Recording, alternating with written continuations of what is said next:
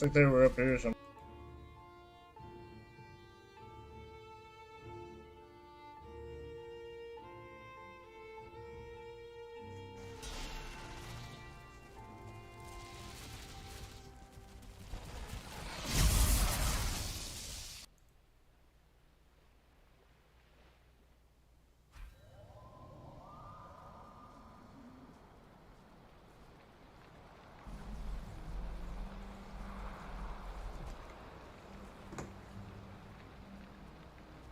I can't see a single fucking thing.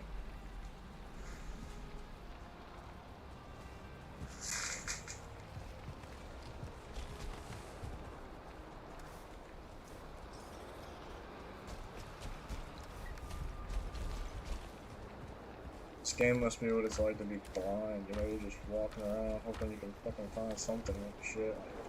Like, Day 381. Hopefully we'll clear out a little bit.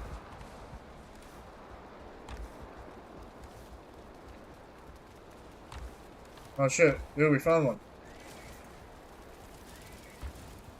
Yes, finally. Fucking hell. Oh, damn. Yeah, we definitely found it.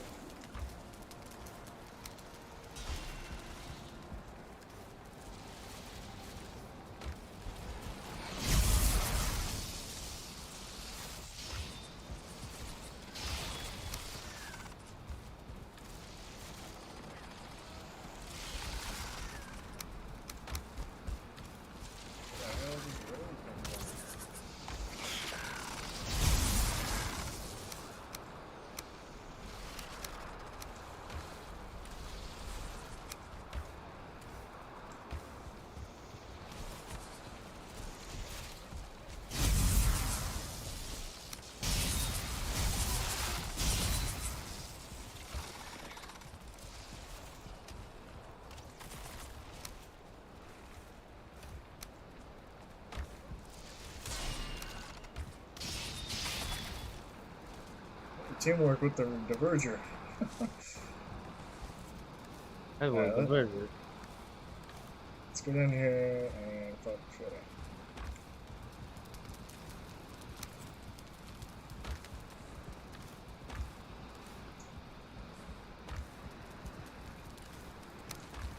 Let me put this down. Is that a misinput?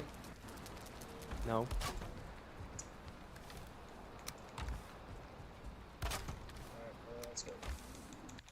Oh yeah, baby! 2 already at the front door. Now we're talking. Alright, let me go grab them. Hell yeah. Oh shit! 3 over here too! Nice.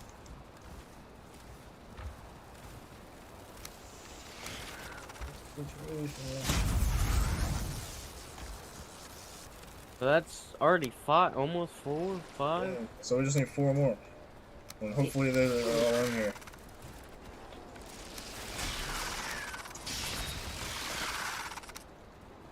Knock me out.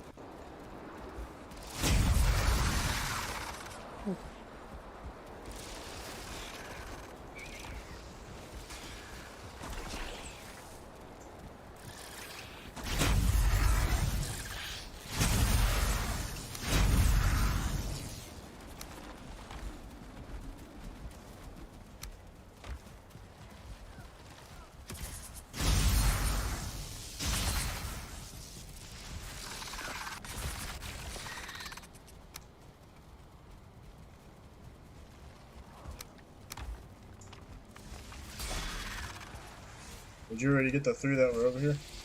Yeah. No, there's like 1 right there, and then the 2 right here. Oh my god, you gotta be kidding me, man. This fucking shield.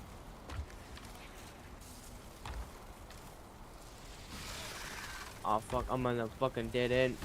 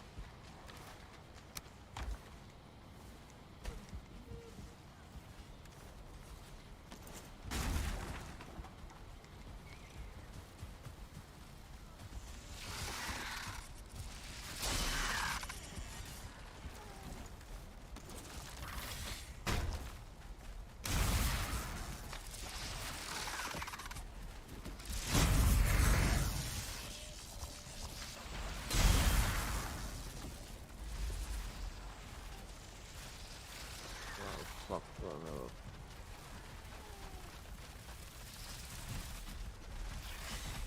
no. Dude, there's like What? 3 in here. Jesus.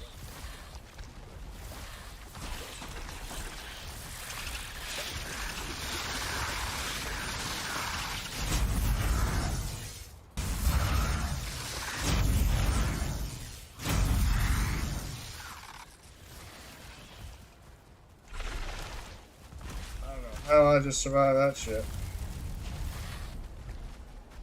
I'm alive! Holy moly. Oh boy.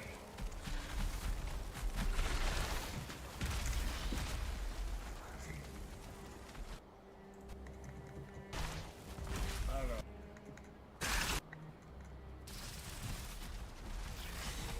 Dude, there's like What? 3 in here.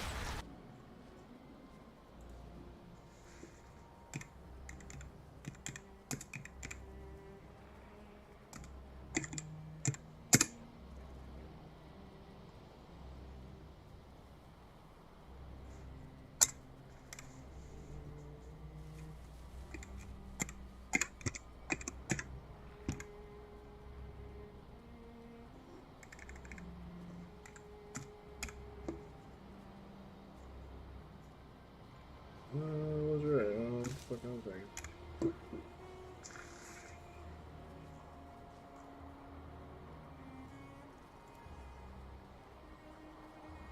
Dude, there's like What? 3 in here. Jesus.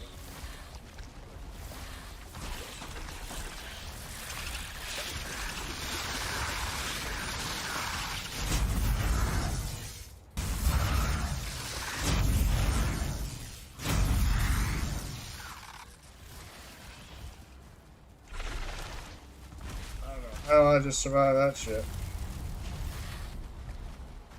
I'm alive! Holy moly. Oh boy.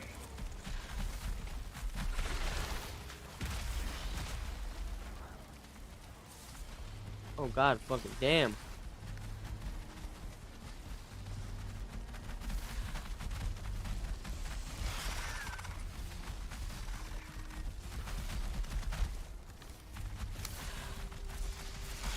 Let's just stay here in our safe spot. Nice safe place. Bunch of fucking pussies.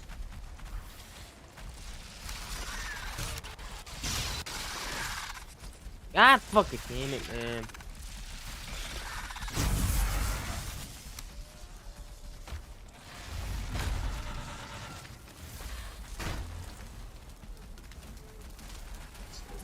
I'm gonna stay here.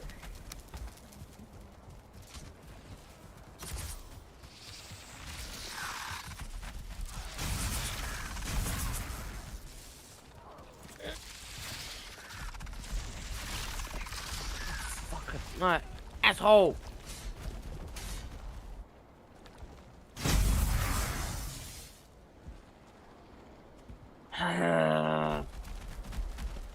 Come on, why is this crew not doing any more fucking damage like it's supposed to?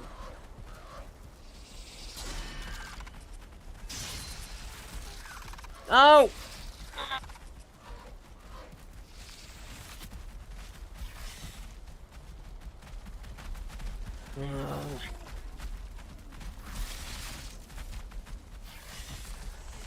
That fucking thing's gonna go slower than a fucking freight train.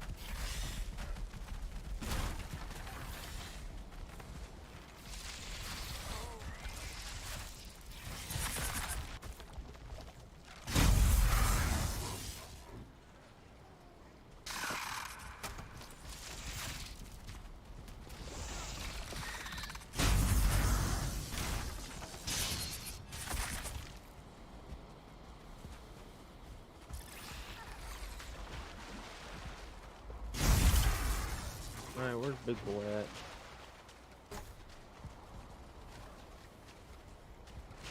God damn, how many fucking rooms are there? They are.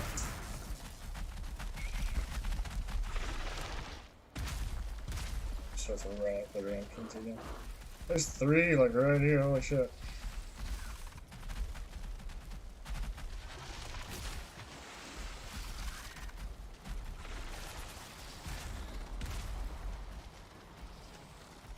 Going for the entrance. Go, Dalton, go!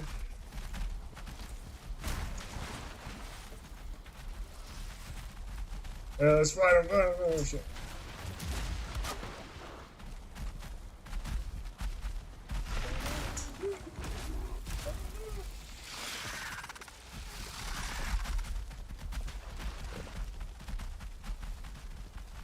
Outside. He's running outside. Where you going, Dalton? Trying not to die! Anyways, running.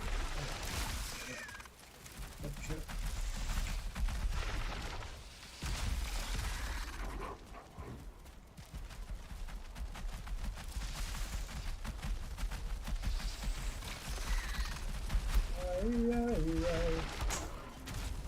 Hurry, they're coming back that way. Just run back to the entrance. Run back, run. Run for your life.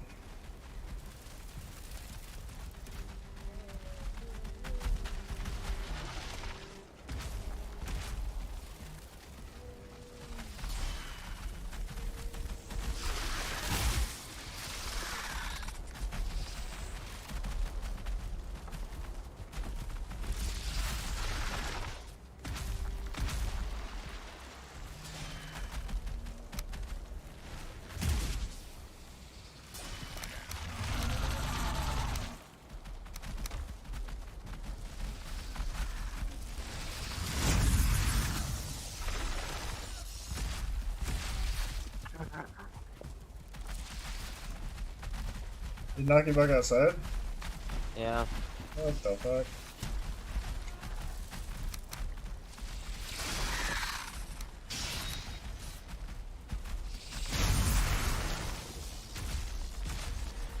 No! Aww. This fucking game and goddamn earthquake shit.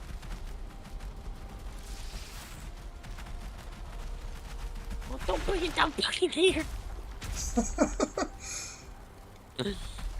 Ah, fucking shit, Batman!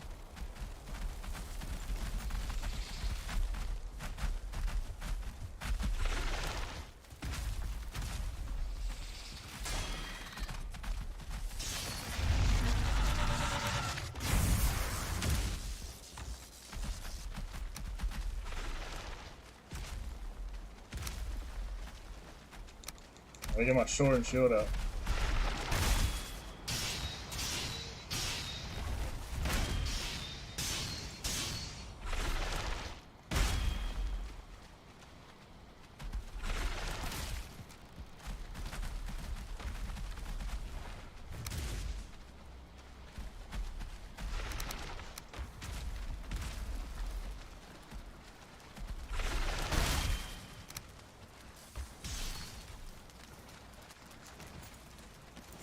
While we're at this stopping point, let me go turn my oven off real quick, Okay.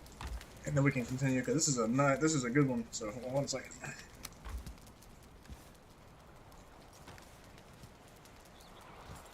I know.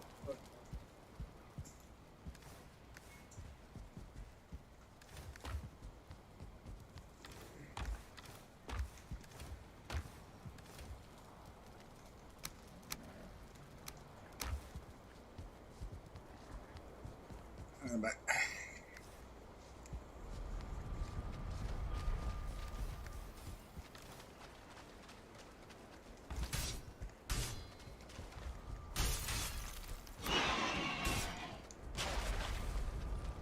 I have a total of 6 right now. Oh, good. Plus whatever you have, so. I got 0 on me. Alright, well I guess we can well hell, let's see, which way does it go? This there's 2 more in here. Dude, we hit the fucking jackpot. And this is a dead end. I almost fucking ate shit. That's Need one more. One more? Okay. But we Okay, so got one more at the base that we picked up from the one lousy fucking one. let's go this way. Yeah, this might have the fucking locator on it. Ah, that's a dead end.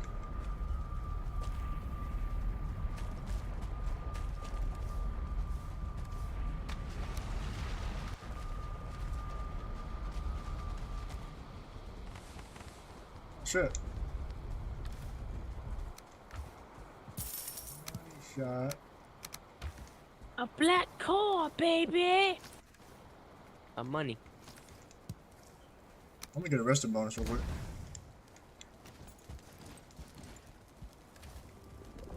Alright, so let's just finish searching this dungeon, then we can go through the portal and build all the shit and try to do all the shit with the stuff. So.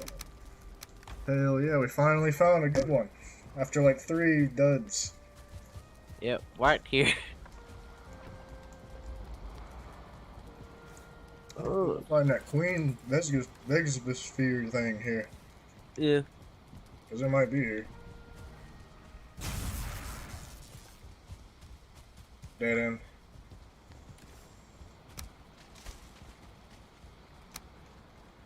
Yeah, that's a dead end too. Alright, which way? Nothing that way, nothing that way. This leads nowhere. There's another fragment right there. So we got 4 of these things.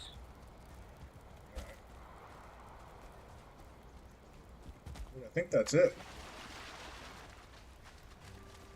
Let me check over here. 'Cause I hear some.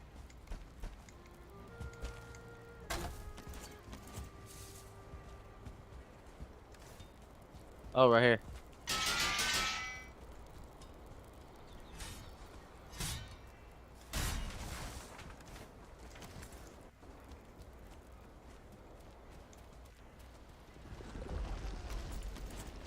Hold on, let me get a screenshot of this because this looks kind of badass.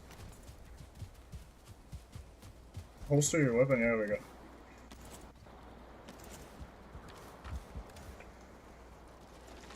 Alright, I got it. You can open it. Ah, you fucking bitch.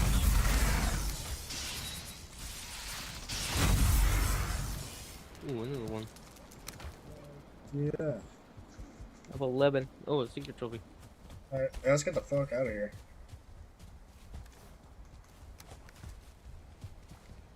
That is amazing. That is amazing. Dude, we found 11 in here. That's crazy. Fucking finally. Fuck. Fuck all this shit. Oh, shit. We can finally build that fucking thing outside. We can build that fucking...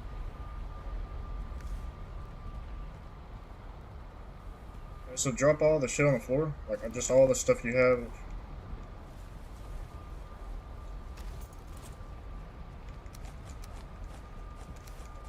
And you want to get off of here and go spin the wheel and shit? Yeah. You can do all that shit tomorrow. Save. Alright, cool. Dude, we found a soldier trophy. We got like all the boxes ticked off today. Yep. Fucking shit, man. Oh, fucking hell. Now we can finally work on production and getting our fucking armor so we don't have to worry about dying every fucking 2 a.m. Yeah, the only problem is we haven't found the queen yet. I was hoping that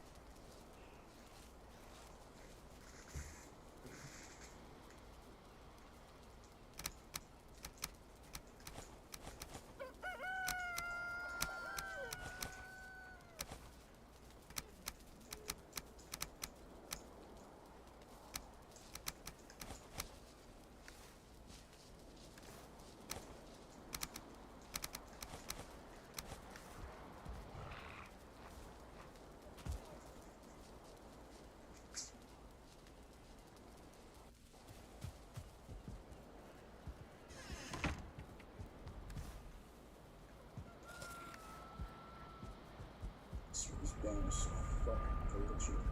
Shit is that.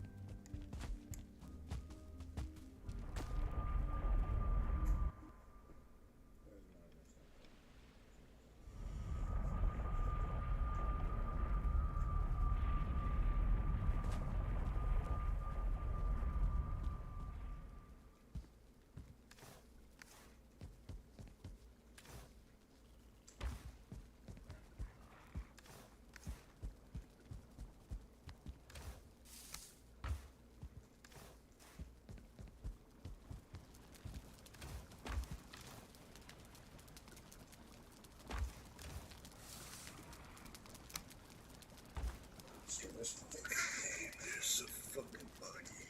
Let me. This shit is like glitching.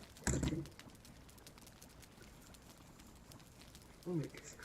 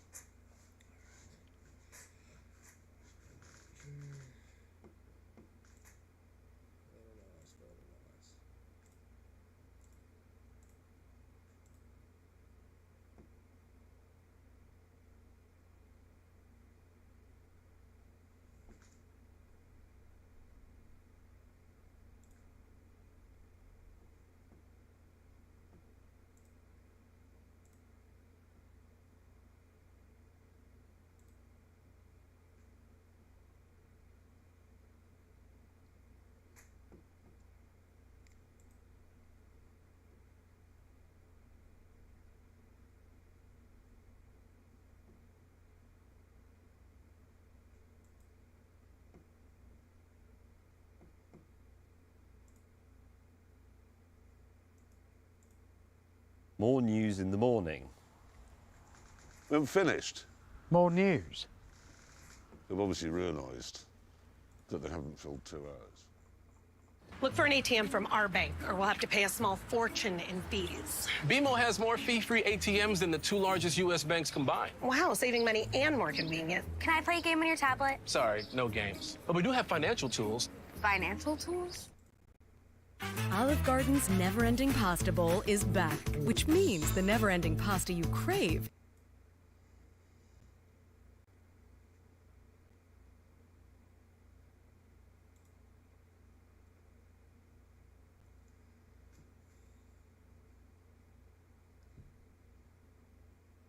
You pay for this shit. And they're still gonna jam fucking ads down your throat.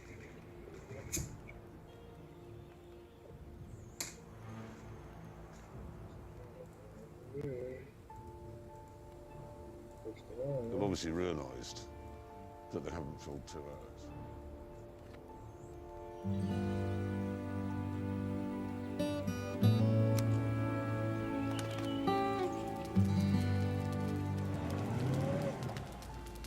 You're soft.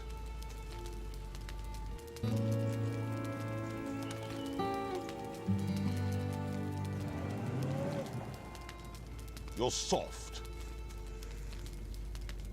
White. Flesh. Mine. All mine. Whoa. Whoa. Basically, I am Paul Newman. Same colour eyes, middle-aged.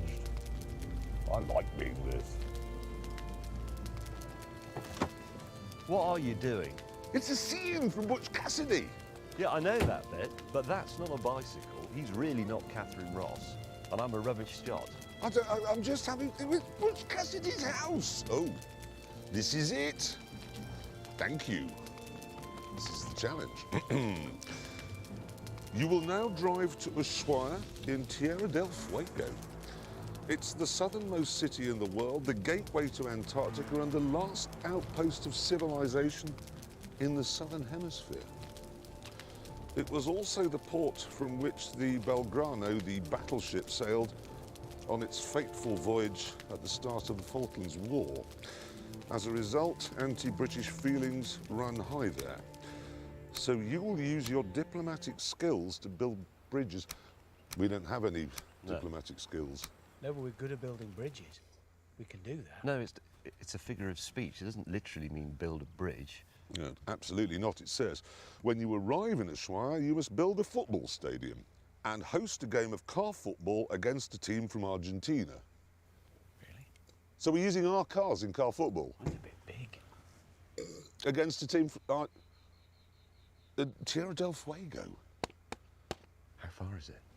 How far is it? 1,600 miles. 1,600 miles? In a Lotus?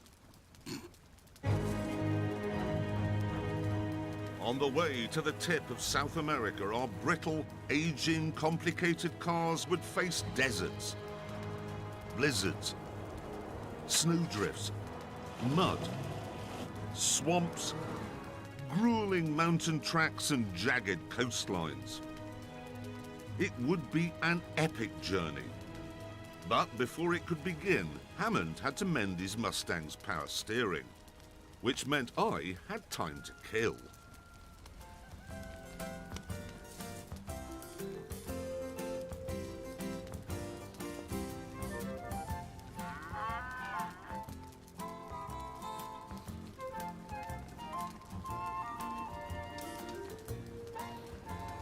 Is he still doing it?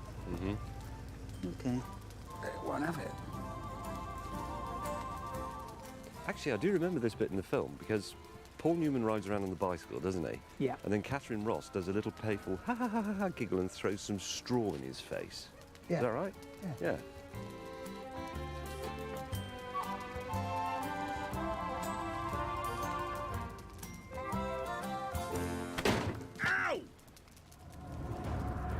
After we dealt with Jeremy and bodged the power steering, we headed south.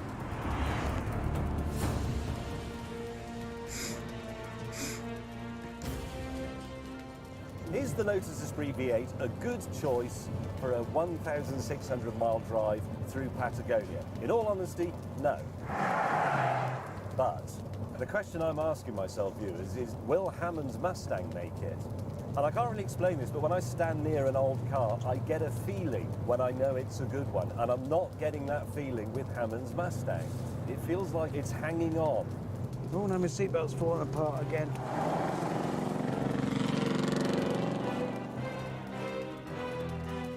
To reach our destination, we decided to head into Chile and pick up the important-sounding road to the south. This meant crossing the Andes, and as that sounded complicated, I put myself in charge.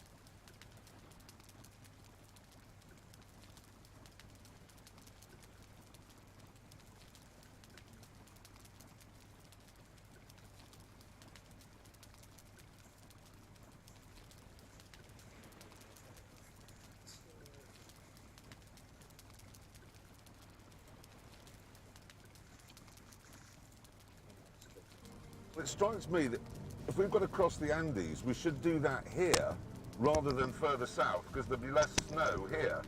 Right, that's a better idea, is it? It's a brilliant idea, so we'll cross them up here. At first, my plan went well.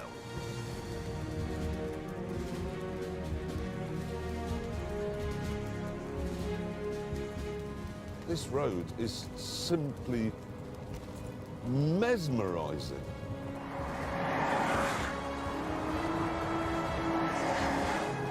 We even found a way to amuse ourselves during the Mustang's endless fuel stops.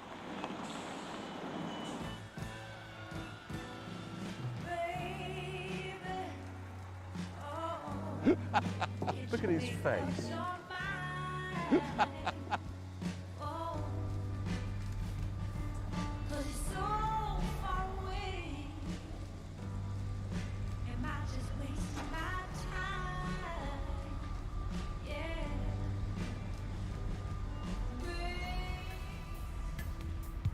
After we set off, we discovered why we kept having to stop. What?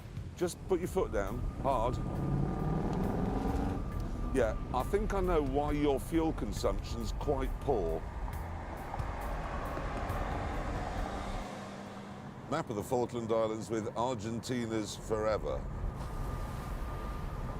That is a straight face. I'm pulling right now, straight. I will not spark fury on this trip. This is the new me, the smart me, the clever me. Soon the road I'd chosen got a bit worse.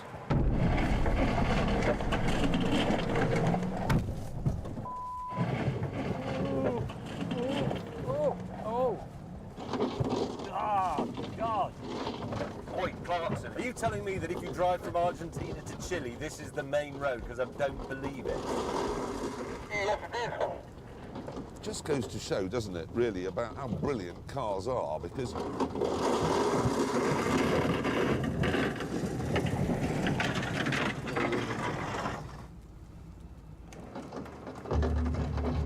and then the road disappeared altogether. Oh, Lord. Which wasn't ideal in cars like these. James, we're the idiots. We listened to him with a suggestion for a route. Relax, we're nearly there now.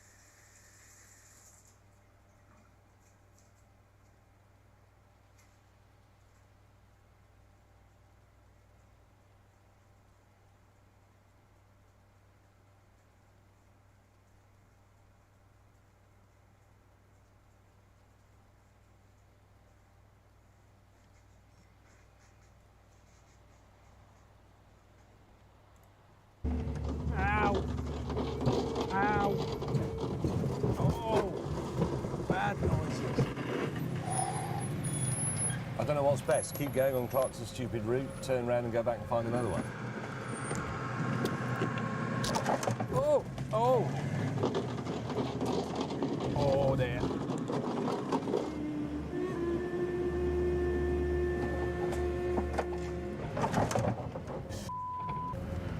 Oh, bloody hell. Cocking Laura.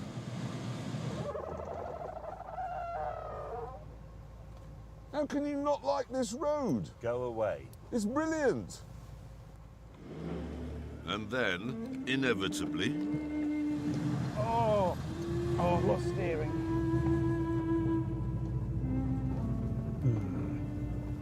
Having rescued James, Yay! we decided to leave Hammond. And though we were soon out of the woods, we weren't out of the woods. Oh my. Oh, don't let me down now, little portion.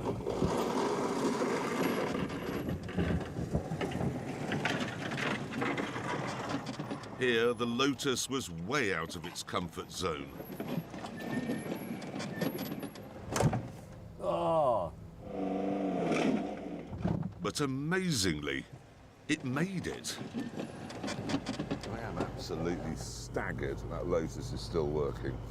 Absolutely, properly staggered. Well, yeah, I'd love to be able to say that was great fun. Shortly afterwards, James and I arrived at the Chilean border. I knew my route across the Andes would be good, and it is. And having bodged the bodge on his steering, Hammond too was on the move. But other gremlins were starting to appear. Oh my God, I've lost third gear. So, as he caught 40 winks at the border post, May and I decided to cheer him up. Don't pull any more backing off yet.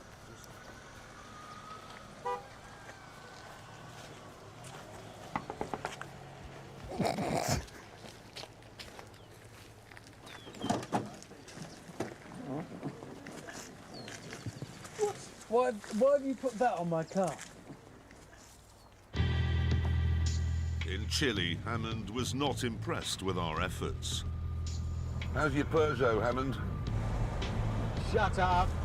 I've basically put Peugeot stickers on it to try and make it more reliable. Sadly, though, that didn't work. Oh no. Oh no. I hate to say this, I've lost power steering again. Leaving Hammond once more, James and I decided to enjoy a road that could have been purpose-built for our finely tuned European thoroughbreds. Oh, wow, the feel through the steering here. Into the corner, feel the front. Shoving its shoulder into the job. We forget these days how good cars used to be. Not at safety, not at fuel economy, not at emissions, just joy, just handling.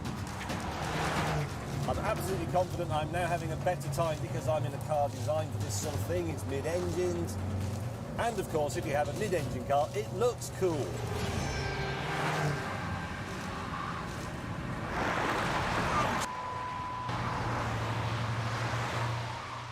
Jesus wept.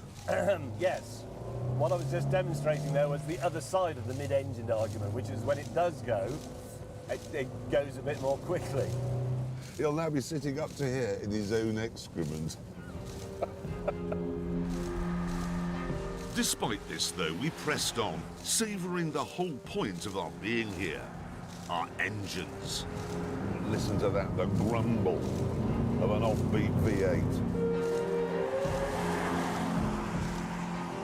Knock it down to second so you can hear the proper roar of... Listen to that.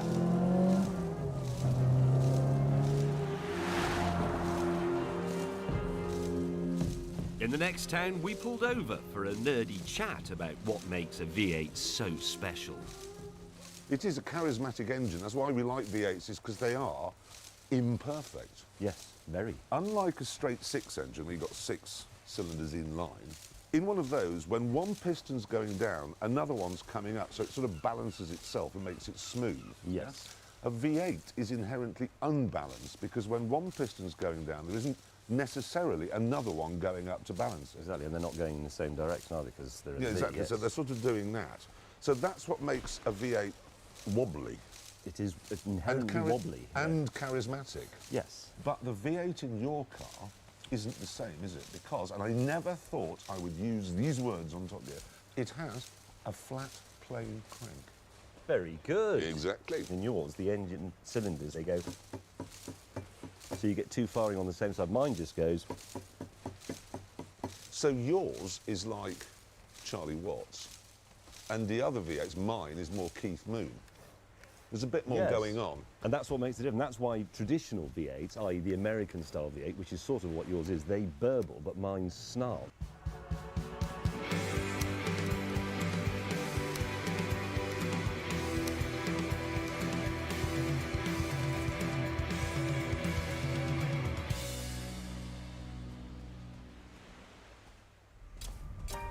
Better results start with better quality in how you work out and how you recover after. So fuel your recovery and your potential with the gold standard in premium protein products. Because you wouldn't cut corners here. So why would you here? Recover with the world's most awarded best-selling whey protein powder, trusted by athletes across the globe for over 30 years.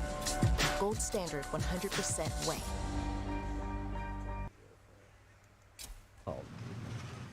Our colleague then turned up, having bodged the bodge of his bodge.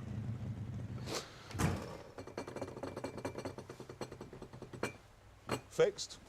Right, let's go. Come on. Coffee good? Yeah, it was lovely. It's delicious. Good.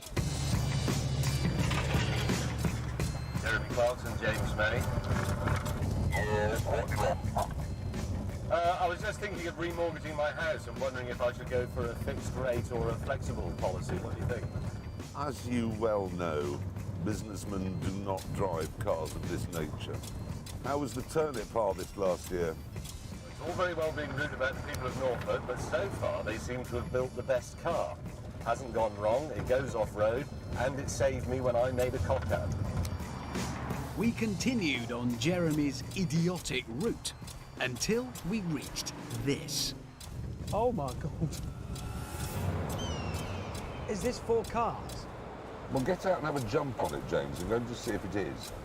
Okay, that'll tell us everything we need to know. Hang on.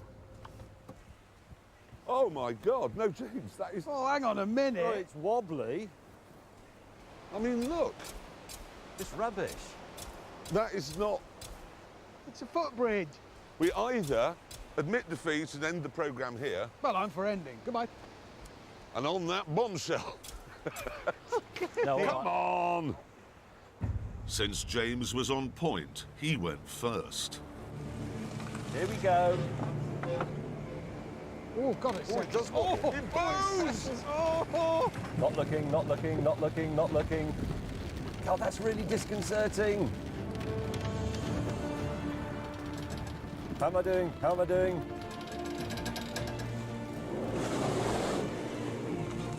Right, here we go.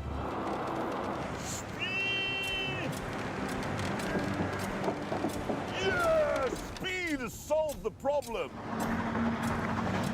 What the hell?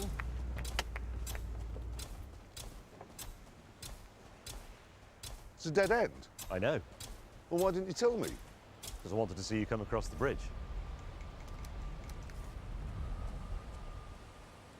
I know what you're thinking. Shall we? Right, come on, Hammond. My car's the heaviest. Enough said. No seatbelt. Don't want to be stuck in it if it falls off.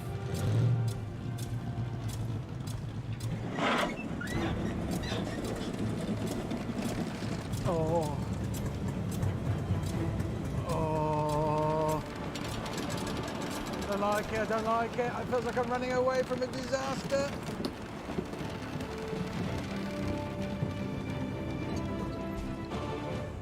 Did it, I did it, I did it. Some bad news. What? It's a dead end. We tried to tell you, but we just couldn't get the message across. We drove back across the Knit 1 Pearl 1 bridge and found ourselves in the rainy season on what appeared to be the set of Jurassic Park.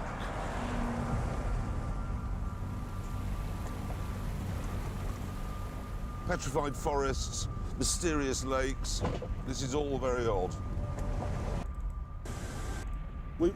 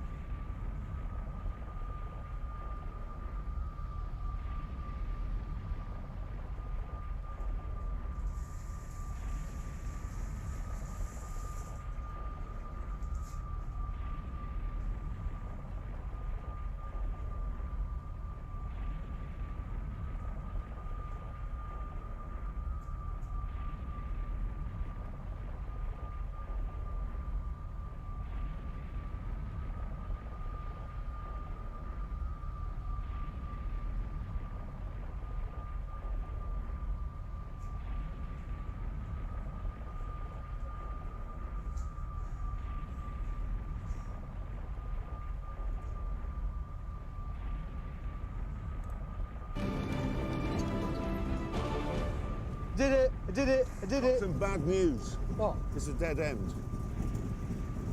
We tried to tell you, but we just couldn't get the message across. We drove back across the Knit 1 Pearl 1 bridge and found ourselves in the rainy season on what appeared to be the set of Jurassic Park.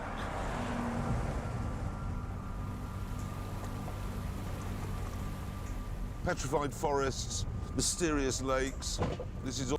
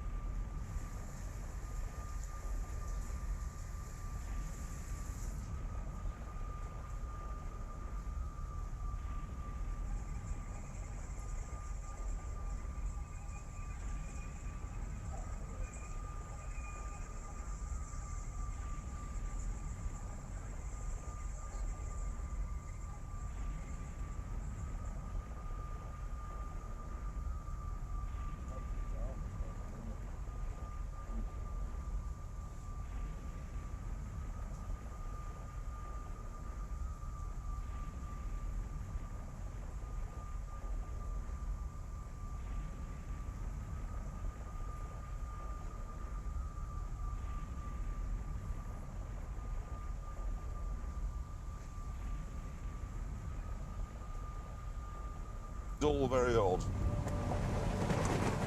If I go round the next corner and there's a Brontosaurus, I will not be surprised. I'm not sure this is the road to the south.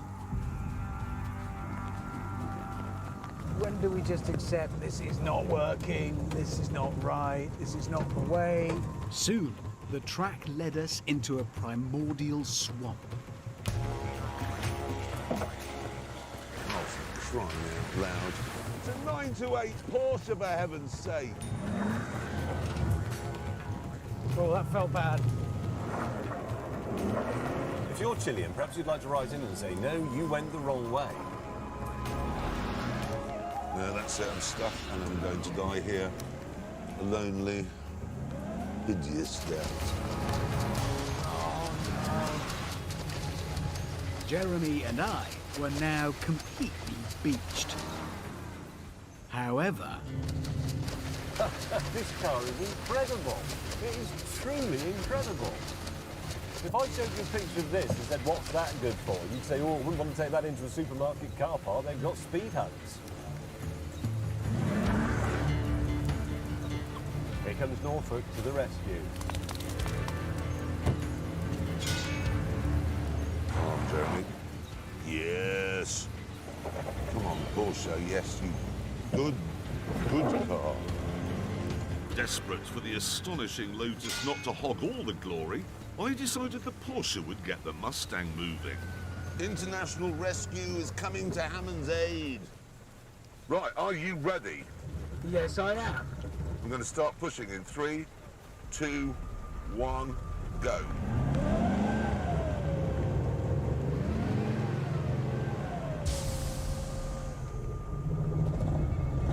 We're both stuck now. Look at it. It's just driving around. Having a spot of bother. Its proud American ass is stuck on a rock. It's lardy ass. Yes. It's a bit heavy for this sort of work. Well, you're right. It is. Oh.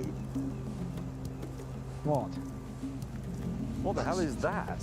What is it? A 2CV pickup? What's like Well, half it's a 2CV at the front. Then what is it? I saw that car in Bariloche. It can't have done. One like it. They can't possibly be the same one.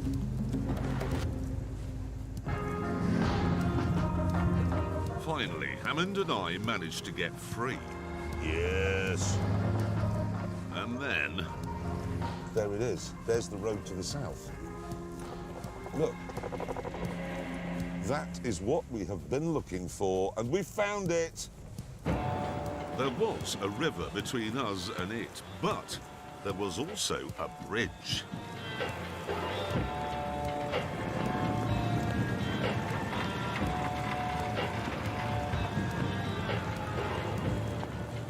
We are now just 50 meters from the road to the south. Cocking Nora. What's the matter, you idiots? It's not finished. Ah.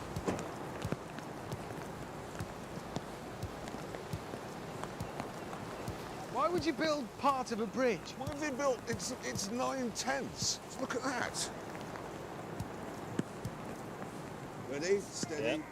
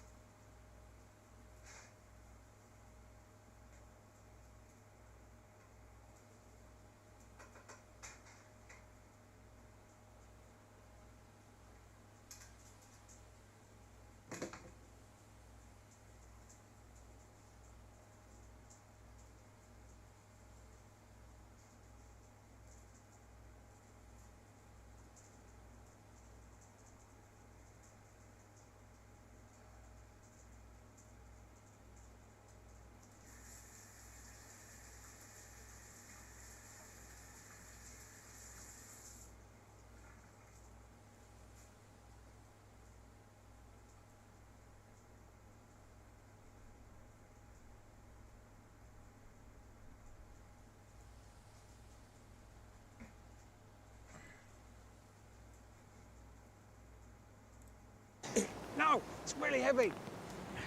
Right. Yeah. Why don't we just get the film crew to help? There's hundreds of them. Guys, come here for... iPhone 15 Pro for your husband. iPhone 15 Pro. Carolers, to tell me you want a new iPhone, a better plan's Verizon. No way they take this wreck. Yes, they will, and you'll get iPhone 15 Pro and Apple TV 4K and Apple One, all three on them. Do that. We tried to tell him, but he paid us a lot. It was a lot. This holiday, turn any iPhone in any condition into a new iPhone 15 Pro with titanium, Apple TV 4K, and 6 months of Apple One. All three on us. It's holiday every day with Verizon. Olive Garden's never-ending pasta bowl is back, which means the never-ending pasta you crave is back. Enjoying them with homemade sauces and topping them off again and again, that's back too. Going back for seconds, even thirds, back and back. Starting it all off with our never-ending first course, well, that's always been here. Never-ending pasta bowl, it's back, starting at $13.99. Olive Garden, when you're here, you're family. Deeply nourish your skin for all-day softness. New Dove Body Wash is infused with millions of moisturizing microdroplets for 24 hours of continuous care. Discover the Dove difference. We really don't want people to think of feeding food like ours as spoiling their dogs. Good, real food is simple. It looks like food, it smells like food. It's what dogs are supposed to be eating.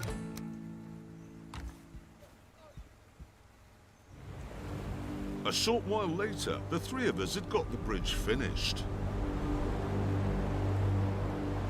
That is a proud moment, Hammond, but is it straight? Yes. Yes. Gentlemen, I'm about to go over the edge. Is there anything you want to say to me? Can I have your Ferrari?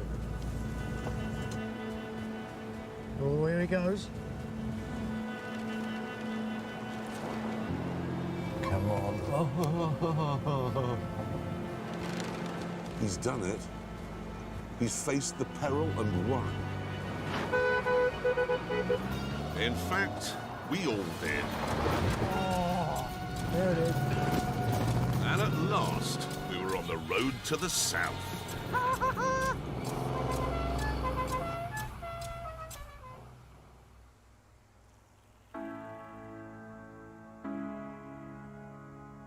The next morning, we set off in good spirits, overjoyed that the going was smooth. Tarmac.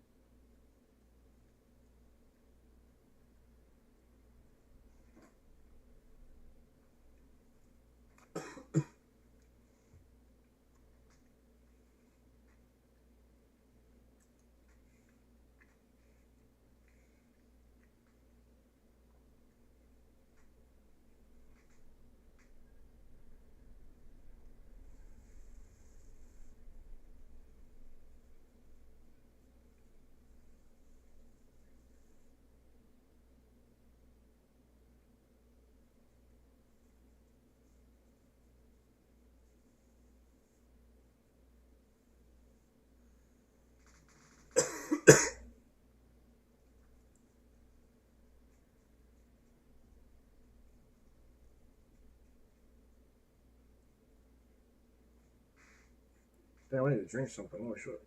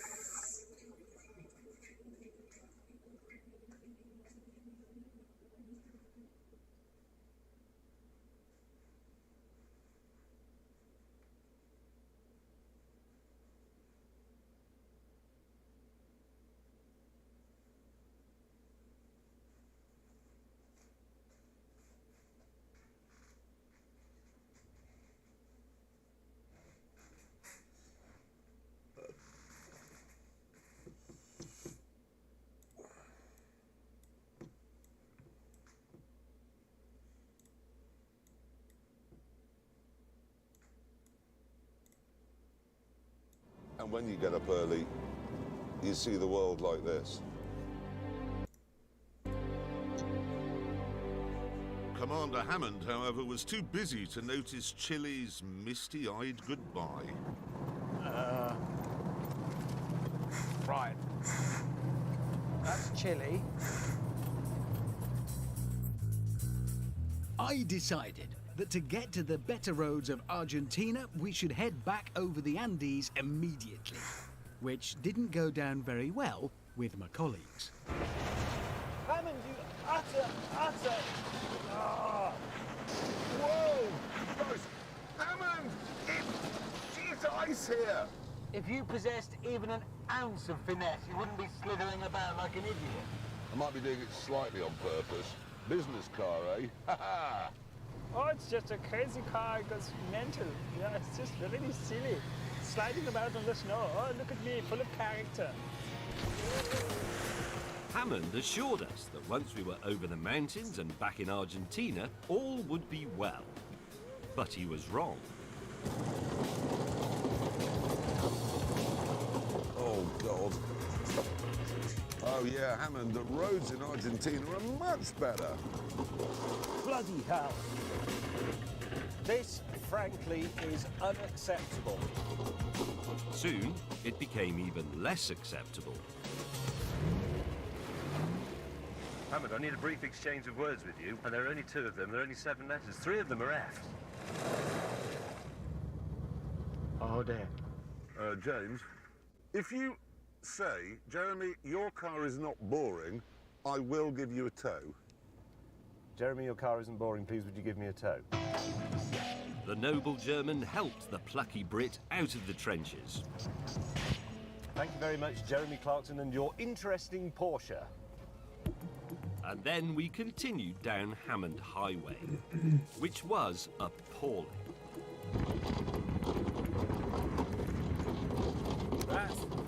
That's washboard. A whole series of bridges very close together and going on forever.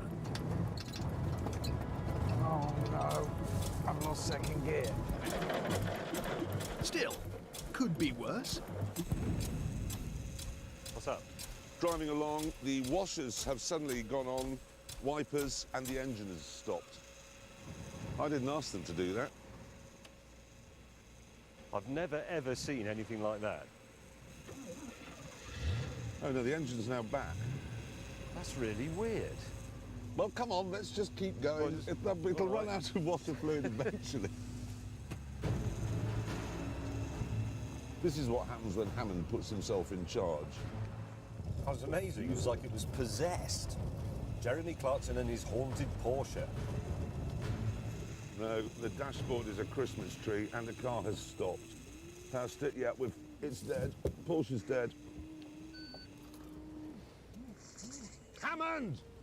This road you chose has killed my Porsche.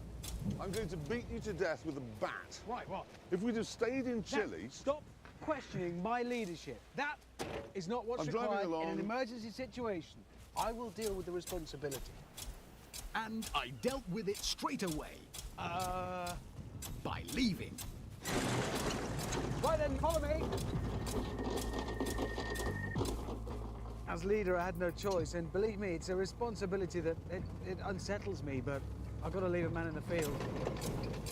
Now, that is a bit of a worry, to be honest, because the Porsche 928 was notorious for having very complicated electrics and for having a lot of electrical gremlins once it got beyond a certain age.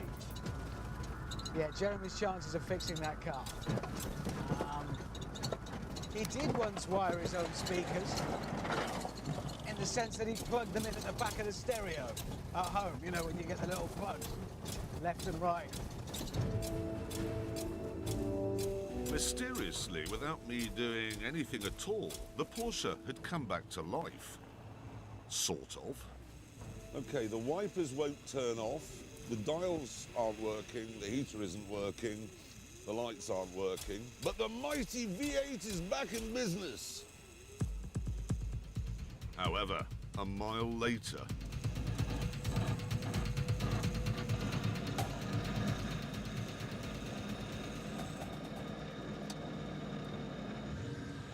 Now the engine... Oh, Christ, what's happened?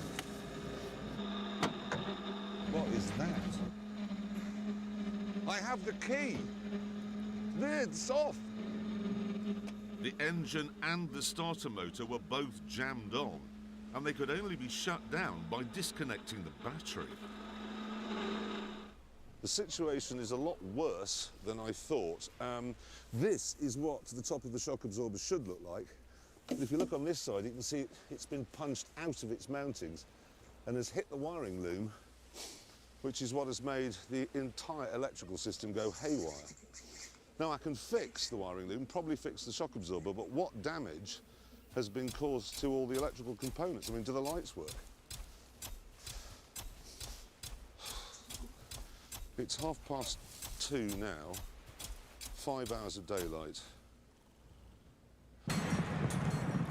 Meanwhile, further up the road, May was getting some bad news about that night's accommodation. Hang on, you're not saying it's a bloody campsite? So you brought me on a crap road, worse than the one we're on, and we've got a car down, you've ruined the Lotus, and at the end of this you want me to stay in a tent? You might find one of your tent poles is missing, but don't worry, I know where it is. I'll have shoved it up your ass. Signal's a bit dodgy this end at the moment, James, but I guess you got the message back there.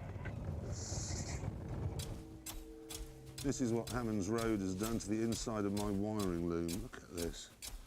Just look at that. It just looks like the inside of Steve Austin's arm. They call me an orangutan. They simply don't know what they're talking about. At the end of a miserable drive, I was now faced with an evening's tenting. A whole day driving on a terrible road, wrecking my car, possibly losing the Porsche, breaking my spine. Then Hammond says, I have to put the tent up while he goes off to get the food. And I don't know how his tent goes together, and he knows absolutely the square root of jack about food and cooking. What the... I wonder if anybody else, I wonder if the viewers find Hammond's chirpy, upbeat, Ross-on-wine mannerisms as aggravating as I do.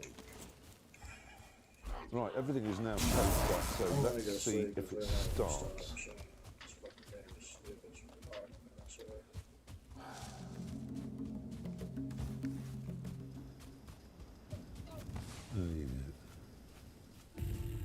At the campsite, I was returning with our evening meal. I hope he's hungry.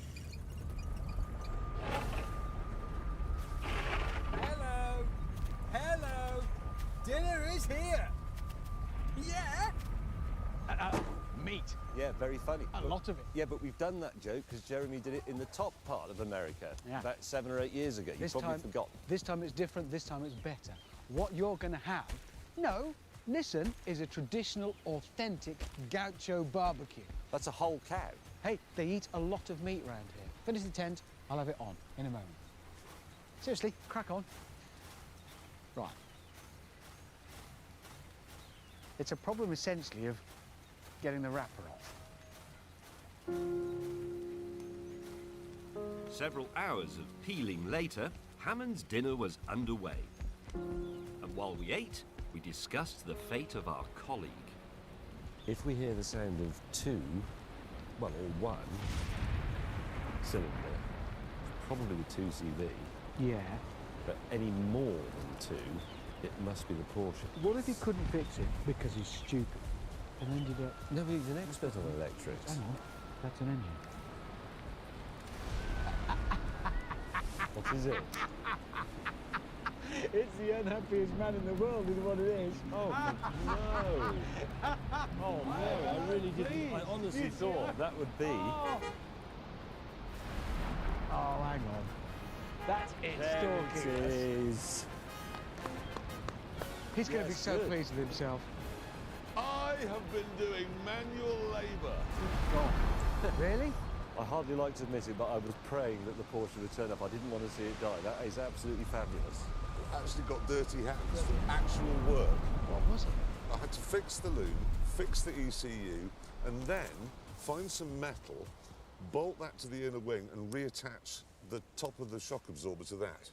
Oh, well done. Have you got any food for me? Oh, has he? Oh.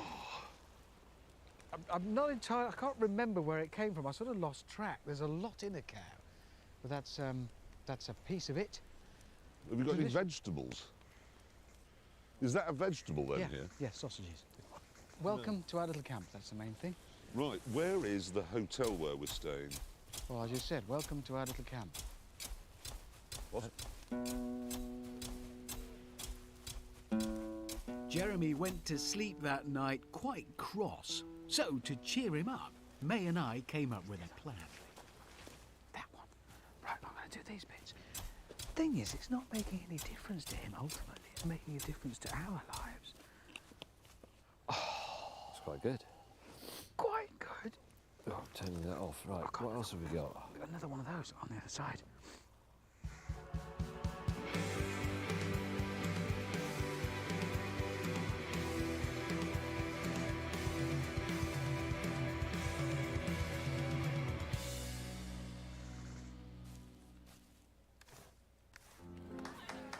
Is it possible my network could take my business to the next level?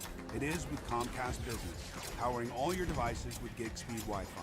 And you get fast downloads and uploads. Pick it up, pick it up! Oh, we got this, because it's powered by the next generation 10G network. More speed for your business? It's not just possible. Cool. It's happening. Get started for $59.99 a month for 12 months. Plus, ask how to get an $800 prepaid card with a qualifying internet bundle. Comcast Business, powering possibilities. Lucy, give me the ball back! Good Quaker Oats. Heart healthy, too. Speaking of which, you have the heart to watch the kids today? Oh, bless your heart. So, is that a yes? Quaker, getting up to some good since 1877.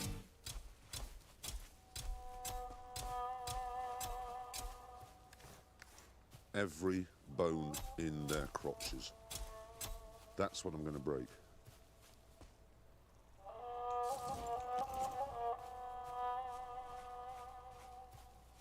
Why have you done this? Well, it's all right. You have to, you get to look at an Esprit and a Mustang. We have to look at this all day, and it's dull. Brightened it up. Have you got a suit? Yes, I have. Did you have it made? Did you buy it? Did you say, could you put some gold epaulets on it and a Happy Mondays badge? Can I have a gay pride lining? Did you say that? No. Yeah, but I wouldn't make you look at me in my boring suit day after day. We're obliged to look at you in your boring car. Now we look at something with some interesting styling cues dashed about. No, it looks like a 5-year-old wearing its mother's shoes. Well, that's more interesting than it was. It's better. Why don't you put the campfire out and use your face? And there's one more thing as well. That's my map.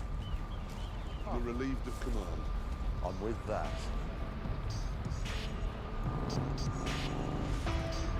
As we set off, the weather closed in. Don't like this. And in the blizzard, I discovered another comedy jape from the colleagues. What in God's name? Why have you fitted my car with a brake light on the dashboard? Well, it'll be interesting to monitor your own braking. Is it? Is it? James and Richard are the sort of people that would put a tortoise on its back for fun. In truth, though, I did have some genuine problems. My speedo, my rev counter, oil pressure gauge, fuel gauge, temperature gauge, my trip computer, all dead. Hammond's car wasn't much better. Can anyone else smell burning? And we still had 900 miles to go. It was a dried up lake bed. I see it now as a racetrack. Oh, that was a car! You remember where the road was? This was a mistake. Just get on. It's bloody dangerous, this.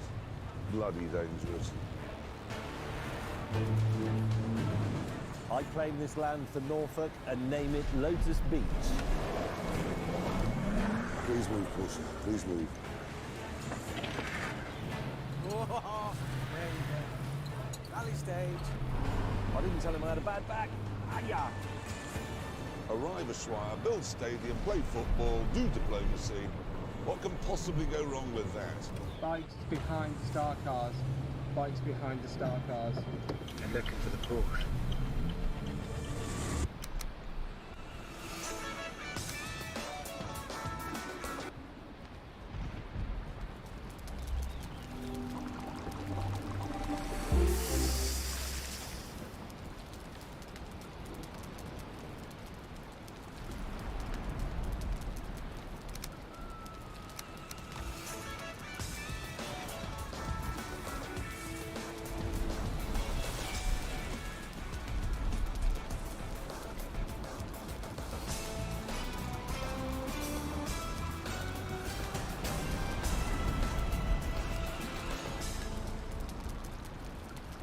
Hello and welcome to the second part of the Top Gear Christmas special, the part where it all goes wrong.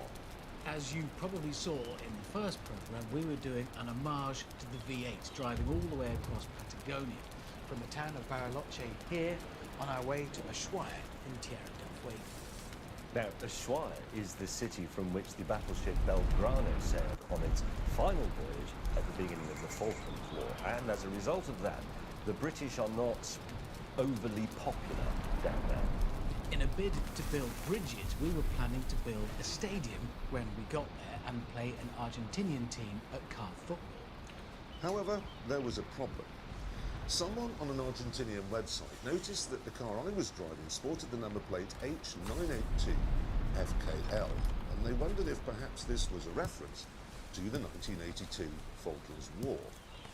Now, we'd been made aware of the issue shortly after we arrived in Argentina, but there was nothing really we could do. I mean, you can't just change a car's number plates.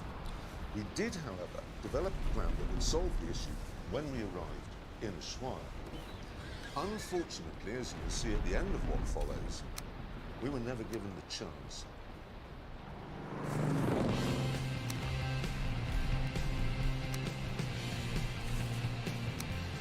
"1,600 miles in a Lotus. Petrified forests, mysterious lakes. This is all very odd." Not looking, not looking, not looking, not looking. Ow! I think Hammond really loves that Mustang. Ow! I've lost another gear. It's your route. It's your road. This road is killing the car. The dashboard is a Christmas tree and the car has stopped. It's dead. Porsche's dead. It's all very well being rude about the people of Norfolk, but so far they seem to have built the best car. If you say, "Jeremy, your car is not boring," I will give you a tow. I know who it is. That's their idea of a comedy backup car. I couldn't do that. Did you do that? How can they do that? Stop doing Butch Cassidy things, please. Not now. Why have you fitted my car on the brake light on the dashboard? Every bone in their body. That's what I'm going to break.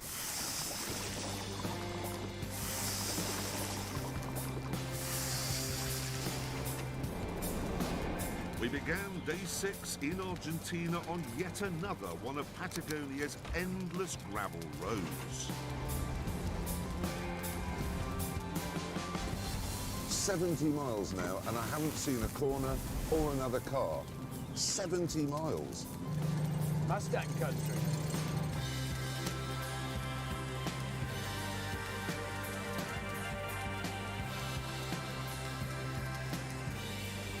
As this was quite monotonous, I decided we should do some cornering. So I hatched a plan.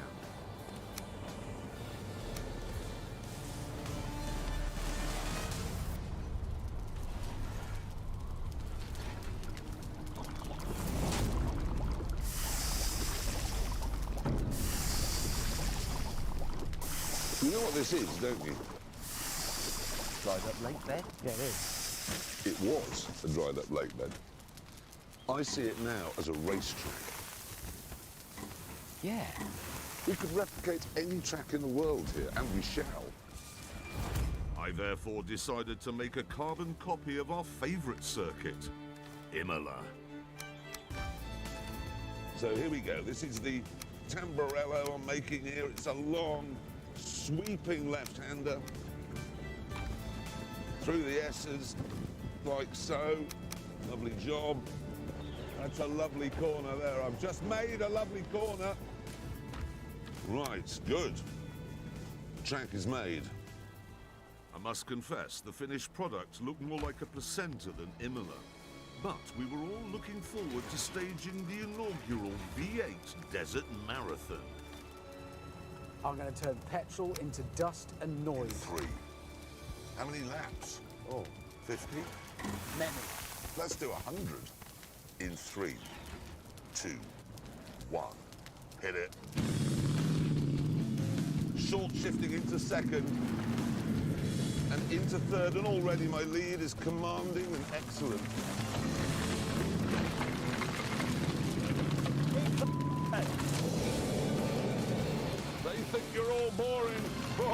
not boring now. Oh, on the inside of James here. Sod it. Ah. Hammond is going like a crazy man. Come on, Stank. Go on, fella. Oh, Hammond, the door! No, race. Oh, no, I've gone wrong.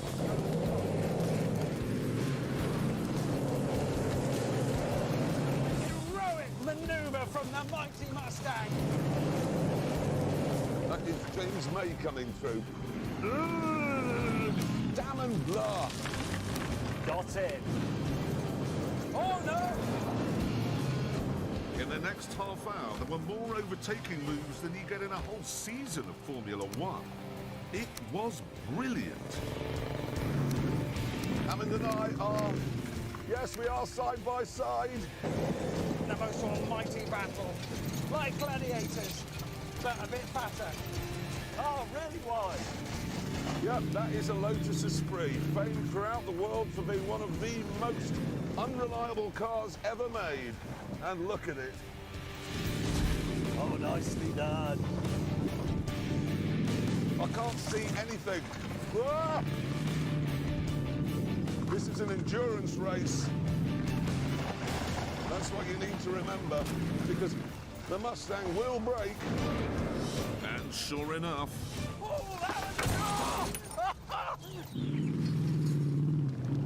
I called a halt before anything else went wrong, but it already had.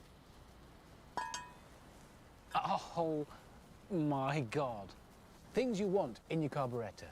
Fuel, air, and that's it. You don't want rocks. Well, it was definitely time to stop. Yeah. Draw, should we call it a draw? Yes. We can call it a draw. Yes.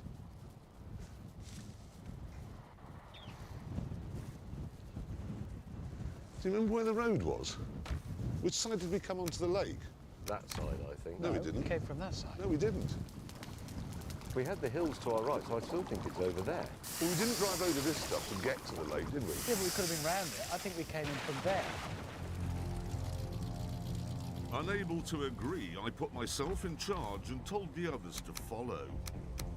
I'm telling you, he's back that way. I know he's got the most brilliant sense of direction in the world. This was a mistake.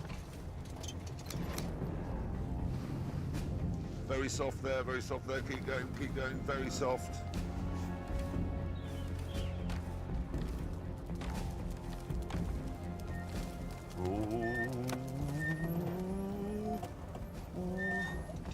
Here goes nothing. Wouldn't ordinarily do this with a 928, but... I've never felt more hopelessly lost.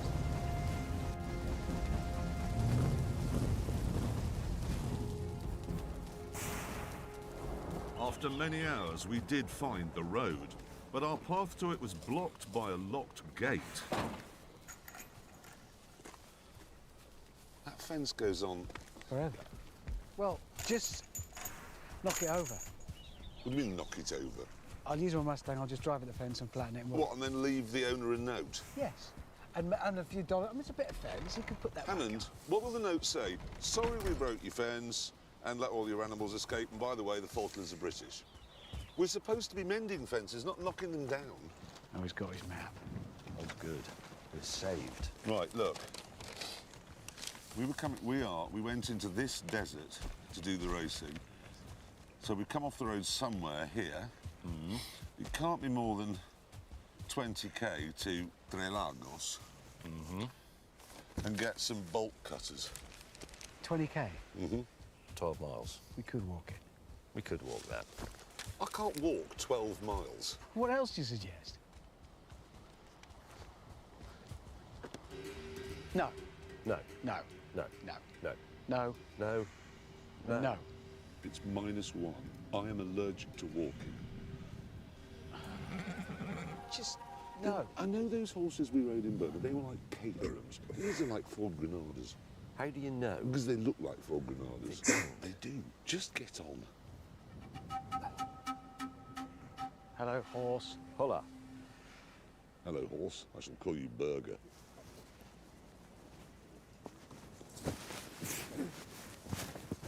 that's not going well.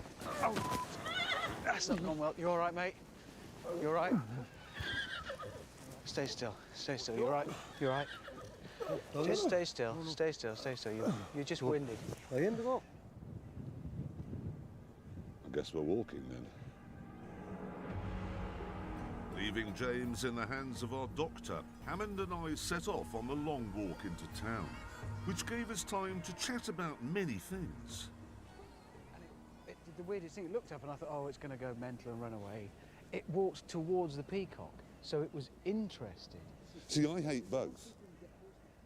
They live on a diet of meat and nothing else, which must ruin their colons. And if you then spend 12 hours in the saddle hammering it flat, it'll be like trying to pass a dustbin lid.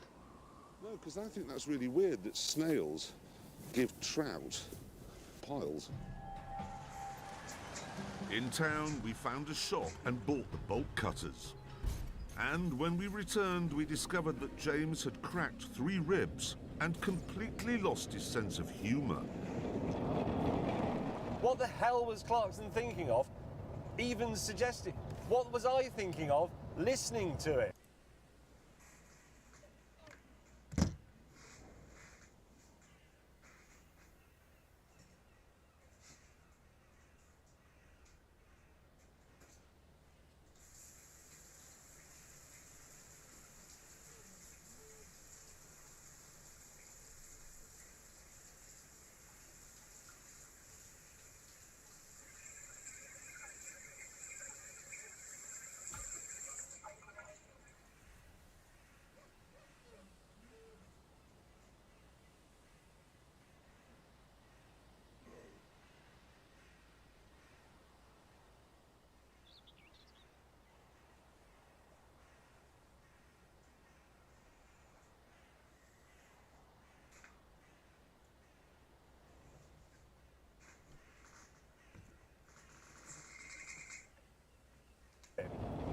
Horses are a part of the countryside. The countryside is for driving through and looking at. That is... Ha! Dog! Happily, Clarkson soon got a bit of payback. Oh, hey. I am out of fuel. What a rotten bit of luck. Oh. No, it isn't fuel. It's not turning over. Oil pressure light, anything? I think it could be alternator related. It's been a long day today. Sorry for being boring, viewers, and having a car that works perfectly.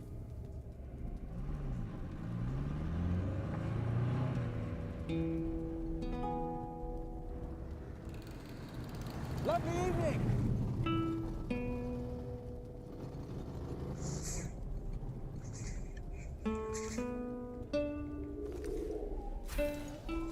There's the problem. That was the alternator belt.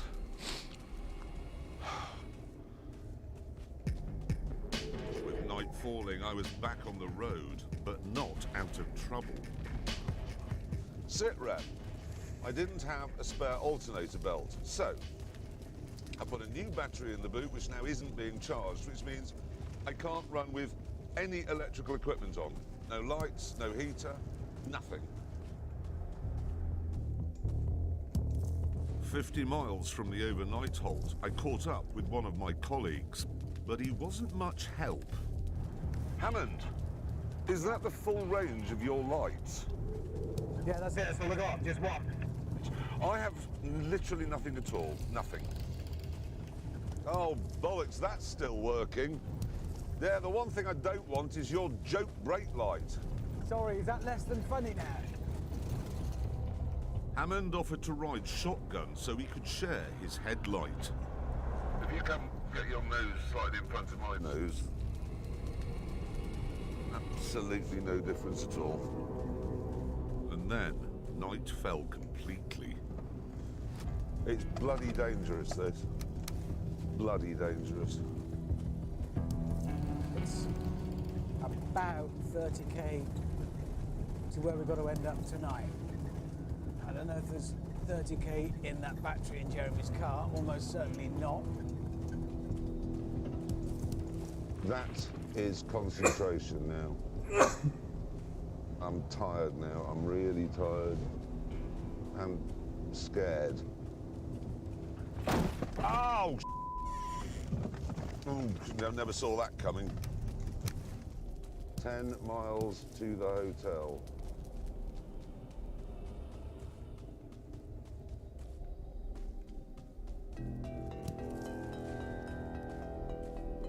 By using the Force, I made it in one piece.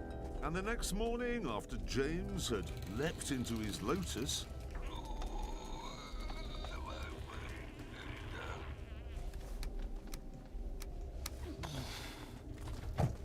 we hit the road.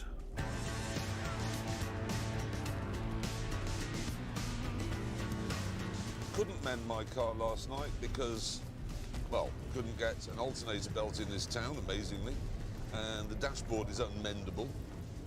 So I just fiddled with Hammond's car instead. It was more fun, I thought. Oh! Have you wired my brake pedal to my air horn? Yes, I have.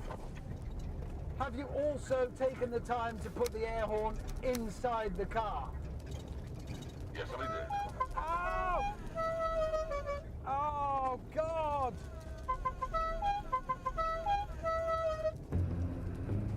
Meanwhile, in Frankie Dettori's car, Oh! Ah! Hell. Sorry, viewers. Hammond? Yes? We're staying tonight at a town called, I think it's called Carapace, something like that. Apparently there's a freestyle trampoline competition going on. £100 first prize. Oh, well, I think we're signed up. We're also signed up for the piggyback race. Excellent.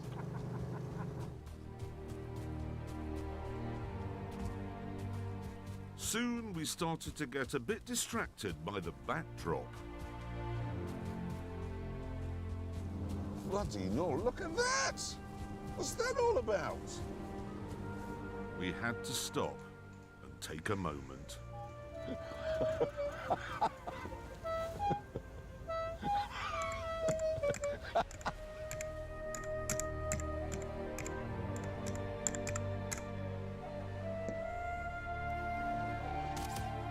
Look at that. Look at it. That really is actually a spectacular. It is. That's one of the best, actually. But that is a film set. Those mountains, they must be... I've never heard of them, but they're... What's the Andes? What? Could you just take a quick picture and then show it to me? It's easier. Oh, no, my phone's flat.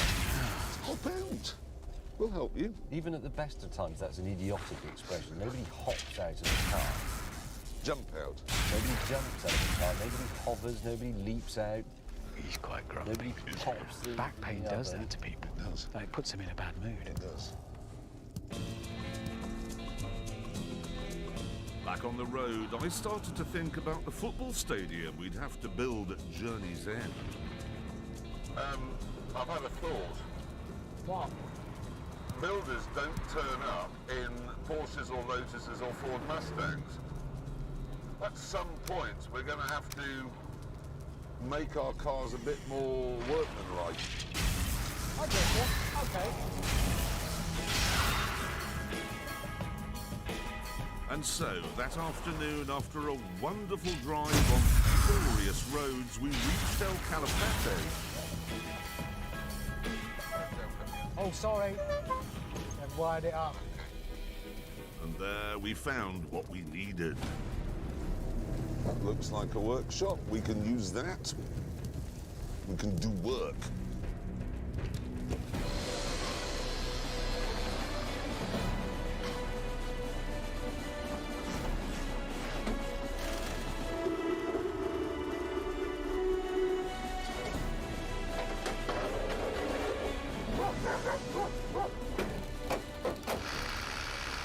It doesn't work.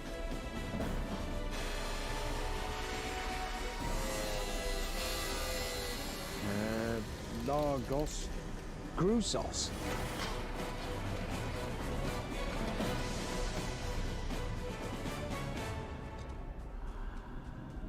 All right, it's game time. We gotta watch the Bucks game too. Giannis already got 20 points in the first quarter. League Pass goes hard. And check out the Jimmy Buckets is on fire. The Lakers and the Nuggets are in OT. Oh, look at this brother doing all the posters. Jalen Brunson out there smashing ankles. Ooh. Go back to Golden State. Home team you. I'm never leaving. I'm gonna want you to leave eventually. After basketball.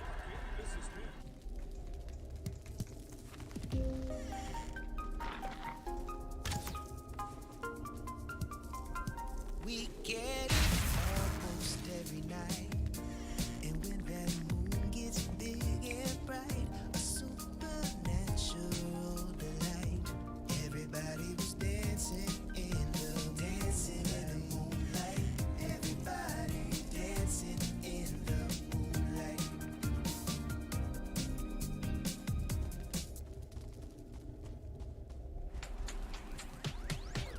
These moves looking real nice in the future. These moves looking real nice in the future. Love it when a minute look nice. Look nice.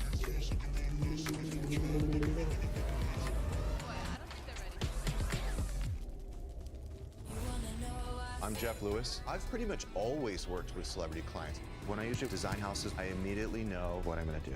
You have the touch. We're just lesbians.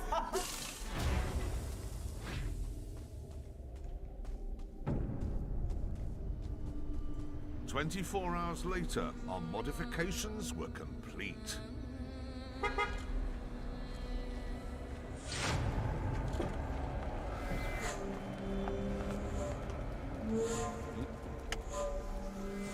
At the front, I have mended the alternator belt and fitted these stripes so May and Hammond stop calling me a businessman.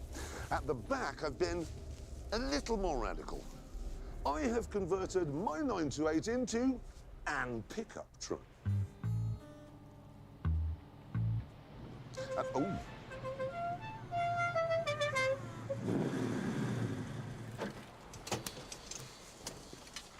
What on earth is this all for? Lights. Well, I had a problem with my lights. I have addressed that. Why, in such an enormous car, have you fitted the roll cage on the outside? Yeah, the exoskeleton. Because it leaves more room inside, doesn't it? What you've done is you've made your already very big car even bigger, and you fitted the spoiler from the back. Yeah, still got the spoiler on it. Have you had this in a wind tunnel? Not yet, no. And then... Oh, my word! I know. It's the most logical thing in the world, really, if you think about it. Mustang pickup. Hammond and I had also raised our car's ride height, which is more than James had done. Oh, look, here he comes.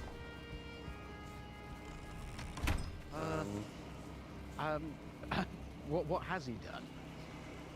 He hasn't done anything.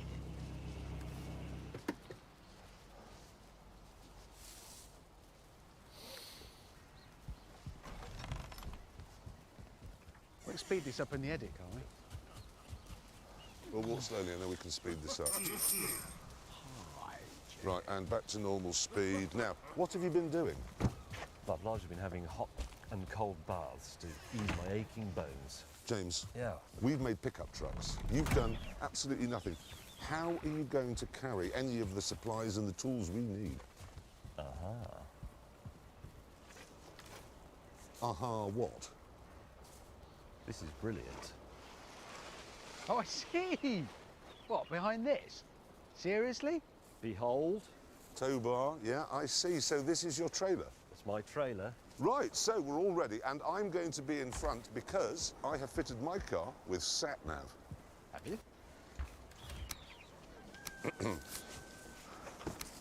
None of the dials will work ever again. It's a complete electronic mishmash in there. Oh, I see. As we headed out of town, there were a few accidents with James's trailer.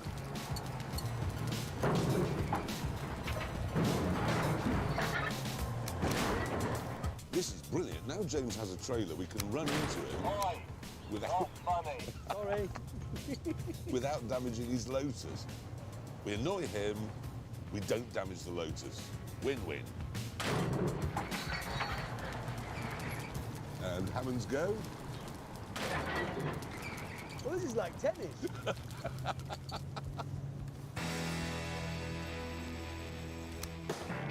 Out on the highway, I discovered that not all of my mods had worked very well.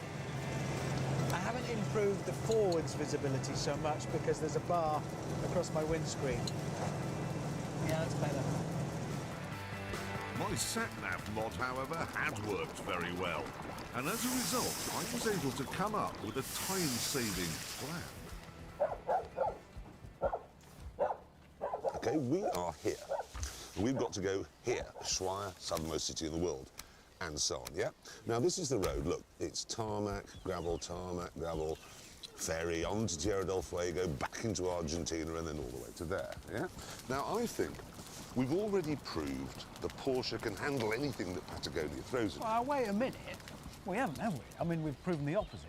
It's here. It fell apart. And one suspension component failure, that's it, which broke the electrics. So the suspension and all the electrics failed? The one leg broke. And then the alternator Listen, fell let's away. not get bogged down with whose car's broken down the most now. Because it's yours. Since we need to get on with this, Okay, yeah, all three of us have got here, yes? Yeah. All three of us. And I have a suggestion.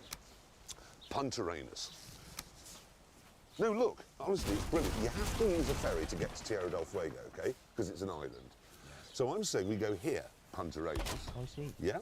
Get on a ferry there, it's further on the boat, and then get to Ushuaia that way. Ferry. Ferry. Right, good. With the plan agreed, we soldiered on.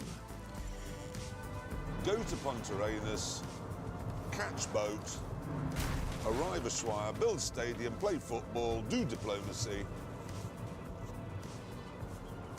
What can possibly go wrong with that? As it turned out, absolutely everything. But for now, we were heading once more for Chile and Punta Arenas. And after many miles of being bounced around, the Porsche developed another fault. As you can probably hear, my sunroof has partially opened and won't close again. And because I'm driving into the wind, it's quite loud in here. Oh, God. Eventually, though, I came up with an ingenious solution. Yes, this has solved the problem. If you've just joined us, oh, I can't explain. It has slightly impeded our progress, if you don't mind me saying. He is going to be a little bit surprised, this chap overtaking our convoy. But, sorry. Soon we reached the border post, where I mended my sunroof and Hammond did his thing with the back of his Mustang.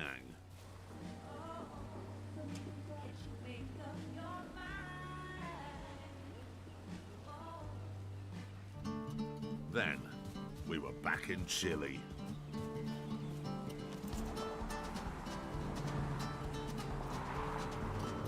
I've just passed the most fantastic road sign. It said Fin de Mundo, the end of the world. We're heading for the end of the world.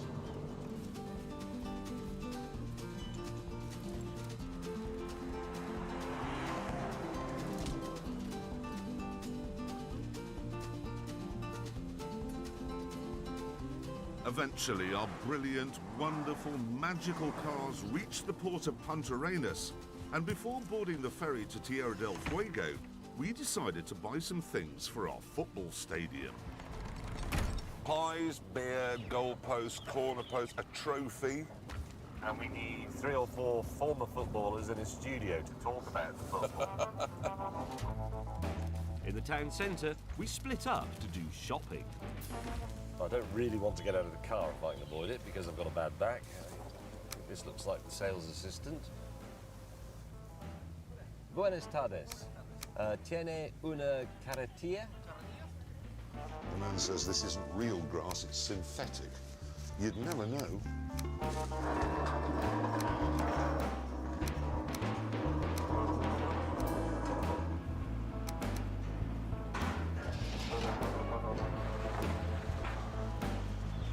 Sorry.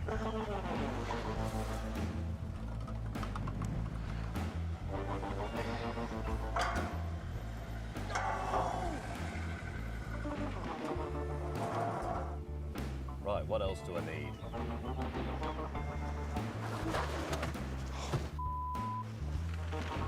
Soon our shopping trip was complete. Corner flags, a box, cement, hammer, good. AstroTurf, beer. What is this? Oh, this, gentlemen, is magnificent. That's what it is. This is the trophy that will be presented to the winning team after our game of football. It is striking, and I'm very glad it's the trophy because for 1 second I thought it was your present to me. Actually, I have actually bought you a present. I know where we're going is very cold, so you'll need to stay warm, so I've got you that. Oh, I say. Oh, thank you very much. Richard and I had also bought James something. To remind you of this extraordinary trip that we have been on. What? Oh, seriously, that's... Because we know you love horses. Oh, thanks, lads. I've got a warm glow. With the trophy loaded up, Oh, yeah. Careful, careful. we headed for the port.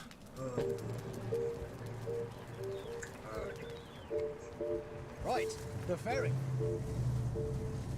And what a fine-looking craft she is. As the captain was keen to catch the tide, Clarkson and I boarded quickly. However... No, you've blown that before you've even started, James. This trailer is really badly behaved. Why didn't it... No, oh, it's a bit, it's S-ing a bit. Now, if you caught it now... No. All these people, lorry drivers, wondering why there's a delayed departure. Yes. Yes. This is it. Yes. James, take it slowly. James, slowly, left hand down. He's crashed into the boat. Yeah. With darkness falling and the tide all wrong, James finally made it. Yeah, you see... Well done, mate. That was tremendous. Really, the best hour and a half entertainment I've had in a long time.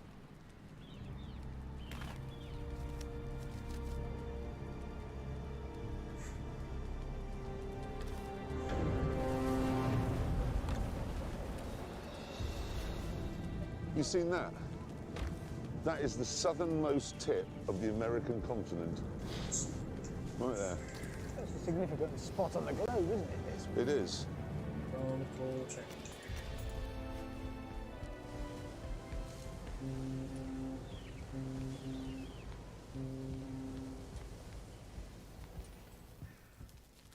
All right, it's game time. We gotta watch the Bucks game too. Giannis already got 20 points in the first quarter. League pass goes hard. And check out the Heat. Jimmy Buckets is on fire. The Lakers and the Nuggets are in OT. Oh, Luka just put a dude on a poster. Jalen Brunson out there snatching ankles. Ooh. Go back to Golden State. Home team you.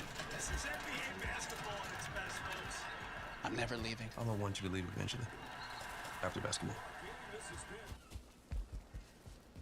Spend money, what a waste. Times money pays. You ain't ready for the eighth. She ain't ready for the eighth. Catch that for the gram. Snap that for the man. These dudes do the most. No money in the hand. I ain't never had to feel away. Rhyme steady and they feel the way. Occupation make it either way. Never worry cause I can. He be riding on the wave. I ain't got a lot to say. Mine's heavy, give me space. Pine's ready, let me blaze. Spend money, what a waste. Times money pays. You ain't ready for the eighth. She ain't ready for the eighth.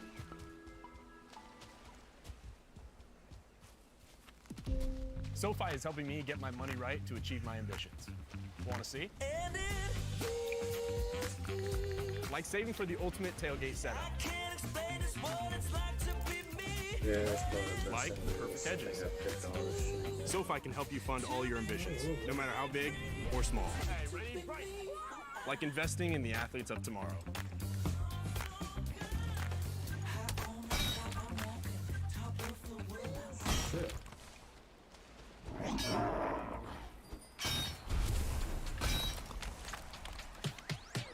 These moves looking real nice in the future. These moves looking real nice in the future. Pull up on them and it look nice. Look nice.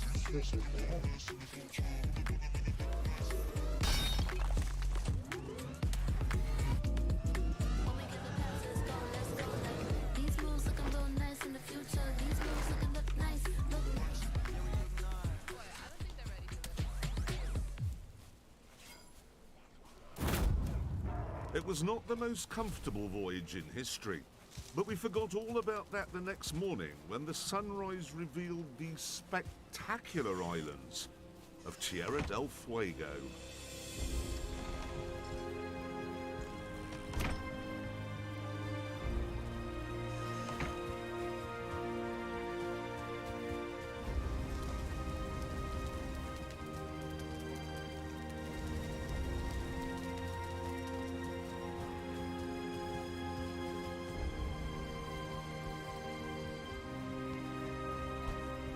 However, there was a problem.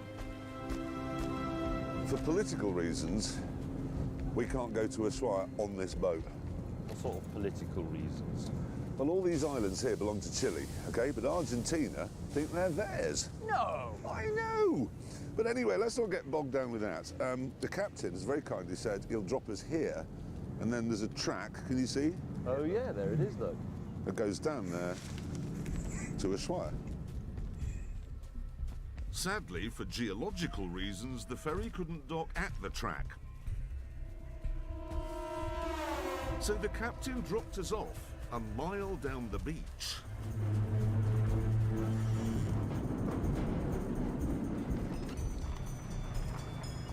Here we go.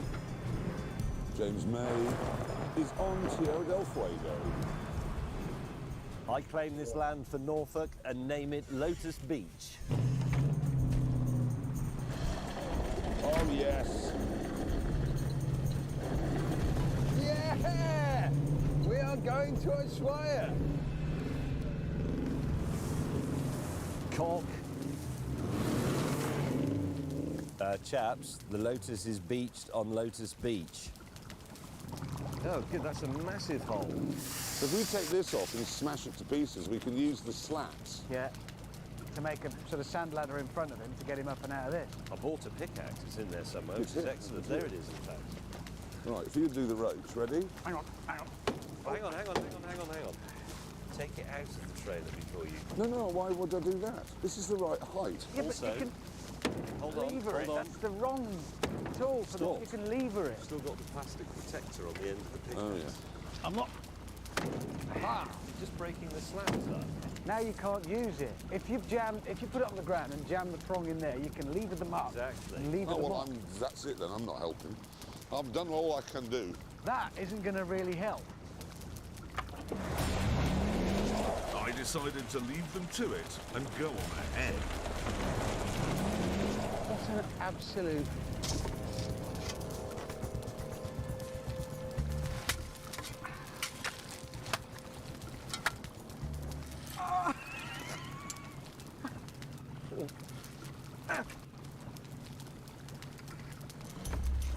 Yeah.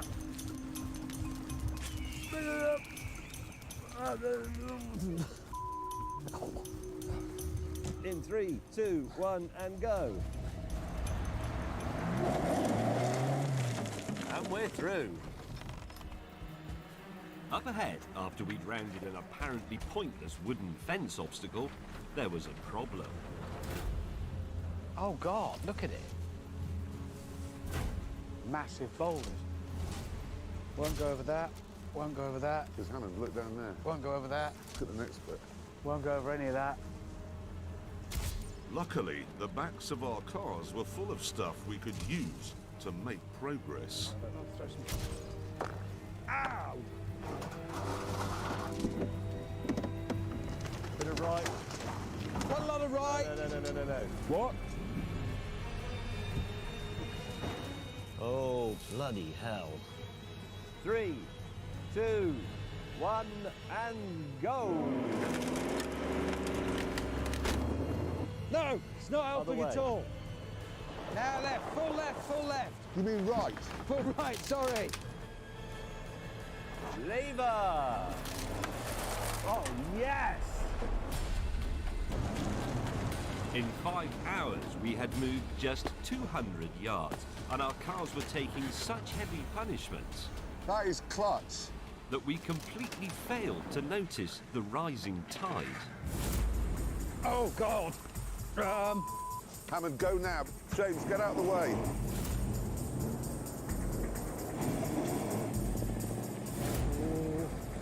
Go round me.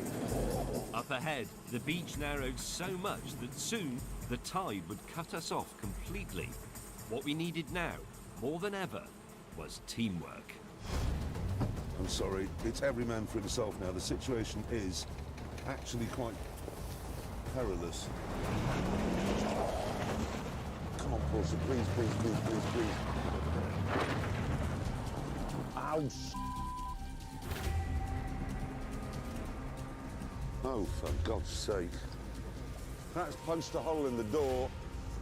The tide is moving 4 inches every 10 minutes. Meanwhile, back where Jeremy had left us,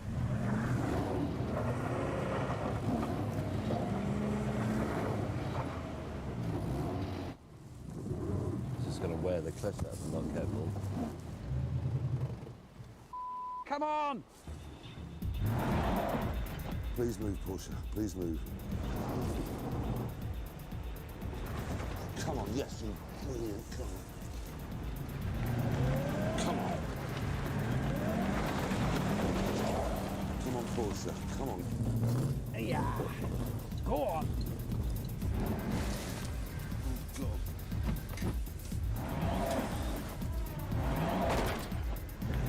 Sorry, this is really brutal. I'm not stopping. Get bogged down if I stop. I've got a puncture. I've got a knackered clutch. Just in time, I made it to the pinch point. Come on, through the sea.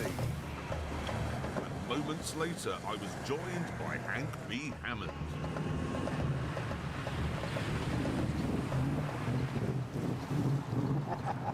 Right, only the Lotus now. I'll be staggered if I get through this bit. Oh, yes! Of course, it's traditional on TV these days that everyone always makes it. But this is Top Gear, so we didn't. James therefore parked his car above the high water mark, locked it, weirdly, and we made camp, which for once wasn't so bad.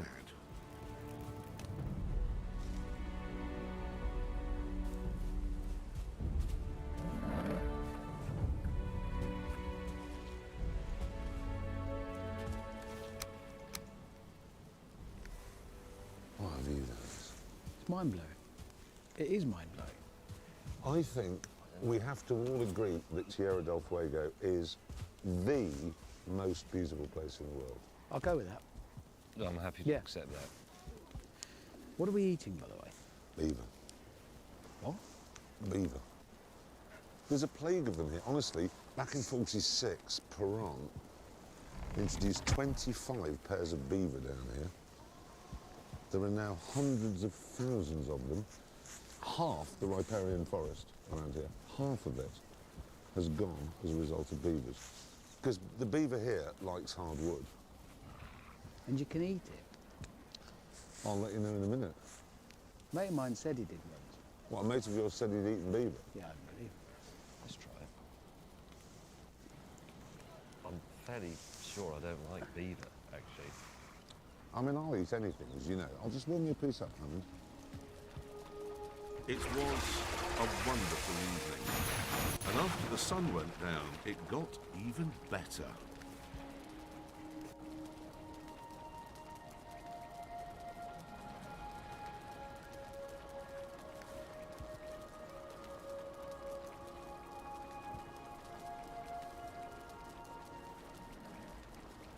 The word is out. What is it? Paddington is one of the best reviewed family films of all time. Oh. It's a wonderful family classic. It's perfect. The first great movie of 2018. Thank you. Paddington 2.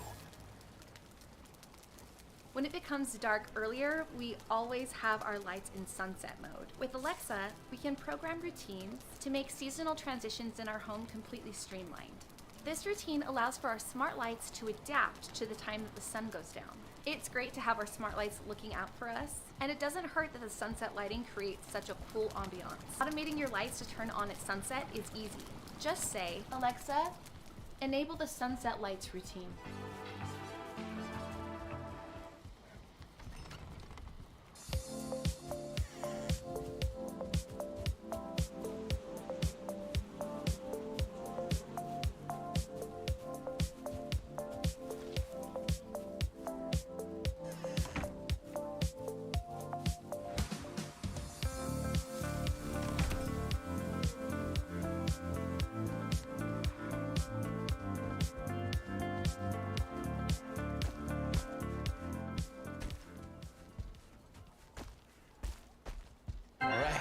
game time.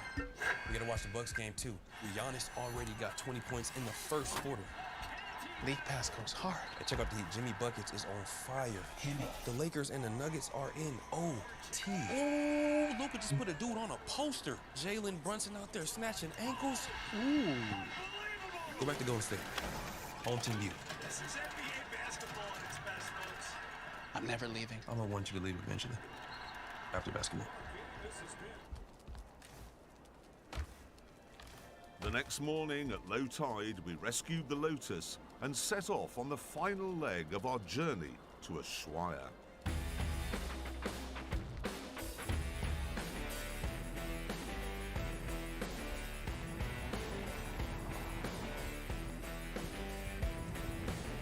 However, our cars had been badly bruised by the beach assault, and there was another issue. We've used a lot of the stuff we bought in Punta Arenas to build the stadium to get us off that beach. That's James May's trailer. That's all he's got left. Plank of wood, wheelbarrow and toy horse. Spirits, though, were high as we reached what would be the final mountain range. We could almost smell the victory.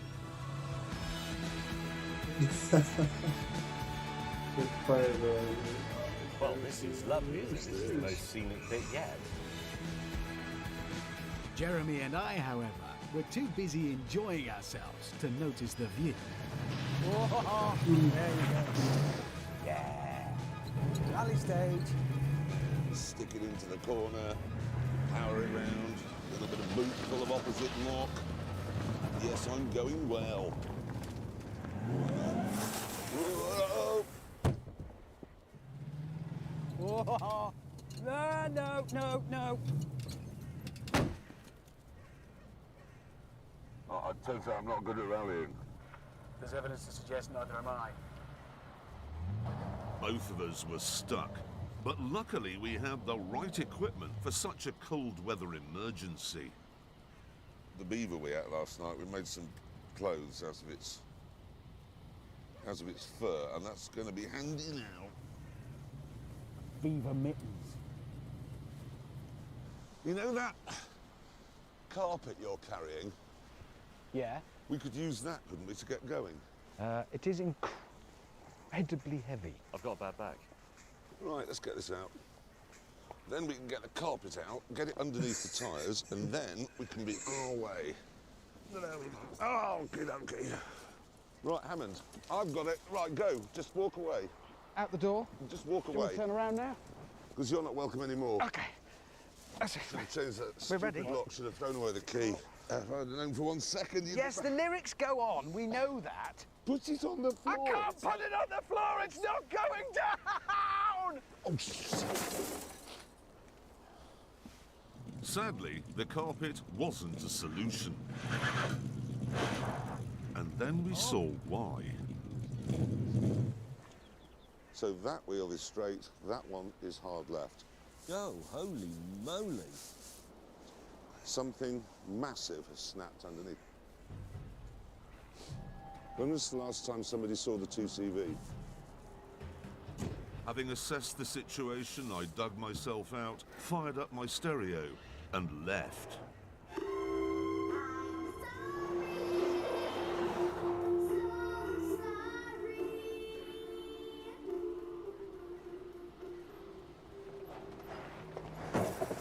Sorry. In 3, 2, 1, here I go. Having towed my colleague out of the way, I then left as well. And soon I caught up with Clarkson. So his wheel fell off in Bolivia, off his Land Cruiser. His wheel fell off his Subaru in Tanzania. The wheels come off his Mustang here. Well, the constant factor in all of those wheel falling off incidents is the driver.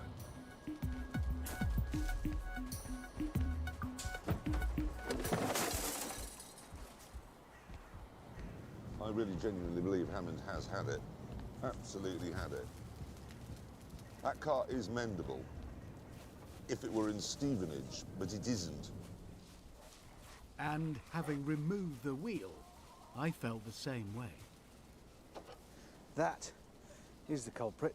Track rod end. This fixes here, decides where the wheel is pointing, and clearly all the rest of it's gone. It's just sheared.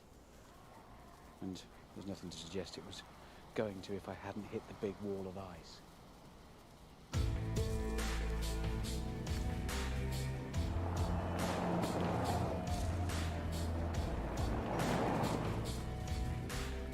James and I pushed on towards the final border crossing back into Argentina.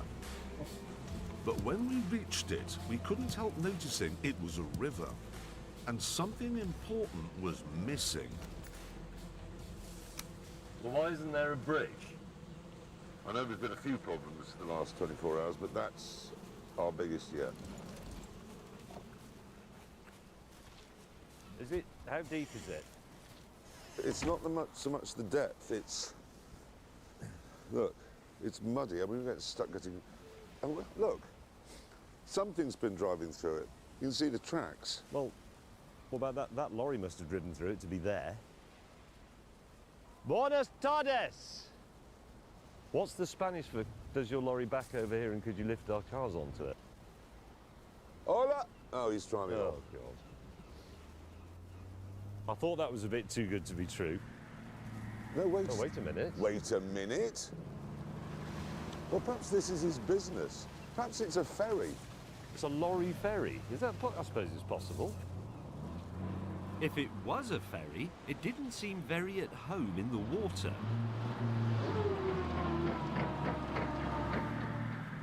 And it didn't have the most sophisticated system for loading the car. I'm not sure I want to put the Porsche on there. Go. Oh, God. I'm stuck. Oh, God.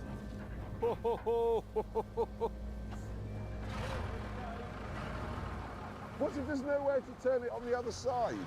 What if I can't get off? Oh, my God! That's so shonky. This stupid car on the back of the lorry. We're in the river now. We're in the river. It's deep, deep, deep, deep river. Right, I'm across the... Oh, hold on. Now, how do I get off? How do I get off? Eduardo Stobart had thought of that, and having deposited me, he went back to get James. I'm on. But sadly, there was no room for his trailer. I'm taking Brokeback in the car with me. Oh! Ow! Here we go.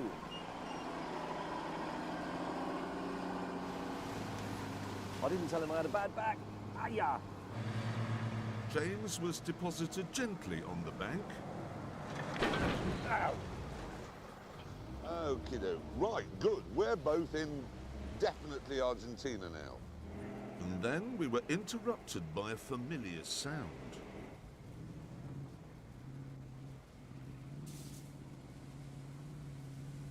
Is that...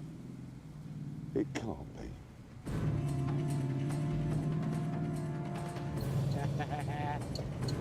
Not going to lose me that easily, boys. That is the Mustang.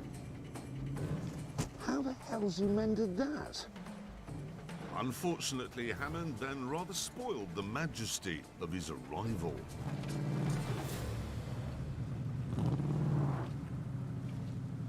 He's stuck. I'm stuck.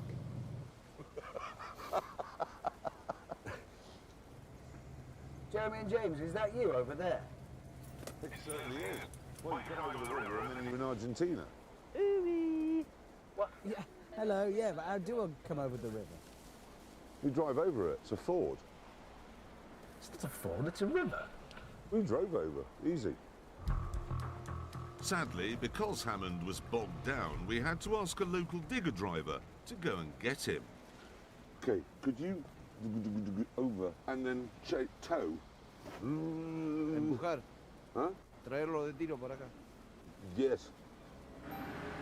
Thanks to my brilliant miming, the kindly chap was soon on his way. I mean, Hammond thinks we drove across it. He's in for quite a surprise in a minute.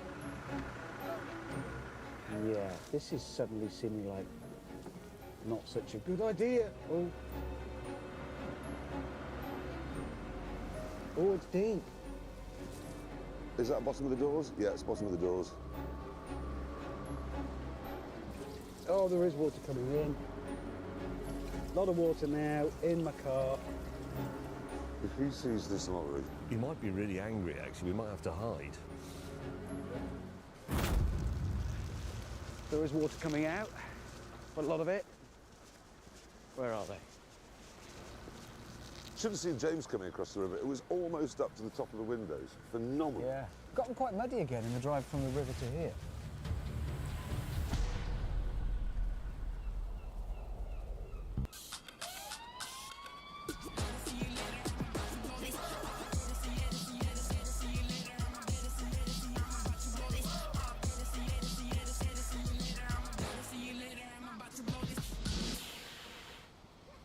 All right, it's game time. We gotta watch the Bucks game too. Giannis already got 20 points in the first quarter. League pass goes hard. Hey, check out the Heat. Jimmy Buckets is on fire. The Lakers and the Nuggets are in OT. Oh, Luka just put a dude on a poster. Jalen Brunson out there.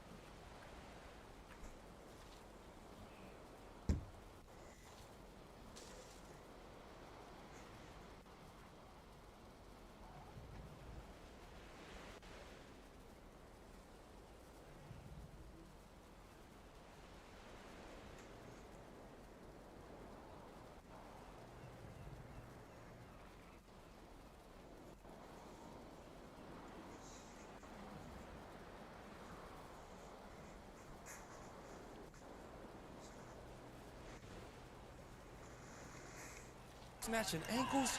Ooh. Go back to Golden State. Home team view.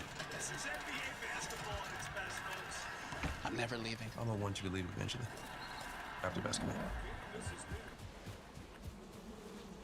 Whenever, wherever news breaks, it's so important to always remember that lives are changed. Here in London, in Buffalo, Uvalde, Texas, Edinburgh, Scotland. Reporting from Rolling Fork, Mississippi. Ukrainian refugees here in Warsaw. We're heading to a small community outside of Mexico City. Getting you behind the stories as they happen.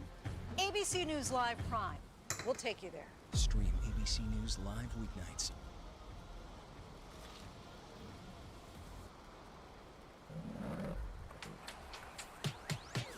These moves looking real nice in the future. These moves looking real nice in the future. Pull up on them and it look nice. Look nice.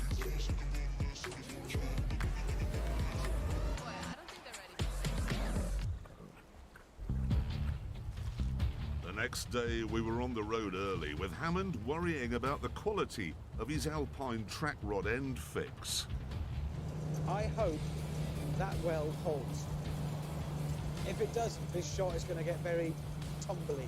Sky ground, sky ground, sky ground, screaming. But there were only a few miles to go to Ushuaia, and there, a team of locals had already begun the groundwork for our stadium. They were using shipping containers which would form the framework, and we had even lined up some football cars for the Argentinians to use. But then we received word that up ahead there was some kind of protest about our visit, and the producers decided it'd be best if we went to a nearby hotel.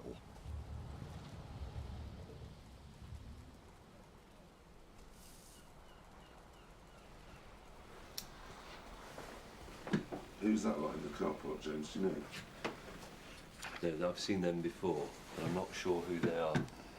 Well, this lot are taking a lot of interest in the camera vehicles. is it? I don't know what these blokes came out of, but they're heading this way. Coming down the front. Who is? Are they coming up here? James, please keep your face back. You've seen the vehicle there with the flag and all that kind of stuff, and we're getting, there must be about 10 or 15 in the foyer just now. I spoke to the manager. He's a little bit, not a lot that he can do. So I think at the moment, if we all stay in our rooms. All right, here's the situation. We're holed up in this room. I don't know whose it is, but it isn't ours. There's a gang. Nationalists, whatever, believe that the Falklands are Argentinian, they don't like the British, and they're in the hotel. I was stuck in here and we don't know what's going on. The protesters consisted of some Falkland War veterans and their associates, who said that if we didn't stop filming, there would be trouble. The arrival of the police made us realise this was no idle threat. The head veteran accused us of putting a fake number plate on the Porsche that was a deliberate reference to the Falklands War. Our producers tried to explain it wasn't fake and that it would be replaced for the game of football, but they got nowhere.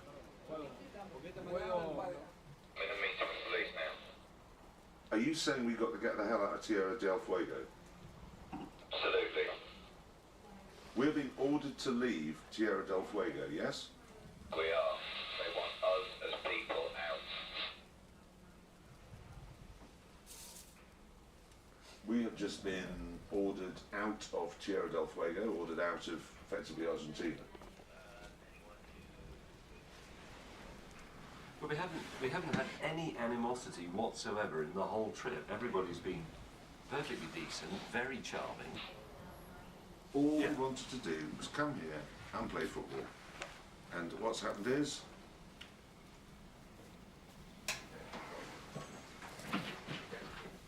The producers said it would take 24 hours to organise the departure of such a large crew. But even though the police were present, the veterans said a mob was on its way, and that there would be violence if we weren't gone in 3. Right, guys, everyone grab a bit of equipment, please. Everyone grab something, okay?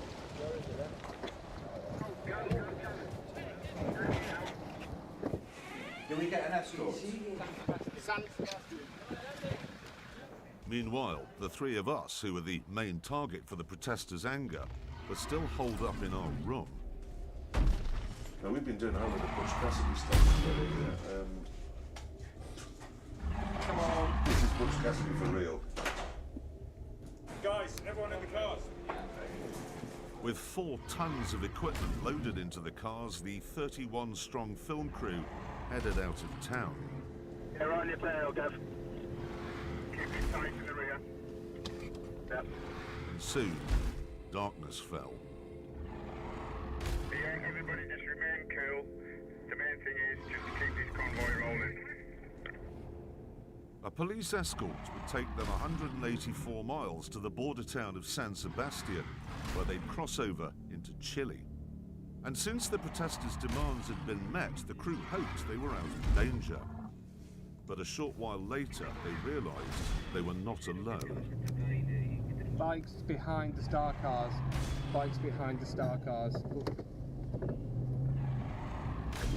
Okay, can you reiterate that they're outside? They're looking for the port. So we've got silver chargers coming up, cruising down the rear of the convoy. Make sure everybody's windows are up, doors are closed. On the only road. All right, it's game time. We gotta watch the Bucks game too. Giannis already got 20 points in the first quarter.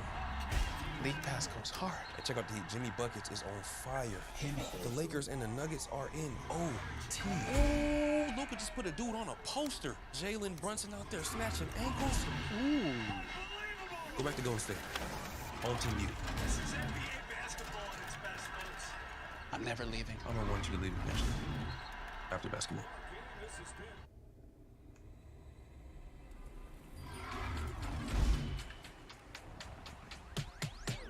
These moves looking real nice in the future. These moves looking real nice in the future. You'll be putting them in the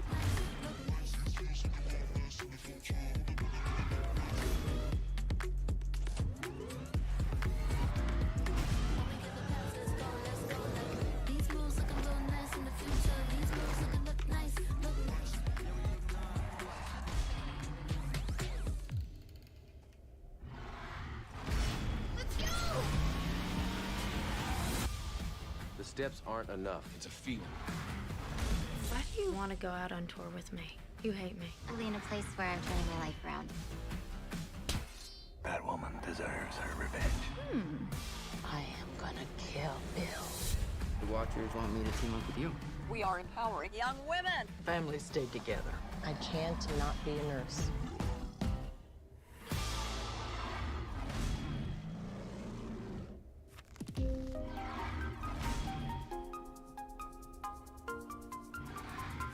We get it almost every night.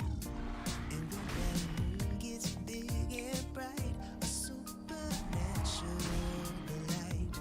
Everybody was dancing in the moonlight. Everybody dancing in the moonlight.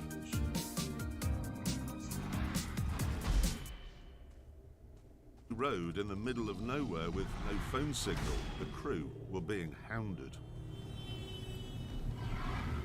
Gotta be aggressive. Then, just outside the town of Tolowin, the police told the convoy to pull over and prepare for an attack. We have to move as fast as we can whenever they tell us. Guys have pullovers or something, put them on the window and close the window so we have protection. By all means, nobody stop. As they drove into town, a large mob was waiting. The people on the left, a lot of people on the left. Yeah, look at this. Sure. Yeah, there's a lot of people here. They're everywhere. And they were organised. There's a truck slowing us down too. The truck blocking the right-hand lane. It's too slow. That's a deliberate truck just put there. They're coming out. Getting things thrown to me now. Okay. The first couple of hits were from eggs. But then, the rock started. Stuff logged at us.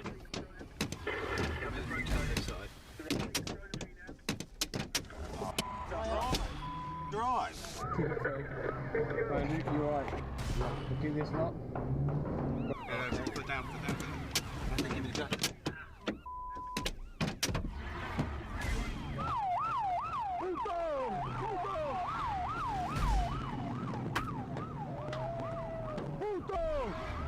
Keep on going, right, ready? Keep it going, keep it going. What's this here? Look out on your right, look out on your right. Go left, keep going. Now floor it to the right, Going. I hope everybody else is moving. Keep calm. Go, round, left. Keep the convoy rolling, keep it going. That truck wants it. Goes, keep calm. Calm, pull in front of us.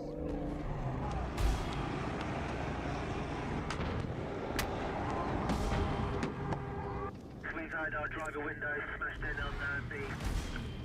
Starting through the side window. I've been hit, but I'm okay. Out of town, the crew, two of whom had been hurt, pulled over to repair the multitude of smashed windows. Right, let's have to help down on this one now.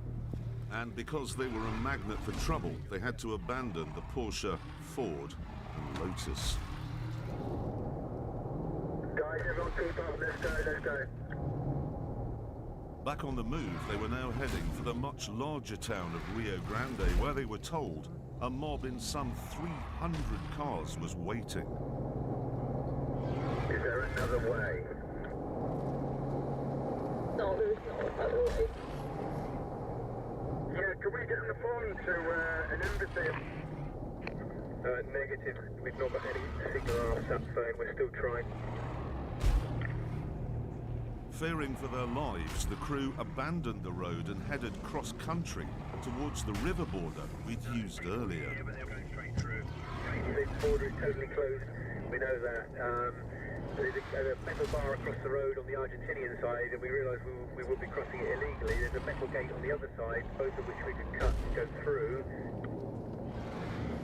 With the police escort hanging back to make sure the attackers hadn't spotted the ruse, the convoy made it to the river, where a few hours later daylight revealed the viciousness of the attack.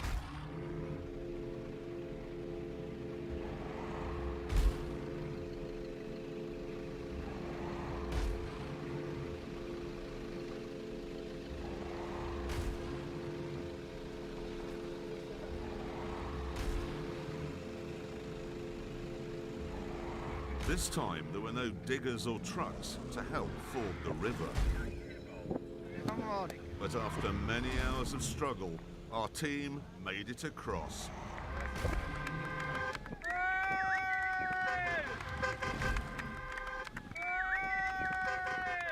And into the welcoming arms of Chile. We are happy to see you.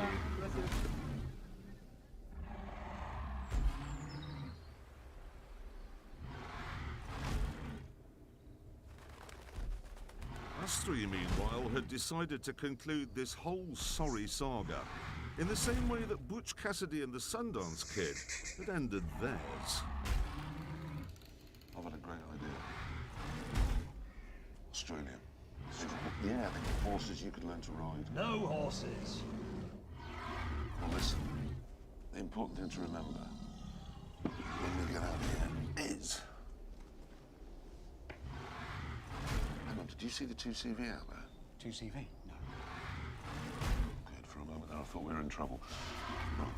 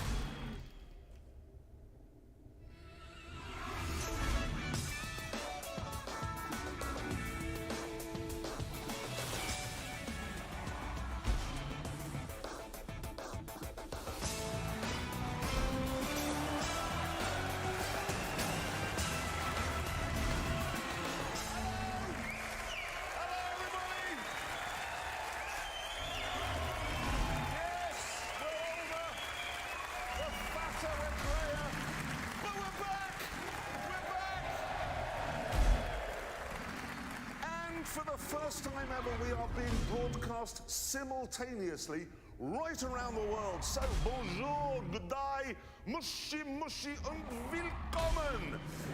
And coming up now is a taste of what you can expect over the next 10, yes, 10 weeks. Are you ready? Cow! We are revolutionizing the world of cowboying. This is all perfectly normal. Do not let American Top Gear lap British Top Gear. Hammond! Coming to get you, Hammond. You need a new rear exhaust silencer.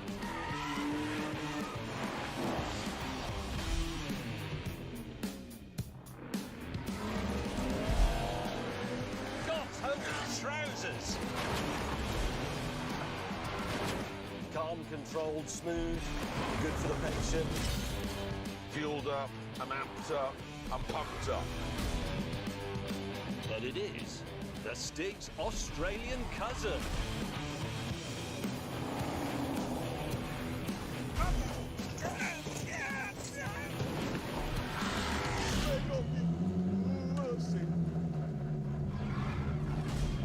God's name is happening?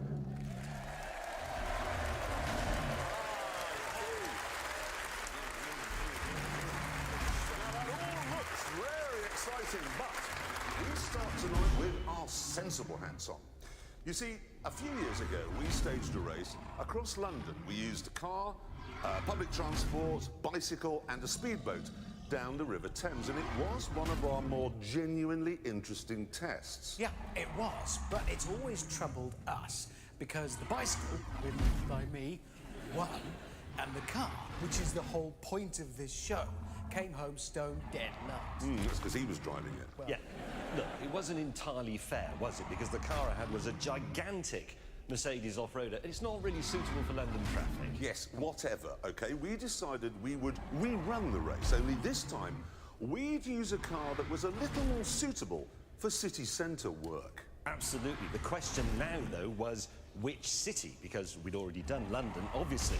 So Jeremy got a map and a pin, and because he's very tall and he has monkey's arms, that is where we ended up. Jack used to have gum problems. Now, it's swishy time. He uses TheraBreath Healthy Gums mouthwash to help fight gingivitis for 24 hours. And it's not burning, so that heat's coming from you. Try TheraBreath mouthwash. It's a better mouthwash. Well, they seem to be getting along. Are you okay? I am now. You sent a broken heart text to the wrong person? I sense some sexual tension. Not between you, the dogs. You make me feel like I can do anything. We can do anything.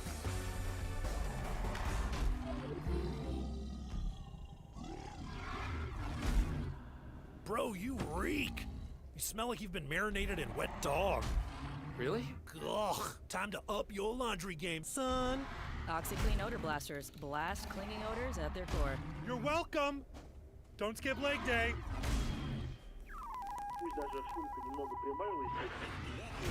Движение по Тверской улице должно... Фирма Трансцентр. Новости Москвы. This is St. Petersburg in Russia, the most northerly big city in the world.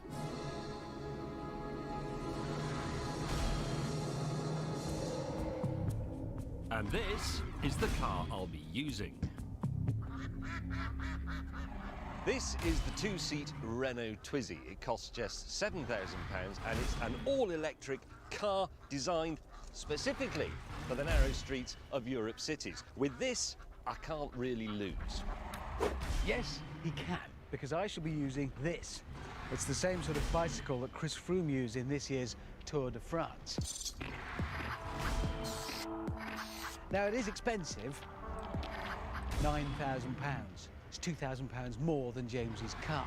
It's a lot for a bicycle, I know, but it's made of special carbon fibre, so it weighs just 860 grams. I love this thing. Every detail, it's just, look at that, it's magnificent. Special. Nice. Yeah, I'd say. Bloody hell. I know. It's amazing. Yeah? Yeah, not good for you, I'm afraid, Hammond. I've got some medical research here. That racing saddle will put between 25 and 40% of your body weight on your perineum, which is the bit of you between your anus and your scrotum. And as a result, blood oxygen levels in surrounding areas will drop by 80%. What do you say? Medical advice, cycling is good for you. It's healthy, Wrong. gets your Wrong. lungs working, Wrong. non-impact. Totally wrong. Good for your cardiovascular system, See? bad for your chap. My what? Your chap. Look, honestly, listen to this.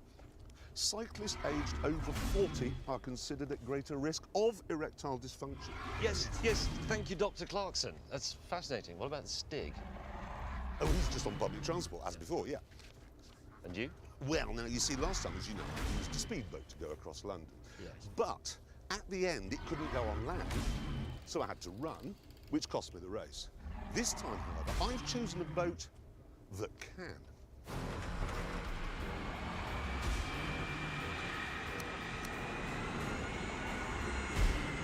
Hang on a minute.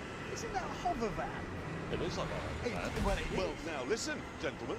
Most people laughed at our idea when we went on the River Avon in ours, but the Russians have taken our idea and put it into production. It's a hover van. It's a hover van! Are you feeling proud? This is fantastic. Right. Gull-wing doors. We didn't think of that. It's got a proper dashboard. I know. It's from a Lada. Is it? It really does look like a van. It is a van. It's got Lada engines, 2 of them, 72 horsepower, reliable. 72 horsepower. Each. 72? How do you operate it? Yeah, what do those 2 pedals do? These? Yeah. Pitch. What of pitch? Propeller pitch. How do you steer it? Do you steer it with the wheel? Ah, no. Yes. No, yes. When you're going quickly, this, as you can see, right, I'm turning the rudders, yes? Yeah. But that doesn't work at slow speed. How do you steer it at slow speed? With pitch. So if you're trying to turn tightly at low speed, which is when your rudders aren't very effective, do you use differential throttle or differential pitch? Yes. What? So which do you do? Both. Are there instructions? Yeah, they're all in Russian. So you're going to race us in a hovercraft with a fraction of the power anyway of the one we built, plus with controls you don't understand and the instructions are in Russian which you don't speak. With my confidence brimming, it was time to prepare for our important race. If I'd come out and my bike had been nicked then, I'd have been fuming. We'd start at the Vostochny Yacht Club, and from there we'd race for 18 miles all the way across St. Petersburg to the finish line on Yeligin Island, outside a palace called Yeligin.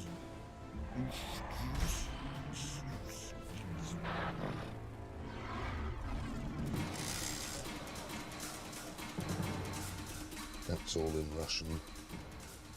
That's all in Russian.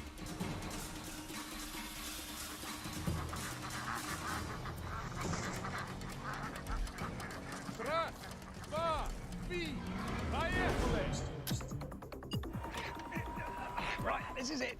Come on, Stig. Forward into glory. We go defending the honour of the car. Sort of. I don't know what any of that means! Right, junction. I've got my feet clipped in the pedals.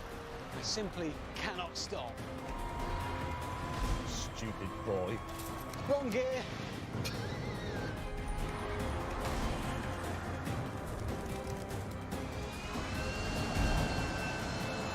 Full power.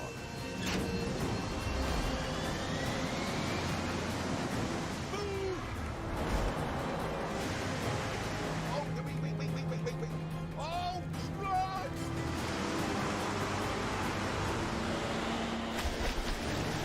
No. Oh, no, that's... A rock. Well, we're just going into those reeds, and this does nothing. Back! It's... Forwards again on that. This is... I'm busy. I'm very busy.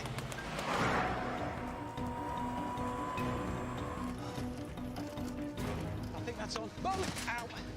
That's probably ruined my sausage a bit more.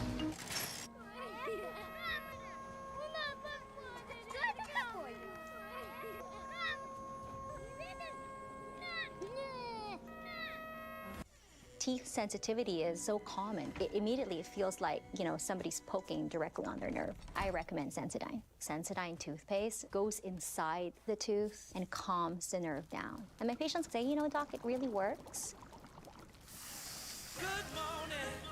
Maybe it's a brand new day. Go from Greek classics one day to Italian masterpieces the next. With Norwegian, every day is a new day. The rest of my life don't start today. Oh yeah, delicious. My lunchtime routine requires two things: hearty Progresso soup and some time to hone my quality dance moves. Progresso, you simply must taste it. It's hard to stay humble when they keep telling you you're the best. Best in class V6 0 to 60 in 3.6 seconds. Best in class V6 horsepower. Best in class rear legroom. The Maserati Grecale.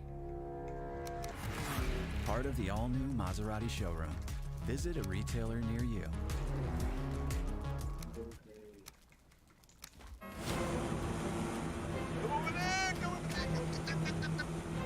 God, Stroop. Now it's just going round in circles. Pitch. Right, now I want to go backwards. Oh, I'm stuck in my own wake.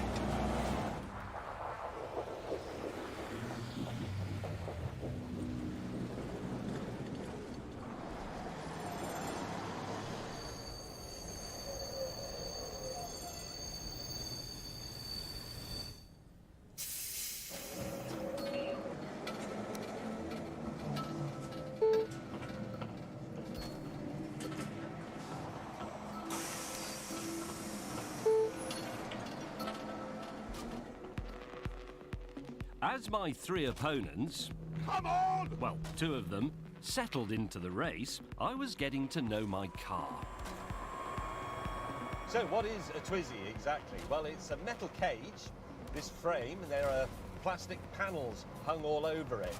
There are two seats, one behind the other, like a tandem. Underneath me is the battery pack. That powers a 17 horsepower electric motor driving the rear wheels. Acceleration? Well, it can't actually go from 0 to 60 because its top speed is 50. But it does have a claimed range of 60 miles. And as an extra treat... Scissor doors. Have you got scissor doors, sir? No. Niet.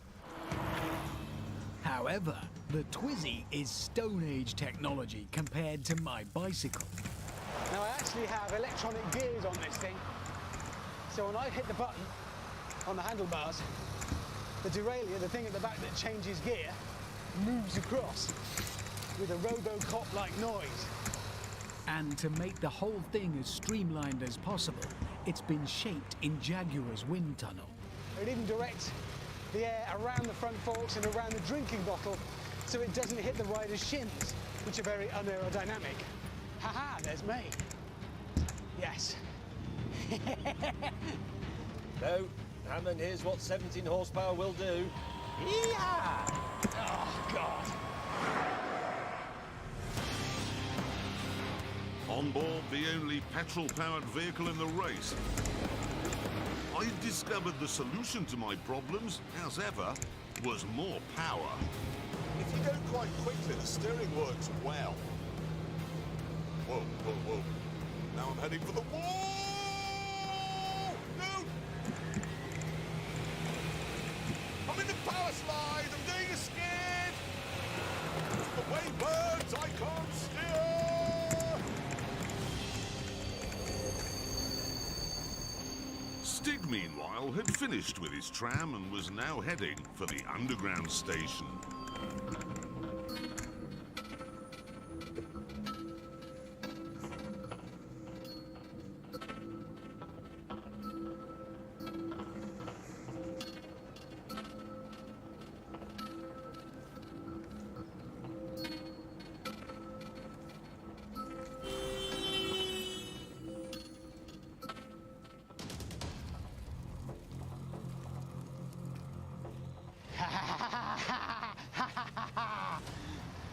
We're back in front. It's going to be like this all the way. On the river, I finally had HMS Awkward under control. Come on, hover van, catch the maid! And there's another hover van. My, they're popular. 22 miles an hour. Keeping a bit in reserve. Long way yet to go. Oh, really? Really? Overtakes a bicycle with ease. Some speed on. Oh, hang on. I think that's him. No, there he is. Come on, van! That, I believe, is James May. Where is Hammond? I don't see... There he is! Richard Hammond is in sight and he's behind me and slow. Ah! Seconds later, I also took James. Cocking Nora. Yes! Let's go win this race. Заканчивайте переход. By this stage, Stig had found a metro station.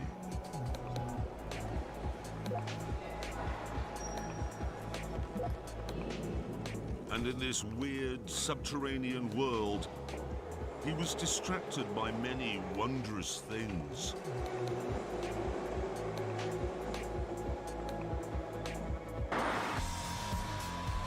Can I take him in that gap? Making a lane? Yes.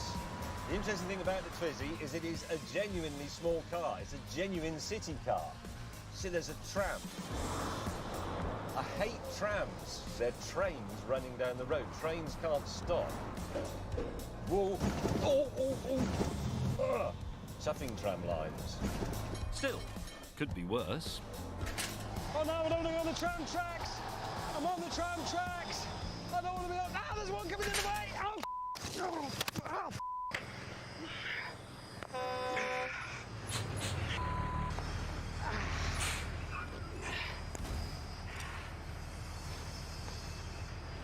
Oh. Oh. Oh. Oh. Ah. Ah. How's my bike? Yeah? Oh, that's not good. The derailleur's come off. Sheer jump. Do you know what? I think St. Petersburg has beaten me already.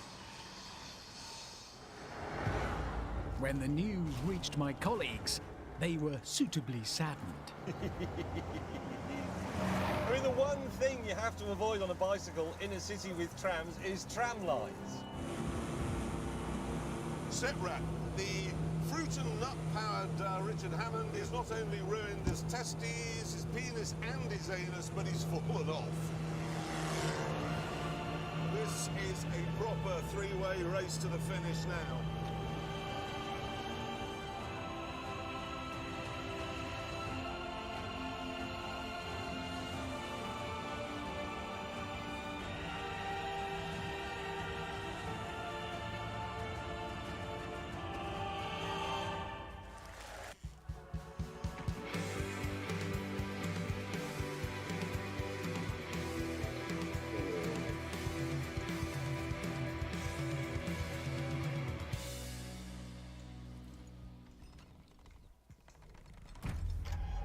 Our heritage is ingrained in our skin. And even when we metamorphosize into our new, evolved form, we carry that spirit with us. Because you can take Alfa Romeo out of Italy, but you best believe you can't take the Italy out of an Alfa Romeo.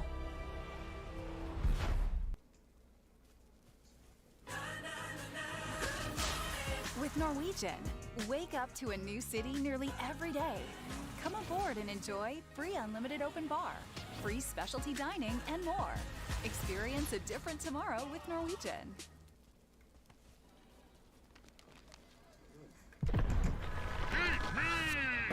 Devour the sour power of dual-flavored gummy bears. Sounds good. Thanks. No, thank you. Charlie, eat me!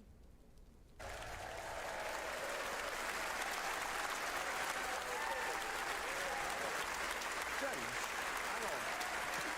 James, how can you call this a car when it's got no heater, the boot is the size of a ladybird's clutch bag, and the doors and windows are optional extras? Yeah, but I like it because it's simple. James, it can't even do 0 to 60. Yeah, but it's better than his hovercraft. It is not. Well, it's less deadly. Hovercraft isn't deadly. Yes, it is. Listen, Hammond, 2 points. Number one, I'm the only person in that race who is representing the holy trinity of oil, coal and gas. The Holy Trinity? Yes, Holy Trinity. And number two, every single city in the world underuses its waterways. They've all got jammed up roads, congested trains, packed buses, and right in the middle, a river with nothing on it apart from a couple of ducks. Yeah, but that's because everyone's terrified that there might be somebody on it in a hovercraft. Well, yes, look, I agree waterways are underused, but the hovercraft is not the answer. It is! No.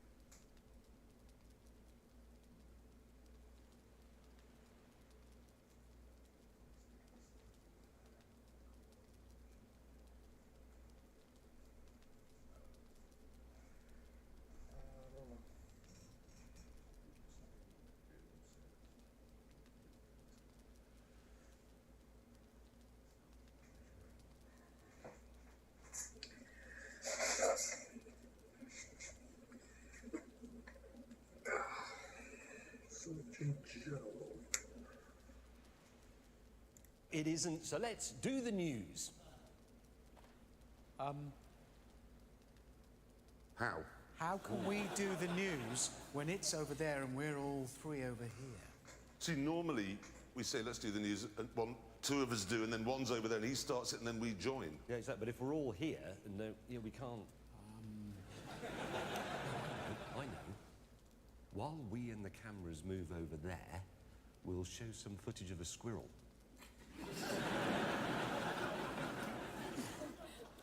Right, the news. And first of all, bad news, I'm afraid, because Britain's motorway network is going to get a new type of speed camera, which is grey and invisible. And unlike any other motorway speed camera we've seen in the past, this doesn't just come on when the limit is lowered for some reason, but it's on all the time, constantly. Really? Yeah, constantly. Now, that is funny, isn't it? Because I seem to remember the Tory party saying they were going to end the war on the motorists. I remember that. Yes, but you can end a war by brutally killing everyone. Now, Hertfordshire Police said it's not in the public interest to tell anyone where the cameras are. So, fair enough, we'll pay the fine. Say, I'll pay it into a bank account, but I'm not going to tell you which one. Work it out. Yeah. I'll tell you the really bad news is that they're already up and running in Kent, by the way, these cameras. And Steve Harley, out of Cockney Revel, has been busted by one of them. No! Yes, he's 63 years old. He's eking a meagre living out of, let's be honest, only one hit single. And now they've nailed him. How fast was he going? 70. But somebody in a motorway control room in polyester trousers with appallingly smelly armpits have decided that the speed limit at that particular moment, for no good reason, should be 40. 40 miles an hour on a motor? Yes, that was the speed limit that was prevailing when he was caught. How much did he get fined? £1,000. £1,000 quid for that? £1,000. But I have an idea. You know, if you download a song, yeah, the artist gets 49p. Now, why don't we download Come Up and See Me, Make Me Smile? I love that song. Everybody loves that song. You can't trust someone who doesn't like that song. What are you doing, James?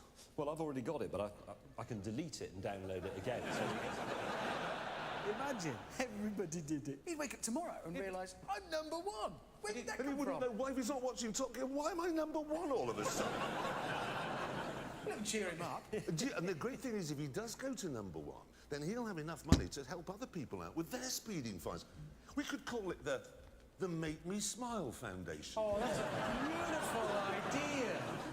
he could take out a small ad in the papers. He could say, caught speeding, come up and see me. Beautiful idea. Now, Boris Johnson, who is a mayor, has decided he wants to make London an ultra-low-emission zone. Well, that's easy. You just get rid of all the buses. And he's back on his high horse. No, because this time I'm backed by fact. Are you really? Yes, I am, because the levels of nitrogen dioxide pollution are measured constantly in Oxford Street, which is right in the middle of London, and I've got the graph here from the week before last, OK? Now, you can see here, 7th, this is the peak, yes, that's the 7th of January, 8th, 9th, 10th, 11th, 12th, the day of the bus strike. Yeah. So there you are. You want to save the world, burn a bus. Let us move on. Yes, let us. I think we should talk about the cars that we're looking forward to this coming year. Good idea. Yes, actually. Do it. Tell you what I'm looking forward to this year coming up here. Well, let's have a look at it. The aerial nomad. Look at that! Come on! It's scaffolding. No, it's brilliant, is what it is.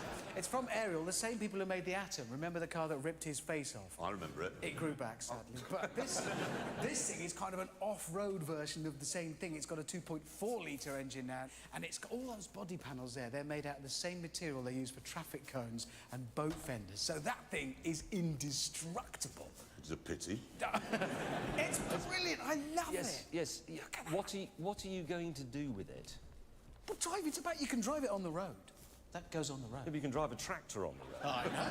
Or one of those massive cranes that do 8 miles an hour. I like those too. I want one. I'm going to have one. It's brilliant. You are like a rural simpleton. You know that, don't you? What do you mean he's like a rural simpleton? Anyway, the car I'm most looking forward to driving this year is a hybrid, actually. Is it? There you go. Look at that. It's the new Honda NSX. Been waiting years for this. It's got 3 electric motors, 1 for each of the front wheels, and then 1 at the back to supplement the twin-turbo V6, 550 horsepower, weighs virtually nothing, £100,000. But if you think about it, that's what, a tenth of the price of a McLaren P1? That's just fabulous. I don't like it. And that's because you're a rural simpleton. No, it's right. It does look right. No, I do like it. I think it looks great and it sounds interesting. But I thought you would be more interested in this, the new Ford GT. Oh, yeah. That's more you. Yeah. Why not? I'd have thought that was... I mean, no, I know. I've been there and I've sort of done that with Ford GTs. Yeah? They'll fit it with the burglar alarm that'll go off every time you fall asleep or when your child's doing some important solo work in the school production. Jeremy, this is weirdly specific. This is stuff that I know happened what to will you. happen, and then you'll drive home and you'll get a phone call from somebody saying your car's been stolen, and you'll say it hasn't. I'm driving it, and they go, "We don't believe you. What's your mother's maiden name? Did she like boiled eggs done for 3 minutes?" Or I don't know. Well, we're going to shut the engine down on the side of the road and get hypothermia, and then the alarm will go off again. No, and apart from anything else, I'm sort of done now, as you know, because I'm mature and wise, with mid-engine cars. No, I mean, that does look great, but it's just not for me. Now, that's nearly the end of the news, but before we conclude, I need to say something, actually. I'm sure a lot of you saw the Patagonia special, and I want to admit here and now, in front of everybody, I made a terrible, terrible mistake. Nobody knows I'm going to do this, not the producers, nobody.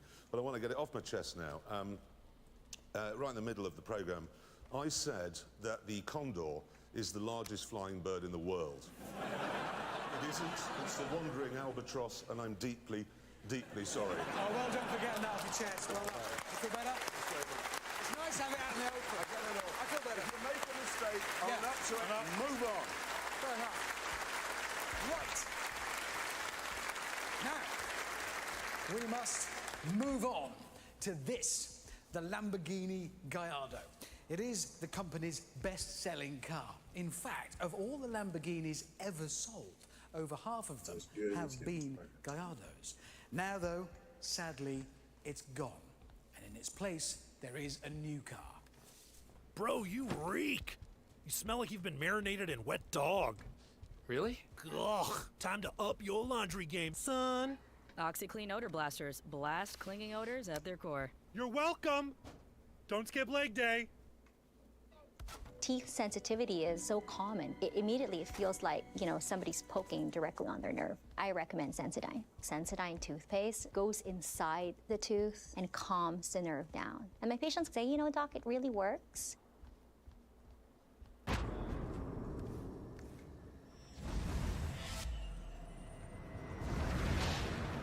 Here it is. It's called the Hurricane, after a famous Spanish fighting bull.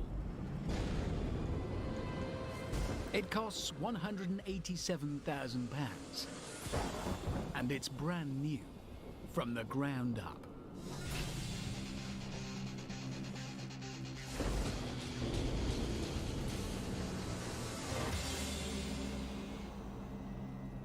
Oh, well, that's a problem right there.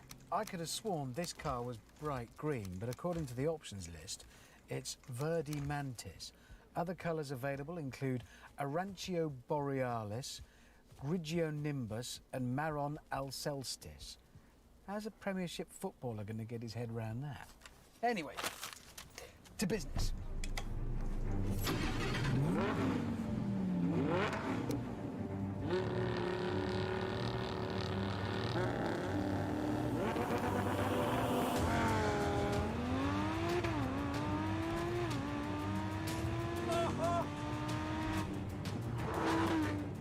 Besides having to take over the baton from the Gallardo, the Hurricane also needs to hold its own in a game of top trumps against the Ferrari 458 and the McLaren 650S.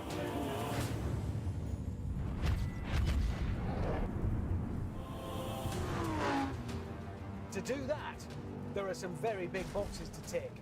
0 to 60 needs to be around 3 seconds, which it is. Top speed needs to be around 200 miles an hour, which it is. And horsepower needs to be around the 600 mark, which it is. All of that is thanks to a heavily reworked version of the Gallardo's 5.2-litre V10. And as those revs climb, the jackhammer choir really kicks in.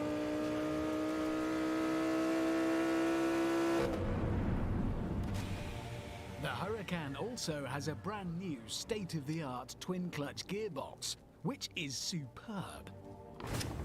And that's a good thing, because the one in the Gallardo was, well, it was crap. It was awful. This, though, this is a joy. And there's more high-tech weaponry at this car's disposal. It has carbon ceramic brakes as standard.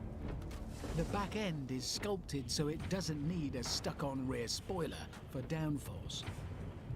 And like most Lambos, it has a four-wheel drive system. But not just any four-wheel drive system.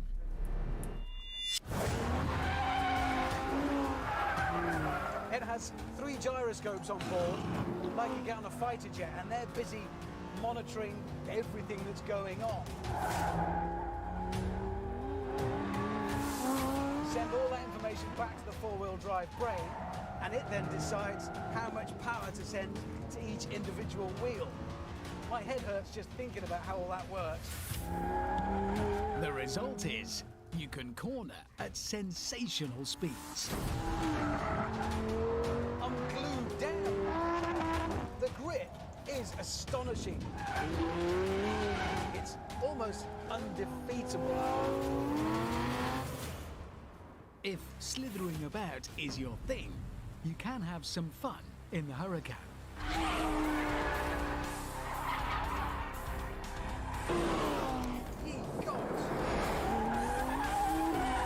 But you need an enormous pair of gentleman balloons.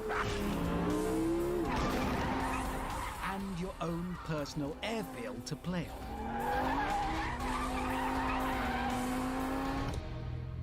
And for me, this is where the problems begin.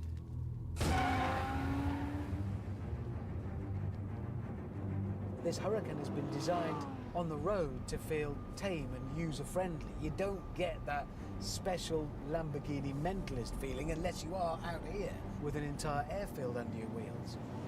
And that's a bit of a heartbreaker, actually. And while we're on it, there's another issue. And it's a big thing. Basically, bear with me on this, it's the looks. I know it's bright green and low and there's a bull on the front, but I just don't think that the Huracan is special enough for a Lamborghini. Lamborghinis should be jaw-dropping. That's why they make the best bedroom wall posters, and I just don't see it with this. I think the problem is this has been designed to sell many, many times and to still look good in 10 years' time. And I think for that reason, they've played it safe. Lamborghini, like every other car company, has got to shift units to survive. But I think with the Huracan, they've thrown the baby out with the bathwater.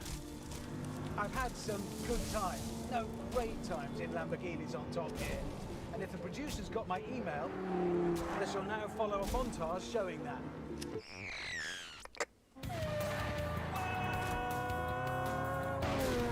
This is just so exciting! That's absolutely brutal! The most alive thing I've ever driven. It's beautiful.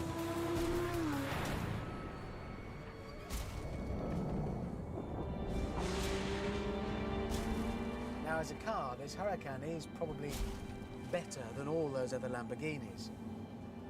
But those cars are better Lamborghinis. The other Lamborghinis made you feel special, even in traffic. This doesn't, and that's a loss. What we have here is a Lamborghini that I respect for its engineering, but love it, quiver at the very sight of it. I'm afraid not.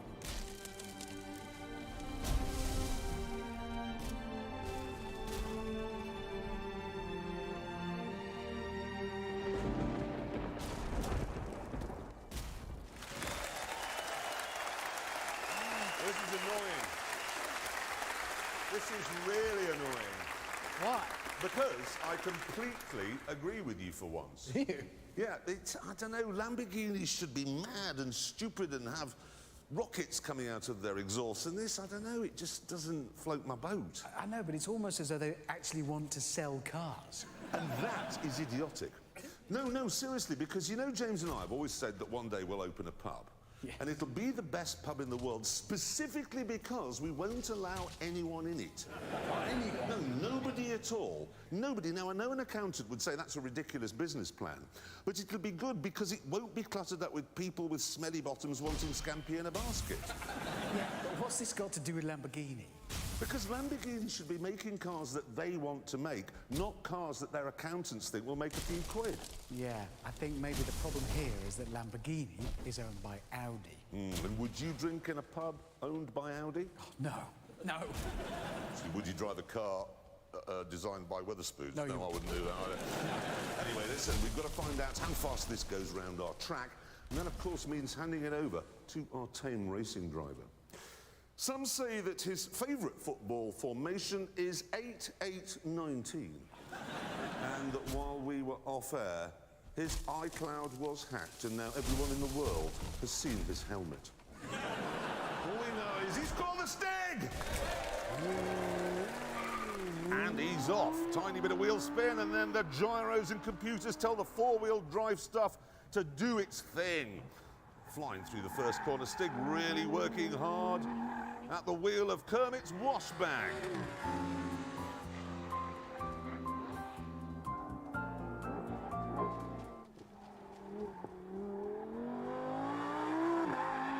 No dramas through Chicago. Now Hammerhead. All-wheel drive cars can push wide here. Stig using a very delicate paw to steer. No whiff of understeer, just flying round there and out the other side.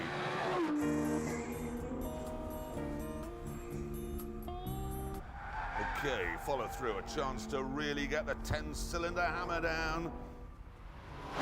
Wow, whatever Stig did during his holiday, it's made him extra committed. Just 2 corners left, turning in with precision. Ooh, he's got a bit sideways up to Gambon. Skates it through there and across the line. This is amazing. This is truly amazing because it did it in 1:15.8, which means it goes right the way up there. Look at it. It's quicker than the McLaren MP4-12C. It's quicker than its big brother, the Aventador. And that means everything we've been saying is completely wrong. Well, no, because I still think that is good, but it would be better if it was slower, but had knives sticking out of the wheels. No, you're right, because this part of the board is where Ferraris and serious stuff should live, and Lamborghinis should be here, which, interestingly enough, look, is where the Gallardo is. Yeah. Anyway, we must now put a star in our reasonably priced car. Now, there are many, many well-known Eds in the world these days, as Harris, Miliband, Balls. There is, but my guest tonight is the best and the newest Ed of them all, ladies and gentlemen. Ed Sheeran! Ooh, we're up to a big star. How are you? Ed Sheeran is here. He's here. Thank you so much for coming. Now, obviously you're a massive global megastar now, but is it true, what, 5 years ago you were busking on the London Underground? No. But when you sleep, did you ever sleep on the London Underground? Yeah, well... Ah, so I knew there was something you'd done on the London Underground. No, it was, yeah, it was just, I would, if there wasn't a place to stay, which often it was too late for me to call anyone for a sofa, I would stay out till about 5 a.m. and then get on the Circle line and just kind of lean up or sitting down and then get up around 12 and then go and just go round and round, because it is warm down there and... It's great. It's great. There you go, there's a top tip. Go and sleep on... And did you not want to sleep in the heating duct at Buckingham Palace? No. There's another no. No, it was outside of Buckingham Palace. It wasn't in Buckingham Palace. You see, this is what I find fascinating, is 5 years ago you're trying to find somewhere warm to sleep in London. Yeah, no, but it wasn't like... People have really taken it out of context. You know, the Daily Mail have taken the quote and been... No! And it was, you know, it's No, I won't believe that the Daily Mail makes stuff up. It's not. It wasn't like a massive hardship or anything. It was literally, I wasn't living anywhere in London. I was sleeping on people's sofas, and sometimes I didn't have sofas to sleep on. And it wasn't like a common thing, but it did happen. Because I mean, you were gigging a lot in those days. I mean, working your bottom off. Yeah, I haven't stopped yet. It's still. But you were travelling down to Exeter to get. How much do you get to performing in Exeter? That was the worst thing. Yeah, it was an 80 quid train ticket to Exeter, and I was getting paid £50 for the gig, and I arrived and I sound checked with the sound engineer, and he was like, doors are at 7, got to 7, I was on at 7:30, it was empty. He said, oh, you can wait 15 minutes if people turn up. Empty. 15 minutes later, yeah, you can wait another 10 minutes. We ended up waiting about an hour. So no one turned up, so I just played to him. You know, it was all right. And then I was like, cool, see you later, mate. Got my 50 quid and went, and I missed the last train home. So, but I just bought from eBay Pokemon on the Game Boy Color. And I've just got that. So I sat at the train station until the morning, until the next train, playing Pokemon. It's great. But you see, that's where you learn it all from. So now you've got to the point from, you know, playing Pokemon on Exeter railway station. Have you just not sold out Wembley for how many nights is it? Three nights. Just you? In front of a crowd of 80, 90,000? Around that, yeah. Does that make you nervous? I was more nervous about today, doing the lap. Genuinely. Because, I mean, your whole life is... you meet... Obviously, you've met De Niro now, yeah? Clinton. Yeah. And then today you met James May. Yeah. Actually completed the circle. Can I just talk a little bit about your early life before we get on to the cars, if we may? Because I was slightly staggered. But you had a number of illnesses when you were little. Not just your hair. Glaucoma? Well, I mean, yeah, it probably could have led to that. I had a big birthmark on the side of my face that I had to get lasered off. And weird eyes, so I wore glasses. Weird eyes, and then you had to play sports wearing some weird... Yeah, well, my view on it is I was a very weird kid in primary school, and I probably didn't have a lot of friends, but I think God looked down and went, you need some help, and then gave me a guitar, and worked out. And here you are. Yeah, good old God. Because the second half of my life is much more fun than the first half, and I'd rather that way around, because half of the popular kids in school, I mean, you know. Their lives up. Now, we've got to get on, I'm afraid, to the elephant in the room. Yes. Ed can't drive. And I don't just mean you have no driving licence. We've had that before, OK, with Johnny Vegas and Jack Whitehall more recently. But how much can't you drive, or how much couldn't you drive before you got here today? Before today, I'd never sat in a driver's seat or put my hand in the seat. Never. The reason I said yes to Top Gear is that I thought it'd be funny the first time that I drive. This must be the first ever televised driving lesson. So I think, like, so many 17-year-olds around the world would want the Stig to teach them how to drive, and that's... I think it is very, very ballsy to come here and say, I don't mind being filmed for my first ever lap. You have actually bought cars for... 4 people. Sound engineers and so on. Yeah, I bought... I basically, every year, give people who work for me a Christmas bonus, and this guy who works for me was basically every year spending his Christmas bonus on things you should spend your Christmas bonus on, which is his family. But he would always go on about wanting a Porsche 911 Carrera, and he'd be like, oh, that's my dream car if I could just do that. But, you know, I'm doing up the bathroom next, I'm doing up this. So this year I just got him the Porsche. And, you bought him a 911? Yeah. Carrera? Yeah.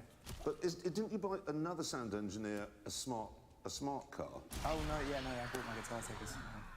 But that was another... How does he feel going, oh, brilliant? I see these people day in and day out, and they always talk about the thing that they want most. He's got really low ambition. We need to have a word with him. You sure he's doing your guitars properly? Because if he thinks Smart's a good enough car, well, he could have said 911. It's different strokes for different folks. You're right. Now, let's move it on to your lap. How was it out there? It was interesting. I had some very funny bloopers, which I'm sure you're going to show. We wouldn't do that. Yes, we would. Yeah. Who'd like to see Ed's first ever driving lesson on television? We've got 1 or 2 clips we'd like to show for you first of a few slip-ups. Let's have a look at those. So this is Whoa, that's the second to last corner, but you missed that by a long way there. That looks great. Oh my God, is that the follow? That's the go through the tyres. You're not going to hold it. You did! That's it, go. Wait. Ah! Not again on the follow through.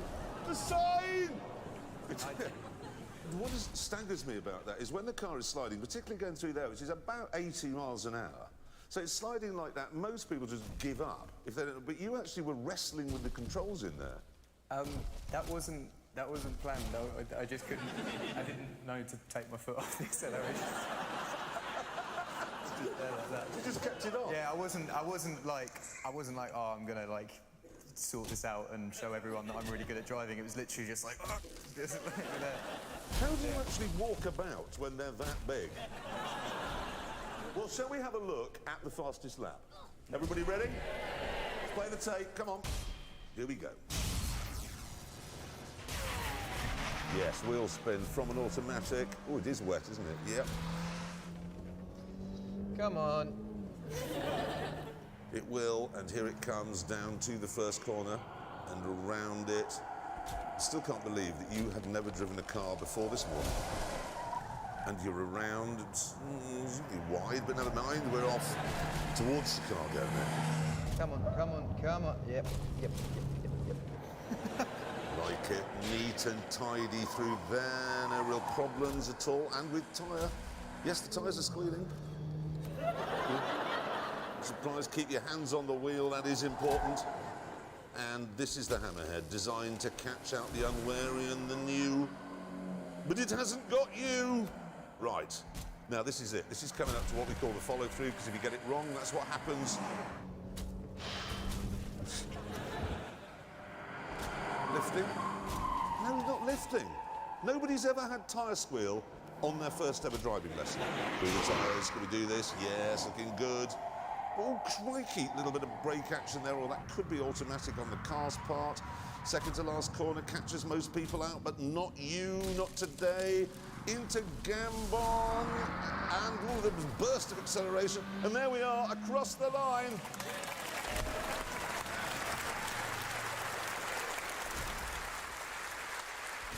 Right, it's now. Slower than it felt.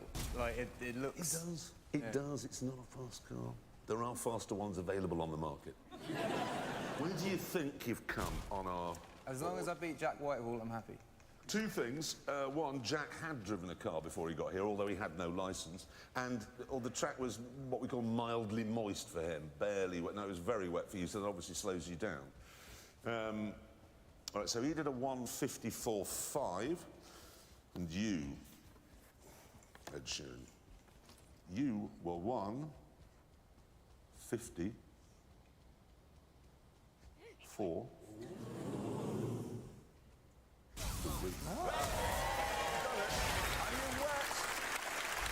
You've done it. Yeah. Are you genuinely amazed by that? Because I am. I guess so, but it just, like, that one was the best time that I did it, and the times before that were probably about 2 minutes 30, so, Well, with that level of improvement, we should just give Ed a driving licence now. Ladies and gentlemen, Ed Sheeran!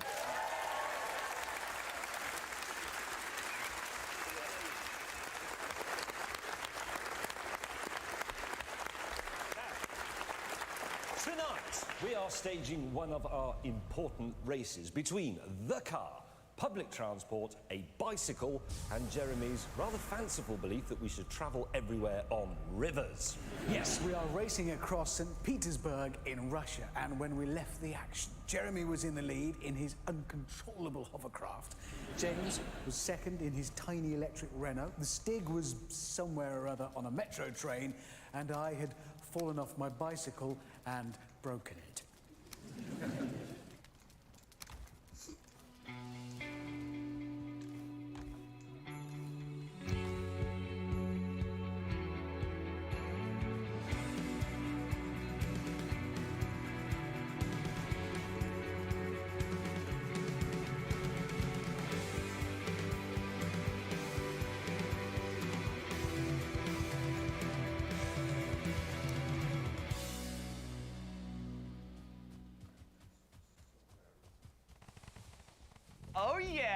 delicious. My lunchtime routine requires two things: hearty Progresso soup and some time to hone my quality dance moves.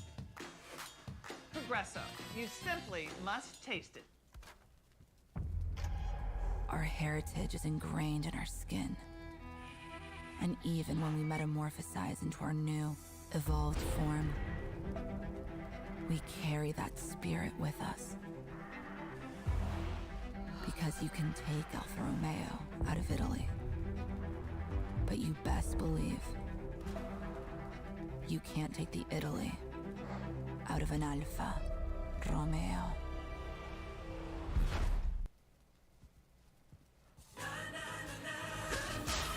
With Norwegian, wake up to a new city nearly every day.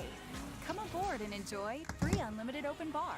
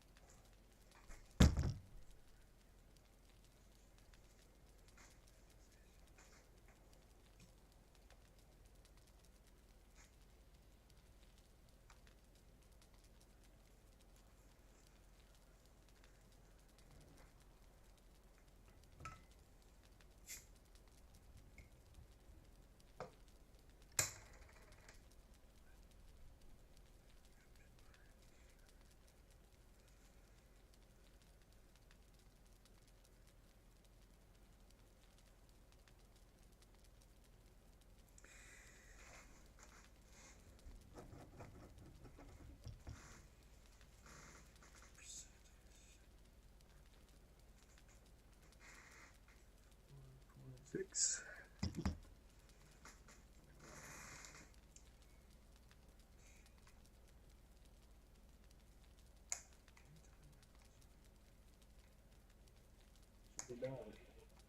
Free specialty dining and more. Experience a different tomorrow with Norwegian.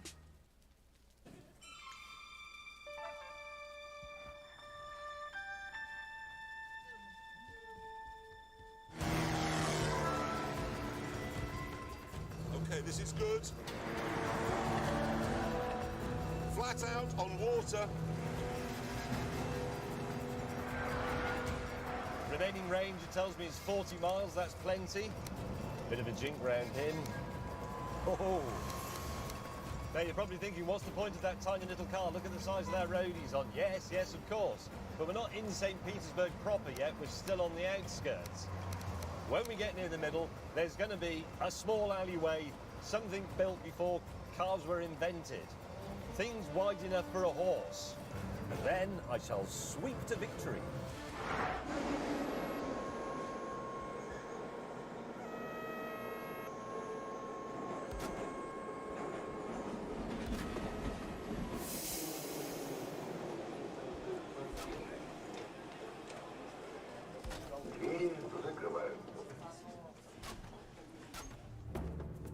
The Stig, James and Jeremy were battling in what they thought was a three-horse race. But I had other plans. So you speak English? I do. And you don't speak English? A Little bit. Can you interpret? I've broken my bike. Fell off my bicycle. Can I borrow your bike? Oh, please. Please, I'm in a race. The hovercraft has gone past now. I'm late. I have to go to my work. If we give you a lift to work, can I borrow your bike? Если мы тебя подбросим до работы, можно я позаимствую твой велосипед?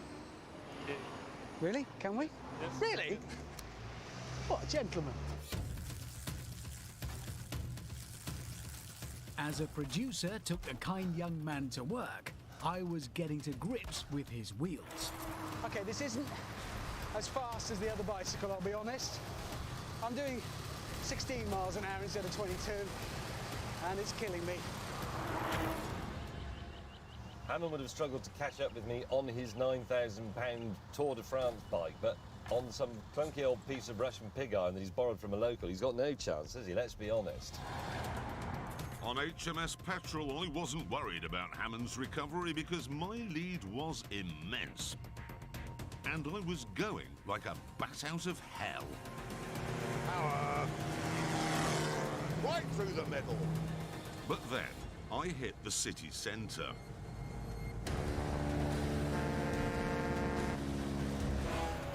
We've got hydrofoils coming in at speed from the left and the right. 2 ferries and a water taxi. Oh my giddy aunt, there's one over there. Oh, In traffic like this, the hover van was a menace. Turn! Turn! Oh, God. I'm totally out of control. Holy Mother of God! Turn! Turn! Turn now! Oh. Not there. I'm crashing into St. Petersburg now. Power! Come on, hovervan. Oh, the swimmers. Oh, please, turn. I too had reached the city centre, where the tiny Twizy would come into its own in the ancient narrow streets. Oh, cock.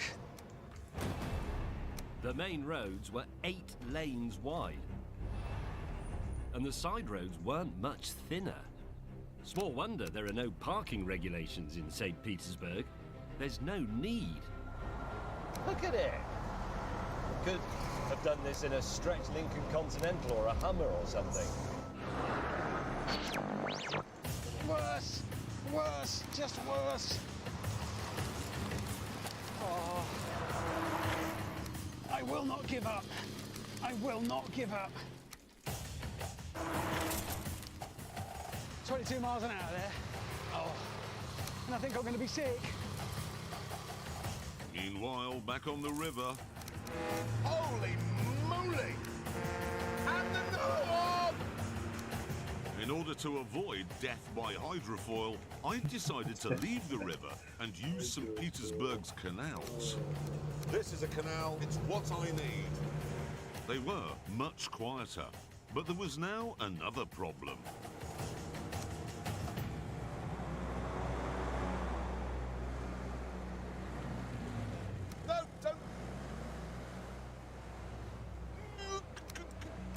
To get under the low bridges, I had to deflate the skirts.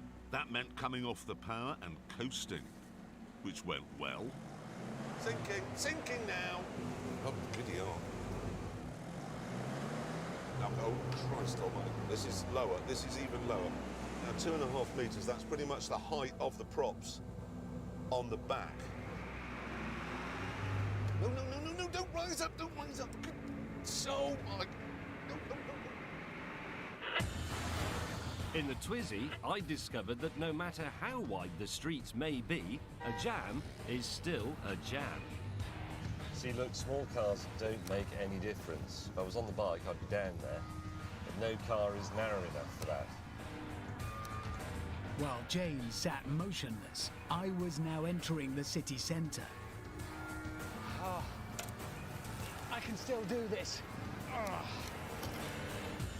Where I discovered that cyclists are completely invisible. Oh, you didn't even, honestly, not even an attempt, was there? Ah! Wait for me, numbnuts.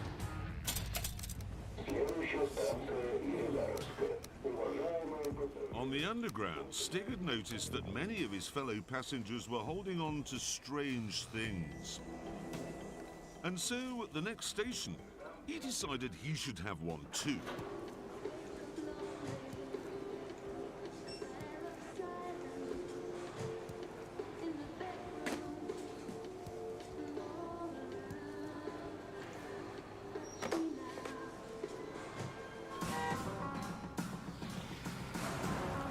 I'm on the tram lines and in a traffic jam. Come on, come on, come on. Terrified that I'll see Richard Hammond turning up any second on his stolen mountain bike. Man stopped in the bus lane, looking under his car. Probably for a cyclist he's run over. Yeah, don't worry about me. I'm just a cyclist. I'm just a pigeon. Don't you worry yourself, chum. Like all cyclists, Hammond was becoming full of rage and aggression. Come on, really? Whereas in my unair-conditioned hover van, I was becoming hot, bothered, and stuck. Oh, sweating a lot.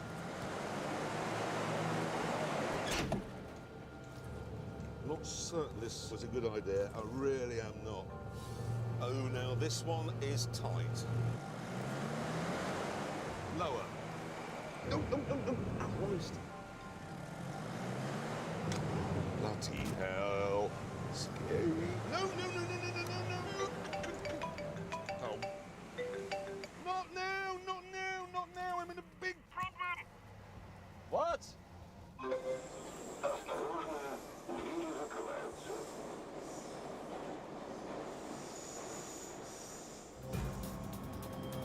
Oh, I should have actually gone to the right. Right, U-turn. Concentrate, May. Thanks to James's famously poor sense of direction, I was now in with a shout, especially as I could take a shortcut through the Winter Palace. Wow! Thank goodness James has got a Twizy to fit in this place. Little corner cut, that will save me a minute or two. Water coming up over the bridge.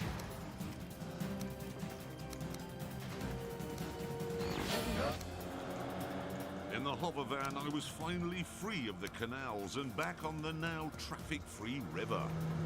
Right, I've got a lot of time to make up now. Come on, power!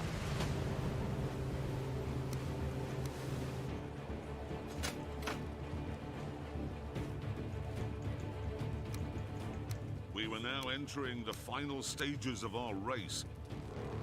And at this point, because all of us were all over the place, any one of us could win it. Coming past. I can have that. I'll have that. Whoa, heavy turn. Full thrust. I will not give up. Come on. I'm really giving this thing the electric berries here. Buffeting. That is 244 horsepower right there.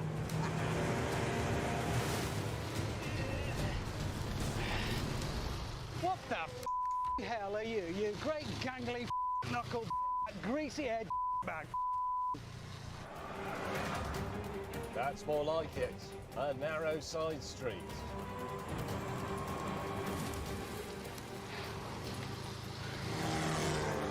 We can win this, Van. Come on. Come on, come on. I'm very close. There it is. There's the end point. Where is this unpronounceable palace? Where is James May? Where is the Stig?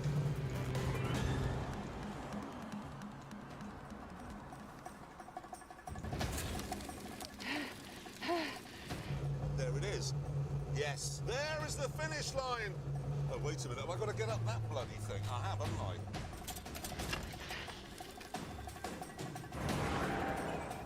Somewhere around here, I'm looking for a big white palace. Right, here we go.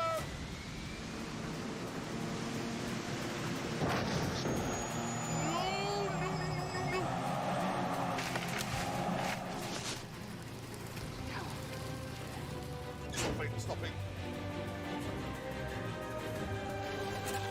Oh, God. It's Hammond. Bloody hell. Ha ha! Not again. Please tell me. Have I won? Where do we... Oh, Christ, look behind you. Oh, Jesus. Oh. Well, there we are. Proof that the car is... It's better. Is better. It's worth it. I'm afraid, even when it's comedically small French and electric, it's still better. I've ruined my penis and £9,000 worth of bicycle. Yep. I've just realised something. What? 3 of us are here. Yeah. Oh, yeah, I hang on. completely forgot. Where is the Stig? Where is he?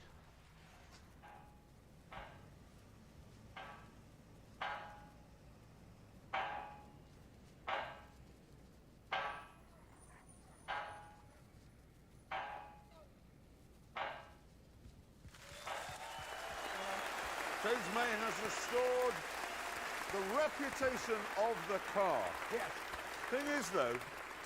The thing is, though, if you don't want to drive around in a little Philly-shave with optional doors, you'll have to buy what came second, which, of course, was the hovercraft. No, hang on a minute. I would have won that by 20 minutes if I hadn't fallen off. Yes, but you did fall off. Twice, in fact. Yeah. Hammond, in an 18-mile journey, you consumed 2 bicycles. I did, yeah. Yes, all we learned from you is that you're a spanner, and it's difficult to draw any meaningful conclusions from the Stig's journey. So in that whole film, we've learned absolutely nothing at all.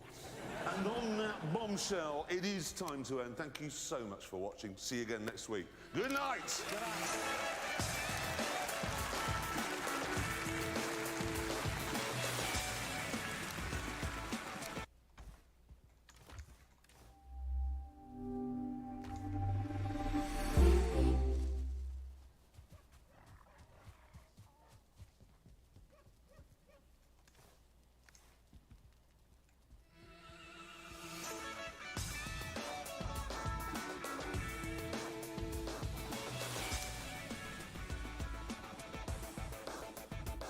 Tonight, I move my eyes. Richard vandalises a road. There you go. And James says cow. Cow!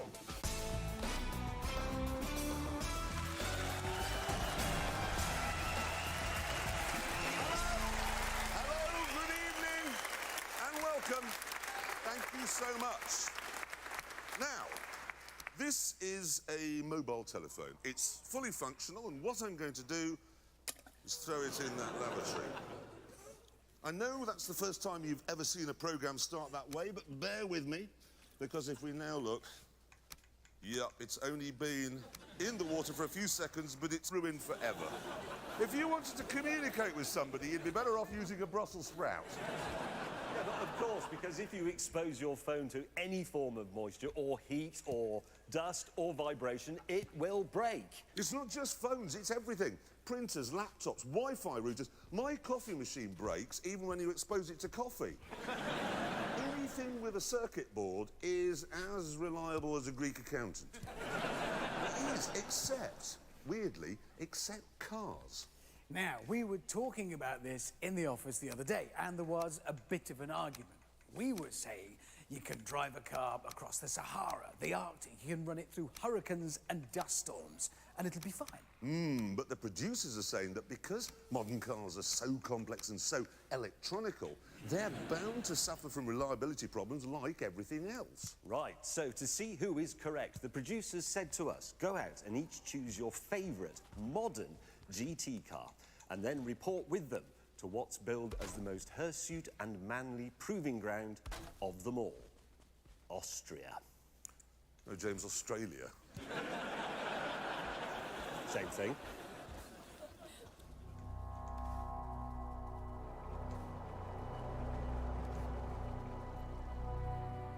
This is the hirsute and manly proving ground in question.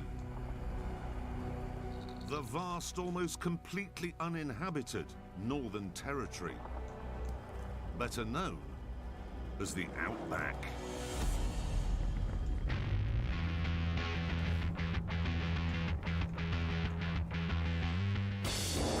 Richard had chosen to take on this brutal and enormous wilderness in a car that was designed for the car park at Old Trafford, a Bentley Continental GT. James had gone for a car engineered for the velvet smoothness of the world's racetracks, a Nissan GTR. And I was in the ultimate Monaco to Munich mile muncher, the BMW M6 Grand Coupe.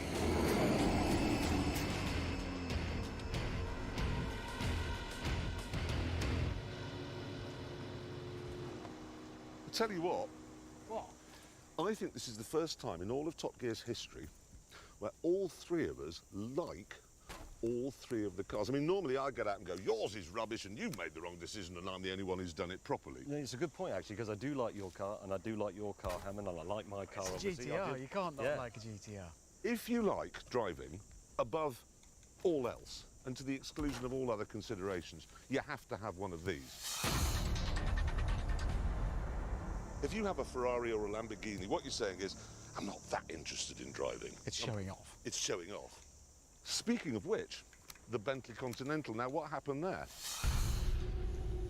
We used to think it was a bit dull, and now it's sort of good. But it was overnight. It was. We all must have woken up I hate the Bentley independently. Continental. I hate the Bentley Continental. I hate the Bentley Continental. God, I love the Bentley Continental.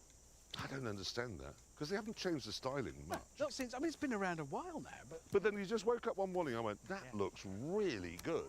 I'd actually have a yellow one as well. I think it looks tremendous. But then while we're on the subject of styling... Oh, how we mocked when they said they were going to do this. Right, so you're going to do a four-door version of a two-door version of a four-door saloon car. And then it came out and you just thought, that is so good looking. I love that back wheel. That dished back wheel in there looks super. Oh, it's fantastic, isn't it? Almost a double bubble roof. I know it's carbon fibre, which is a little bit. But you know, we can gloss over that. But, God, it looks good. As we continued our three-car love-in, a challenge arrived. Here we go. You will drive to a farm, which is 4 days from here. Everything's 4 days from everything in Australia. And when you arrive, you will use your cars to round up 4,000 cows. Can you do that? The farm is a big one, 3 million acres. No, it's not 3 million. Oh, it's in work. I know it's in work, yeah. It's not, are you sure? It's 300,000. That's 3 million a big is a country. farm. Never mind that. Rounding up 4,000 cows using... These. Oh, God, James, what have you done? What's he done? What?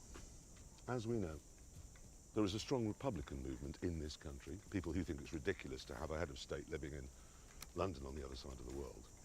He turns up here with that on the number plate. What? Can you not see that? It's obvious. No. Charles and Camilla. You've done it on purpose, haven't you, James? No, You look, let me explain. blithering idiot. You idiot! Oh no! Mine And you says Big Royalist. It does! It totally does. You Big can see Royalist. Luckily, mine just says BMW 001 because I covered myself on this occasion. No, you idiot. Bloody Mrs. Windsor. Oh no! Bloody We're Mrs. in a lot Windsor! of trouble now. How can you possibly know? I rang them up and said, can you provide a car? Can you make sure the number plate doesn't say convict or anything on it? And they've done that! We're going to have to drive through it. We'll be stoned by Republicans. As we set off, though, we had a more immediate problem. Could our complicated cars really cope with this vast superheated dust bowl? Vauxhall once thought they'd try and sell the Senator in Australia, a big old saloon made in Germany in the 80s. So they shipped one out here, and it lasted a couple of days, and then it split in half. Split in half. That's how brutal the Outback is. This car has electronic valve control, electronic gearbox control, an electronic differential. Everything is electronic. It actually has a sensor in the engine that adjusts all the settings so that no matter how hot it is or how cold it is, you always get 575 horsepower. And I'm expecting it to work here in this dust and this heat and with these vibrations and then go farming. My Nissan is an absolute nerd fest. I'm going to give you a few examples. It's built in a hermetically sealed factory so that no dust can get into the engine or the gearbox. The tyres are filled with nitrogen because it's more stable than atmospheric air. The engine is canted slightly forwards under the bonnet so that when it tenses up under acceleration, it all forms a nice, straight, efficient line. I mean, it's been built by the cream of Japanese automotive engineers at Nissan. That's a pretty good guarantee, but I bet even they, watching this, would think, are we sure?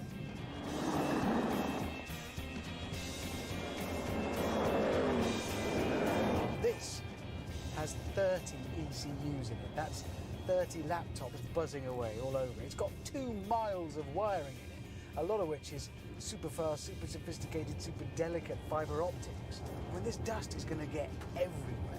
And delicate, modern, sophisticated electronics do not like dust.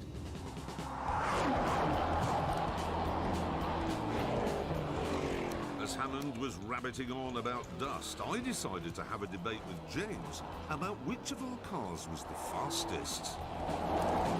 You know the Datsun you're driving is unbelievably fast, yes? Yeah. Off the line, this will leave it for dead. The M6 will cream you. No, not off the line it won't. You know that's nonsense.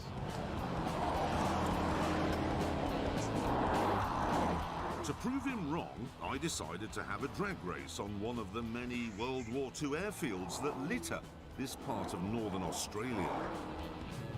It is absolutely blistering, this thing. 0 to 60, 2.8 seconds. 2.8.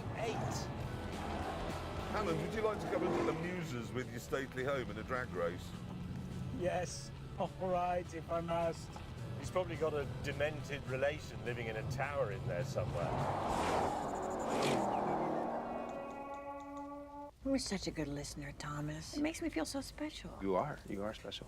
If you don't mind, if you could just... This makes me feel really special, too, because, you know, Discover's giving me cash back on debit, not just credit. Actually, Discover gives cash back on debit to everyone. Everybody? Everybody, if you could just... What about Debbie John?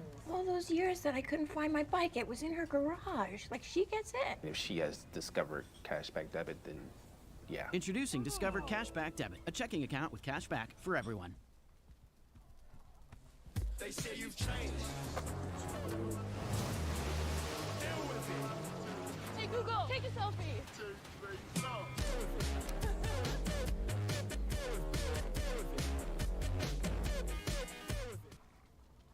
I know there's conflicting information about Dupuytren's contracture. I thought I couldn't get treatment yet. Well, people may think that their contracture has to be severe to be treated, but it doesn't. If you can't lay your hand flat on the table, Talk to a hand specialist. But what if I don't want surgery? Well, then you should find a hand specialist certified to offer non-surgical treatments. What's the next step? Visit findahandspecialist.com today to get started.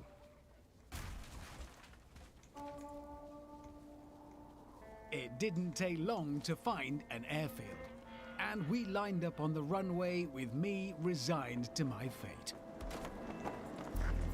I have a 4-litre twin-turbo V8, making 521 brake horsepower.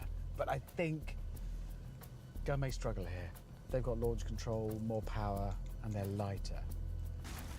It's come up here what I have to do to engage the launch control. So, deactivate dynamic stability control.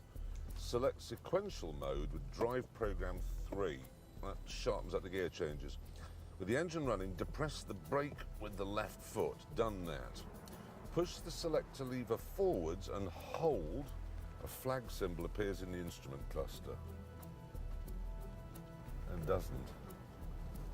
Start again. It will be a fairly simple process, but it will be beyond the mind of the average ape. Maybe the air conditioning has to be off.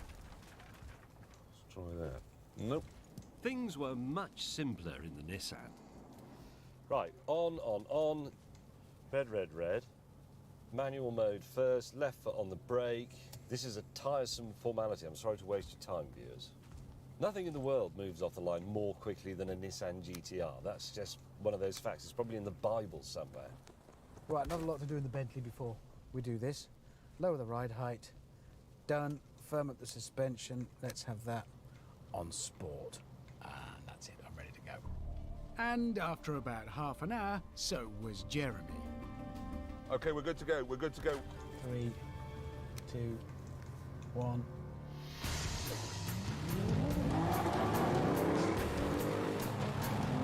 Oh, it's gone. It's gone. It's gone. It's gone.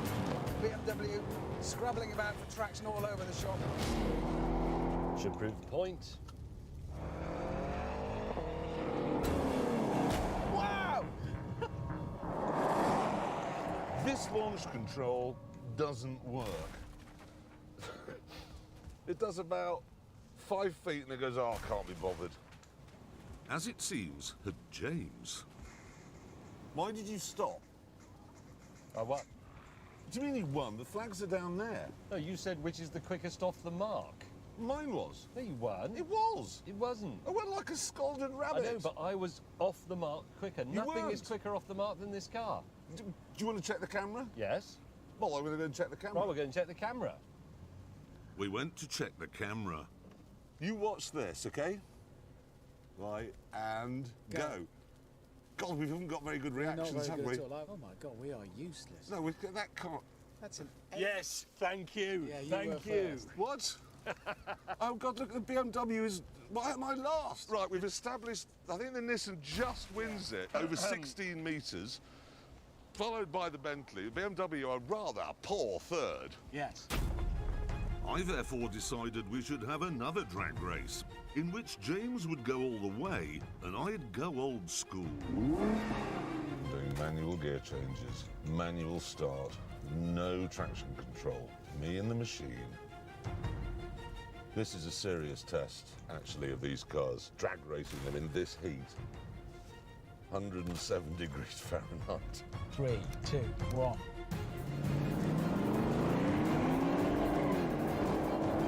Come on, Bentley, come on, come on. I am hard on the heels of the Nissan. Oh my God, I'm overtaking it. Come on, Beamer. I've got the Datsun.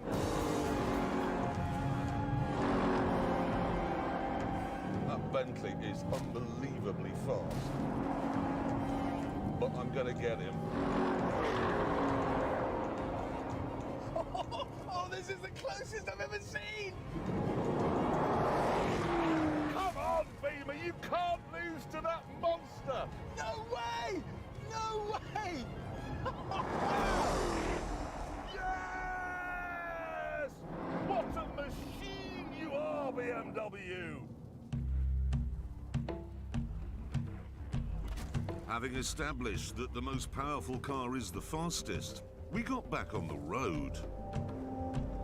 Cooling down now in the evening, it's down to 98 degrees Fahrenheit. The producers said we'd be staying that night at the Million Stars Motel, which boasted the finest fish restaurant in the outback. And we were looking forward to that. However, when they told us we'd arrived... Where is it?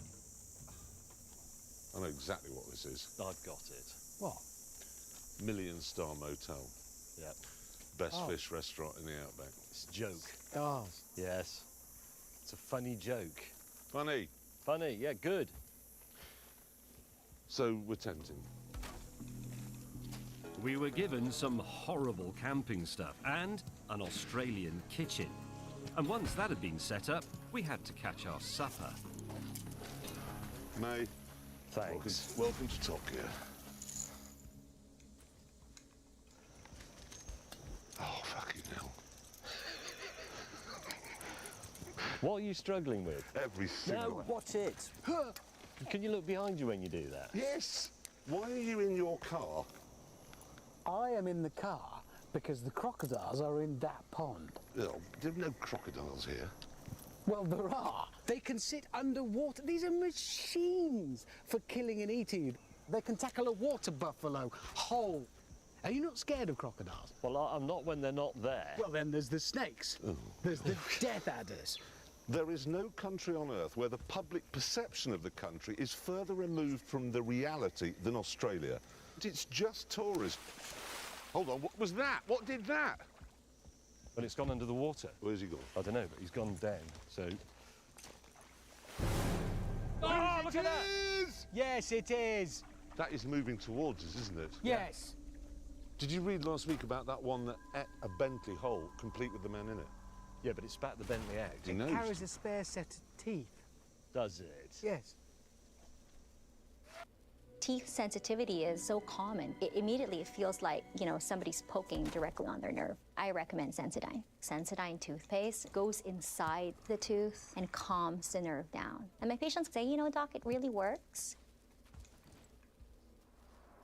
It's hard to stay humble when they keep telling you you're the best. Best in class V6 0 to 60 in 3.6 seconds. Best in class V6 horsepower. Best in class rear legroom. The Maserati Grecale. Part of the all-new Maserati showroom. Visit a retailer near you. Look for an ATM from our bank, or we'll have to pay a small fortune in fees. BMO has more fee-free ATMs than the two largest U.S. banks combined. Wow, saving money and more convenient. Can I play a game on your tablet? Sorry, no games. But we do have financial tools. Financial tools? Thank you very much. Thank you. Now, because we're in Australia this week, and because Australia is enormous and full of a million things to do, we have no time to do the news, I'm afraid. Nor do we have time for the Stig to go around the track, but we have made time to put a star in our reasonably priced car. And that's because my guest tonight is the best British actor ever to come out of Canada. Ladies and gentlemen, please welcome from America, Kiefer Sutherland! How are you? Great to see you. How are you? Great. Who's here? Thank you. Jack Bauer. Thank you very much. How are you? I'm very well. How are you? Good.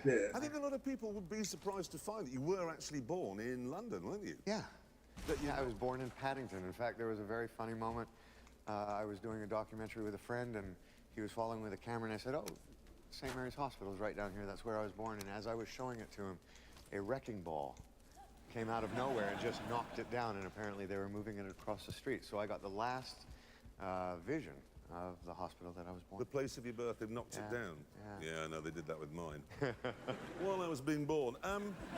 Was your father, who's Donald? Yes. I want to get onto this. It's slightly delicate, but nobody likes to think of their parents having sex. This is not something we can even visualise.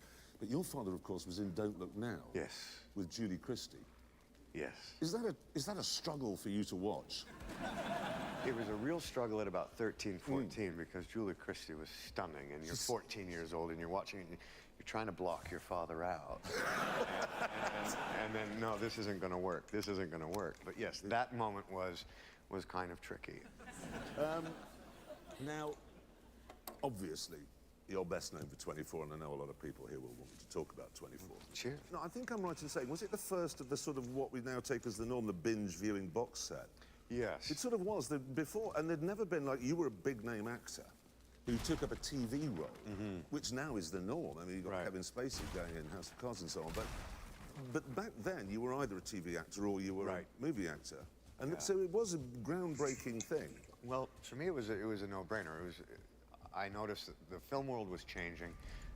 We used to have 5 studios that made 50-some-odd movies a year. Went down to 3 studios that were making 15 movies a year.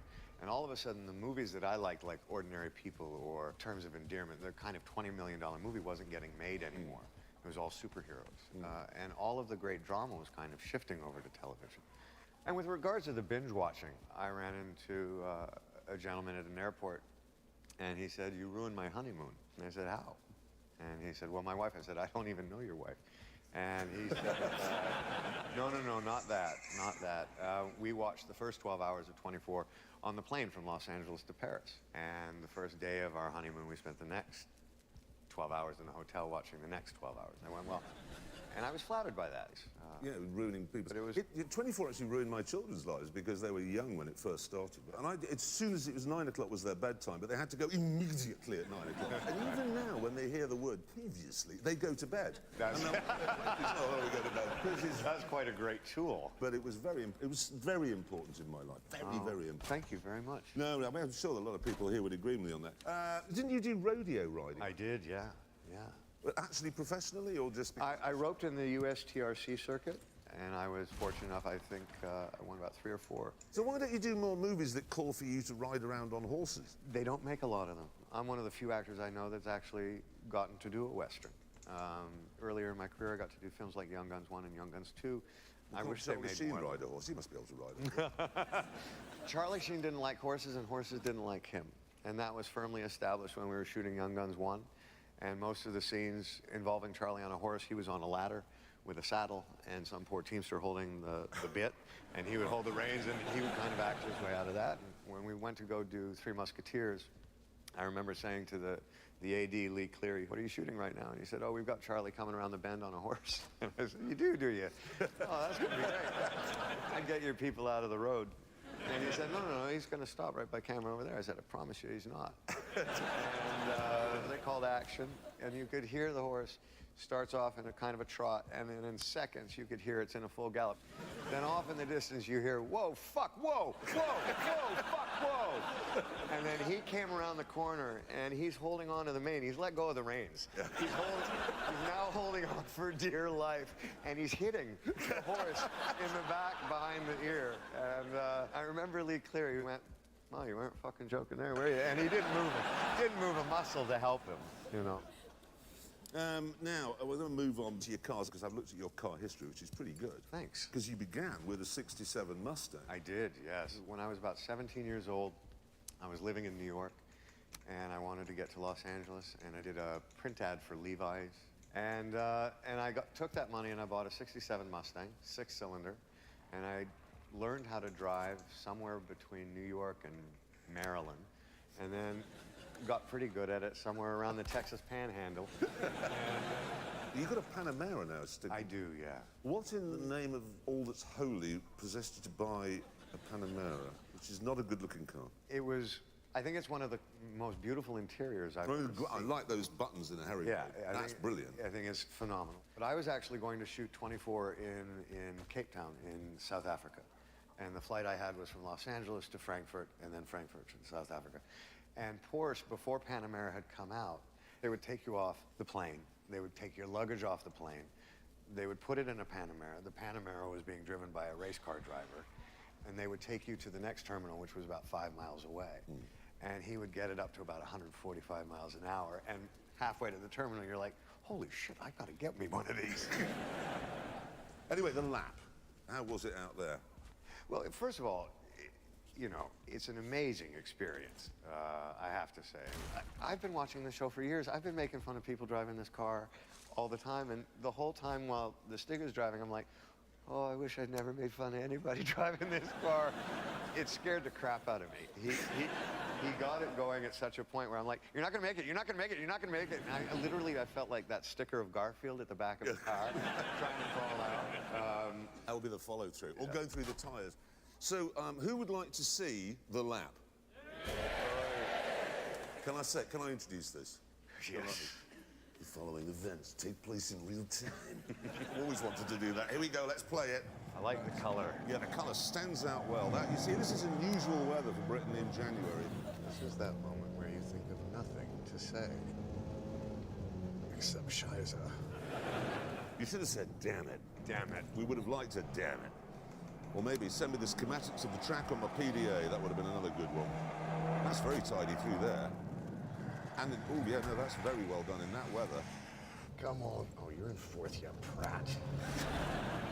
Pratt gives it away. Yes. No American's going to say Pratt or Canadian. Tidy again. Hit the brake like you hate it. Yes, look at the tech line there, diving under braking. It does handle very well, that. Oh, no, wait, you've got it understeering there. Yeah. That is very slippery. It felt so much faster when we were doing it. Yes, it's tragic. Don't you dare take your foot off, you pussy. So it is, the slower it looks, weirdly, sometimes the faster it is. Yeah. See, look at that, staying away from the tyres, very smooth again. I don't know what the time is yet, I haven't seen. This was the tricky part. Oh, that's a tricky corner, that is. Oh, mean. But that's beautifully done. And again, beautifully done round Gambon and across the line. There you go. Well, there we are.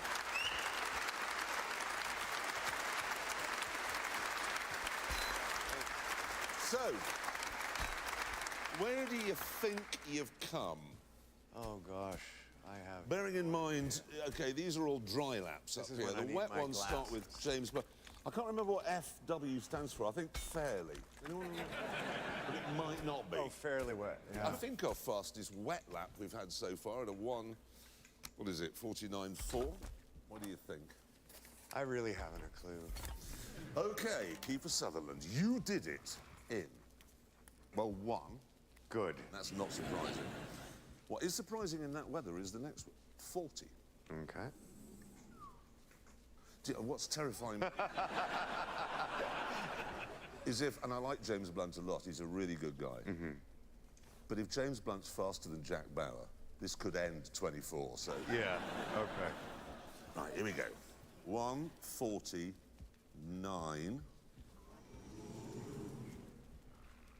2. So that's all we got where... 2. There. Are you happy with that? You know what? Yes, it's... I've never run on a track. I mean, anything that I've ever been asked to do in a car, which is quite a lot of stuff, but they basically say, you know, OK, I want you to go as fast as you can, start here, and then when you see that bus, hit it. You know, that I do really well. Anyway, ladies and gentlemen, can I just say on behalf of all of us, thank you so much for coming. Gosh, thank you so Kiefer much. Sutherland. Thank you guys very much.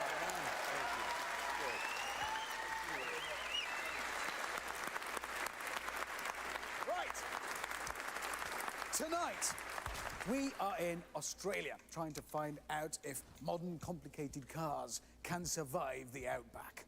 Indeed, the producers had told us to drive from Darwin to a 3 million acre farm where we would have to round up 4,000 cows using a BMW M6, a Bentley Continental and a Nissan GTR. Yeah, when we left the action, we were sitting beside a crocodile-infested swamp trying to catch fish for our supper. And the good news is we survived the crocodile. We did, but we weren't out of danger yet, because in Australia, animals don't just like to bite, sting, and strangle you. They also love to jump out in the road and kill you in a crash. Absolutely. And that's why, before we set off on the second day, we thought we should probably test our brakes. So we found a long, straight, empty piece of road, which isn't actually very difficult in the outback, and we set up a little experiment. You're such a good listener, Thomas. It makes me feel so special. You are special. If you don't mind, if you could just... This makes me feel really special, too, because, you know, Discover's giving me cash back on debit, not just credit. Actually, Discover gives cash back on debit to everyone. Everybody? Everybody, if you could just... What about Debbie John? All those years that I couldn't find my bike, it was in her garage. Like, she gets it. If she has Discover cashback debit, then yeah. Introducing Discover Cashback Debit, a checking account with cash back for everyone. Better results start with better quality in how you work out and how you recover after. So fuel your recovery and your potential. Because you wouldn't cut corners here. So why would you here? Recover. Gold standard 100% whey. Olive Garden's Never-Ending Pasta Bowl is back, which means the never-ending pasta you crave is back. Starting it with our never-ending first course? Well, that's always been here. Never-Ending Pasta Bowl starting at $13.99 for a limited time. They say you've changed. Deal with it. Hey Google, take a selfie.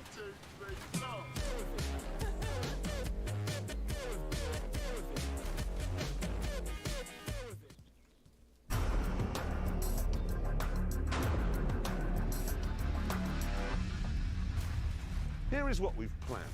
Richard Hammond will drive down this road at 60 miles an hour. When he gets to the checkered flags over there, he will brake.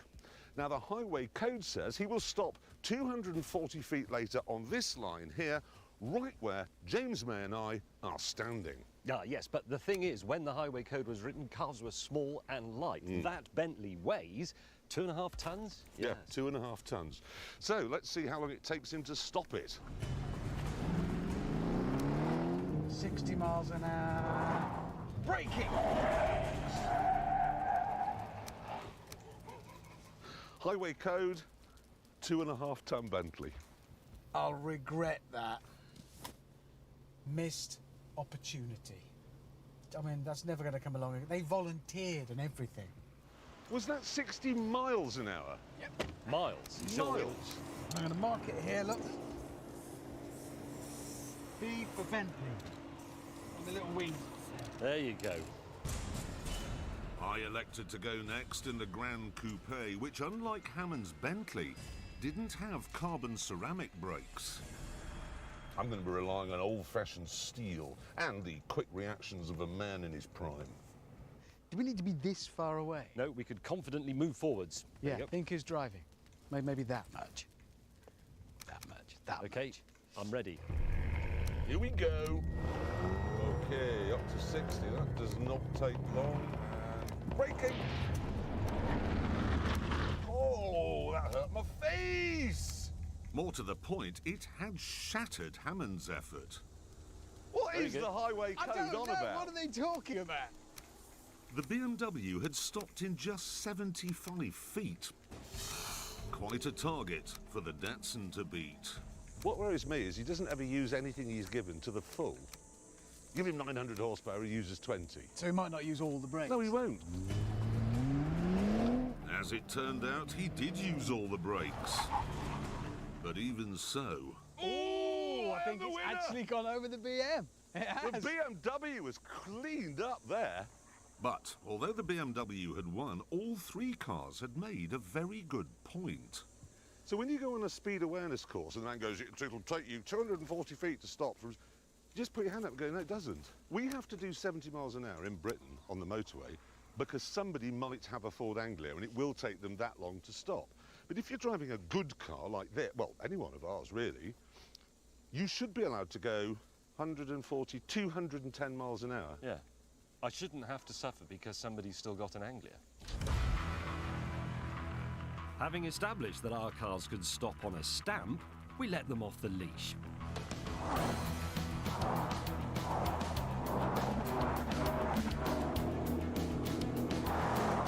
...542 horsepower from a twin-turbo V6. It is absolutely ballistic. The mid-range thrust of this, when you're midway through a corner, it just launches itself. I think in this you could give some pretty good sports cars a pretty big surprise.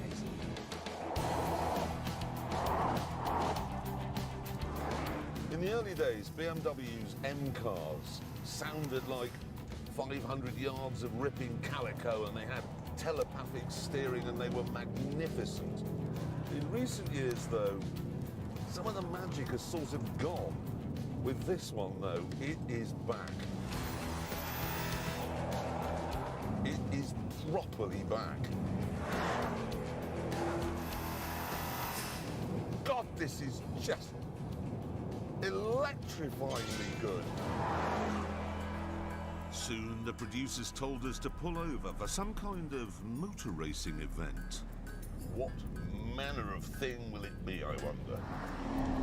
The mystery deepened when we arrived and were given idiotic health and safety outfits. But then, all was revealed.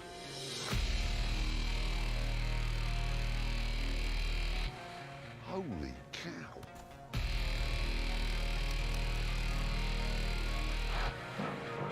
Most of the steel used to build modern China came out of this vast hole in the ground. But today, it would be our racetrack. It must be a hill climb, like Goodwood. Yeah, it Well, is. it's not exactly like Not that, exactly, no. no. Every single corner has got a drop on it that's lethal. Oh, hello. Oh, it's you. You will now take it in turns to drive up the hill climb course. It is, yeah. Attempting to beat a benchmark time. And let me guess, the benchmark time is set by the Stig? It isn't the Stig, but it is the Stig's Australian cousin.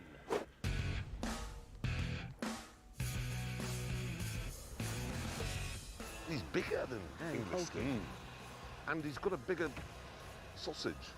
How did you find that out? Well, look, you can even from here, one can see that he is a Big Stig.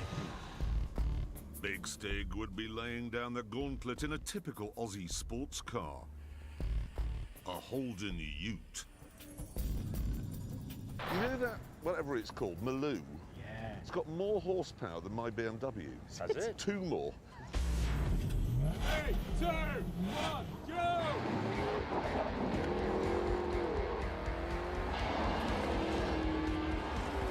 Whoa, that's a spectacular thing to look at.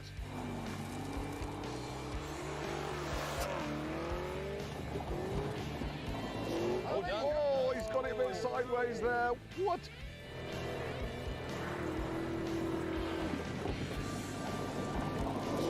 Am I the only one who really likes that ute? Yes, you are. And they're ready, steady, and across the line. Gordon Bennett, he was... Ooh. As Big Stig's dust settled, the three of us made our way to the bottom of the mine. I'll win this.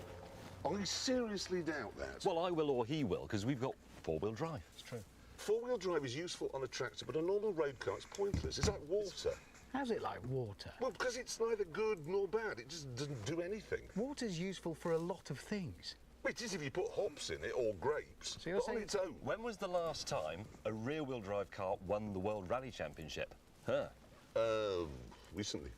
Not that recently. Well, in my mind it was 1983, and that was yesterday. Correct. Ever since then, it's been four-wheel drive. That's a rally stage, isn't it? I shall do this first, and you will witness poetry. Far away. In front of a crowd of bemused miners, I prepared for my run. Traction control off. 3, 2, 1, go! He's struggling with traction already. Dive for second, still spinning the wheels. Third, still spinning the wheels.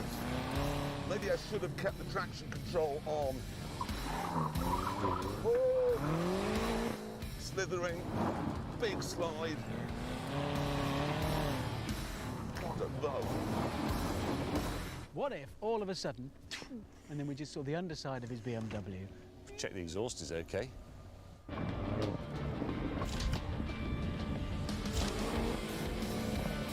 Come on, Beamer, give me that. 575 horsepower. Four-wheel drive is for the weak. 180 kph. And through the lorries and across the line. Next, the Bentley. And the magnificent country residence of the Duke of Marlborough takes its place on the starting line. I'm going to bias the suspension slightly towards soft, so I might get more traction that way. 3, 2, 1, go! Grip, grip, grip. Good girl. After just 100 metres, the four-wheel drive Bentley was 4 seconds ahead of the BMW. Into the hairpin. Oh, four-wheel drive helping me round that a treat.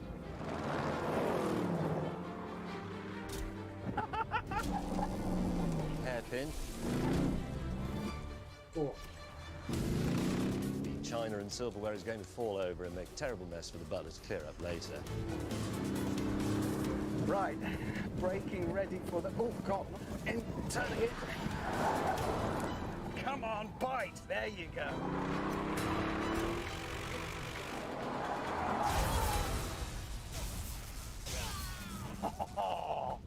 Right, viewers, now we're alone.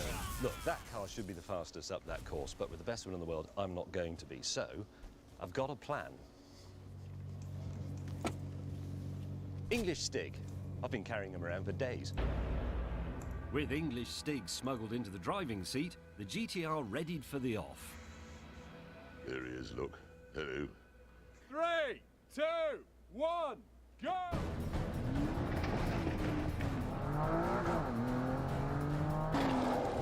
It's quite a vigorous start. Hello.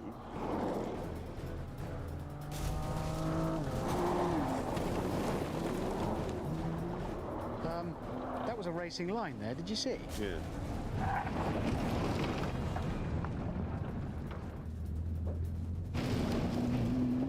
None of what I'm seeing makes sense. Is possible.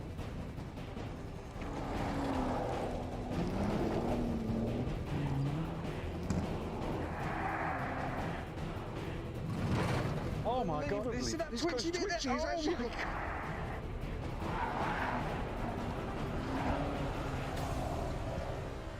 Where's he going? He forgot where the end marker. Well, he did something James Mayish. Oh. Thanks very much. There he is. That was very quick. Yeah. It's vigorous. Four-wheel drive. It's a good car. It flatters. I'm It not does. saying I'm it, not- you know, but it... No, well, you're right to say it. I wasn't that confident, but it does look after you all the way. Confident.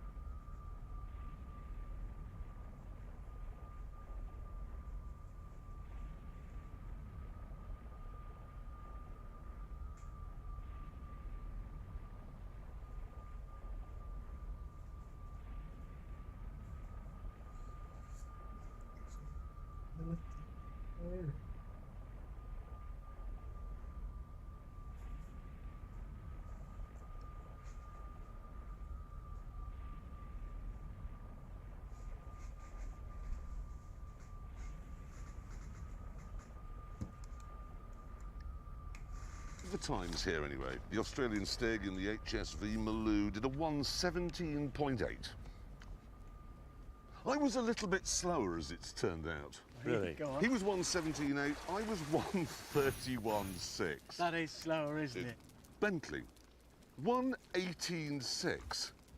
Oh, that's not bad. That's pretty good. Oh, I'm pleased with that. You were only a second off. Yeah, I was on it in the old Bentley. GTR, 1:13.3. 4.5 seconds faster than a Stig. Well done you. Thank you.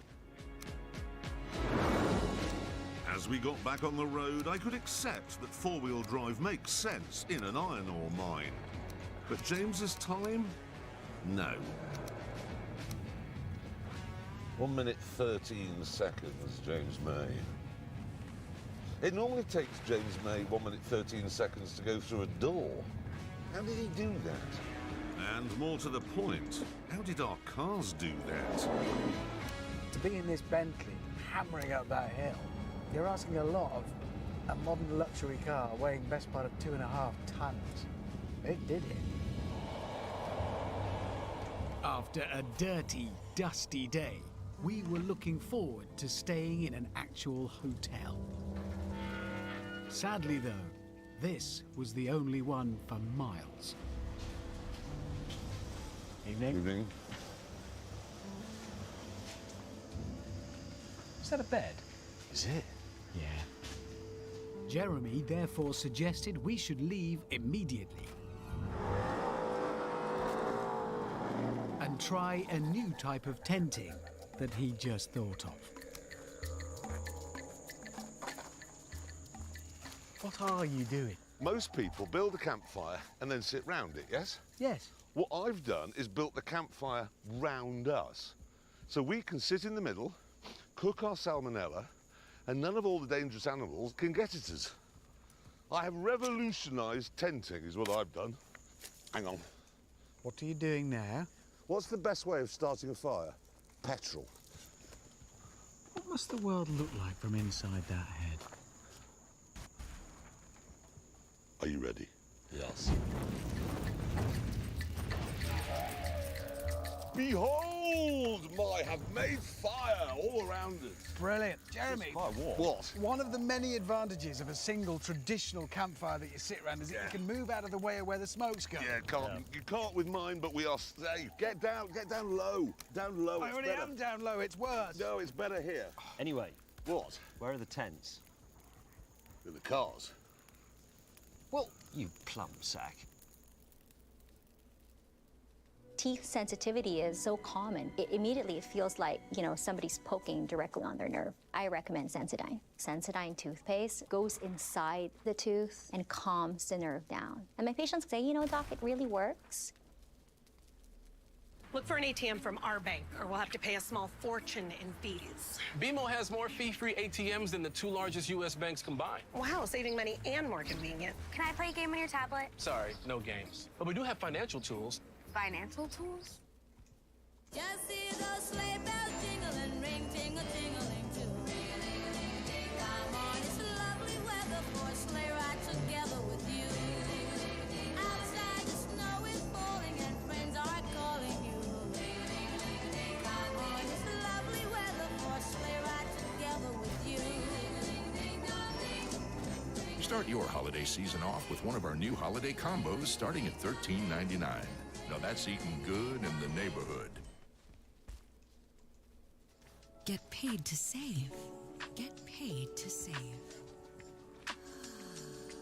Fidelity Bloom is a free, easy-to-use app and debit card that helps you feel better about your money every day. Fidelity Bloom.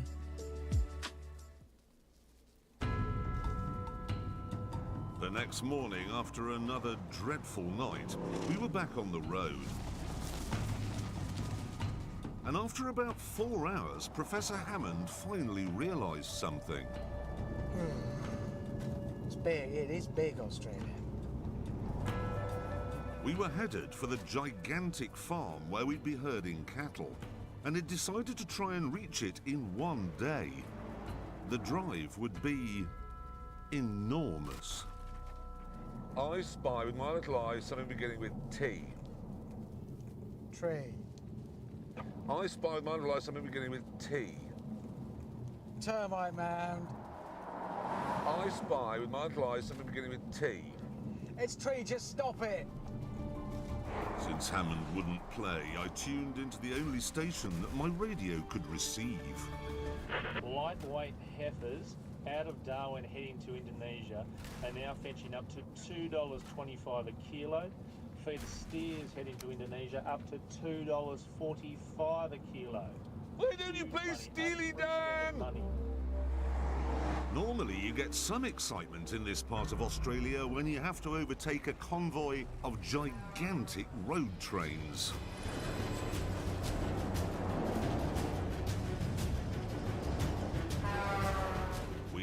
actually quite looking forward to the peril.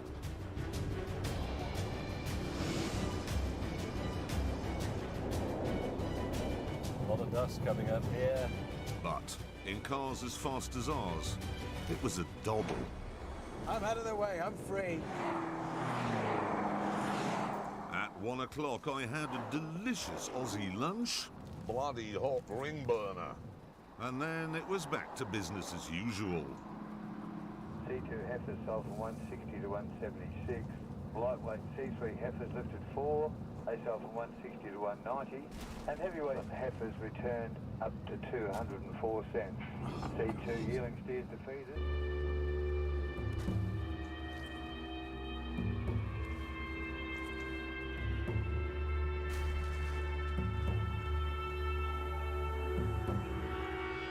Darkness had fallen when we finally reached the bottom of the farm drive. Joy of joys. But it took another 2 hours to reach the farmhouse at the top of it. Welcome to Wave Hill. Thank you. Where there were no spare bedrooms. So I decided to try another new sort of tenting. Do you know what? What? We started this. I liked all 3 cars. I still do. But my conviction that the Bentley is the best is now absolute. I still find it slightly sort of...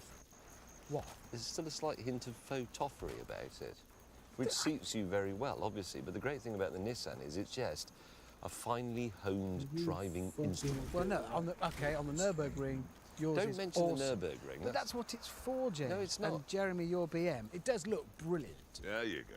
It's a very competent motor car, the BMW. That's but damning with fake praise, that is, May. Yes, exactly. Yours is a bit too Dolce & Gabbana.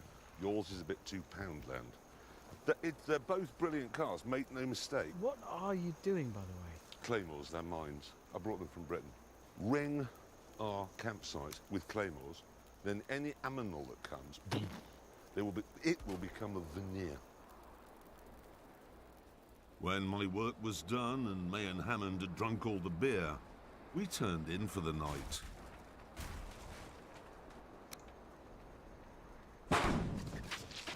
What was that? Well, that was the sound of me saving your life. The next morning, our campsite looked like an abattoir. What's this? Crocodile's ear. It's hairy. Crocodiles do have hairy ears. They don't even have ears. They do! That was a crocodile who was coming to eat us. And my claymore saved our lives. Look what we've got here, Hammond. It's a crocodile's hoof. You've detonated one of the man's cows. Let's not get bogged down with who blew up, all right? Because I've been reading about this farm. Yes. It's actually 3.2 million acres. So that's another 200,000 acres just slipped in there. And to put that in perspective, this single farm is the same size as Buckinghamshire and Hertfordshire and Surrey and East Sussex and West Sussex and Kent combined. It's the same size as the southeast of England. Everything you see here, and a lot more besides, is one farm. And as we set off to do cattle herding, we were still struggling to get our heads round the enormity of it all. It's 250 miles from this farm to the nearest supermarket. That's like driving from London to Newcastle just to buy some washing up liquid and some bog roll. And it's not driving on motorways, it's not the A1, it's not the M1, it's tracks. In Britain, the average beef herd is between sort of 28 and 50 cows. And here it's 64,000. Our task was to round up 4,000 of them, and we assumed this many would be easy to spot. Now, have you raised your suspension up, Hammond? Yes, I have. Can you see any cows? No, not one. But we could be in the equivalent of Dover, and the cows could be in Beaconsfield. Well, I was just thinking that. What if they're all in the opposite corner?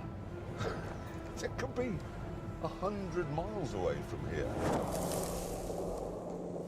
Even the high-tech BMW was no help.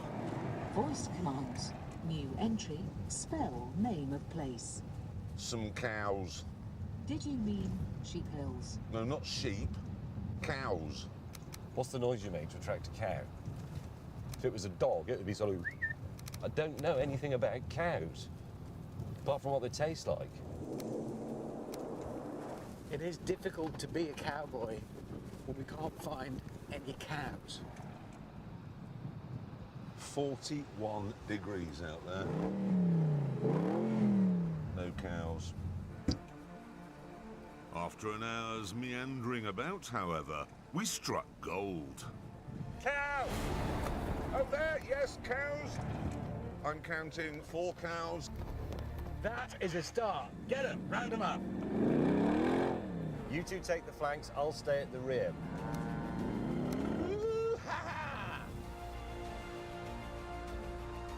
You don't get too close, panic them, you'll spoil the burgers. We've got them, we have them. This is perfect.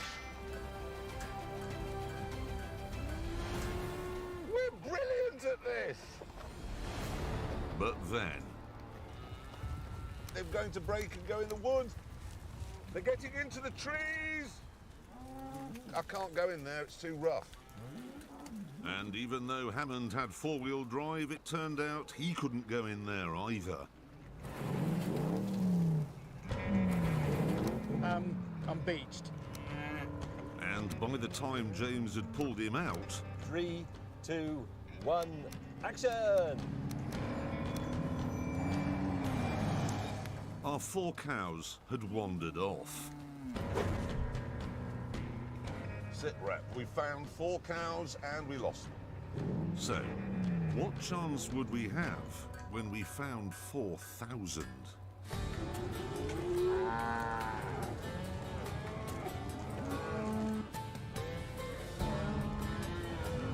Right. Right. Now this is the biggest flock of cows I have ever seen in my entire life. Our job was to get them all turned round and then herd them into a giant pen which was 10 kilometres away. A pretty tall order for 3 cars like these. It's like Zulu watching them coming towards us.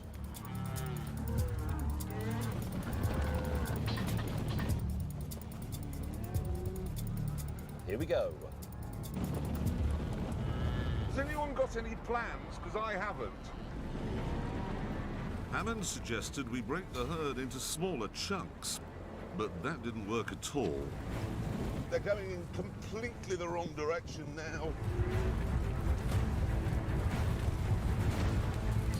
Oh, now they've come. How they? What? They've gone.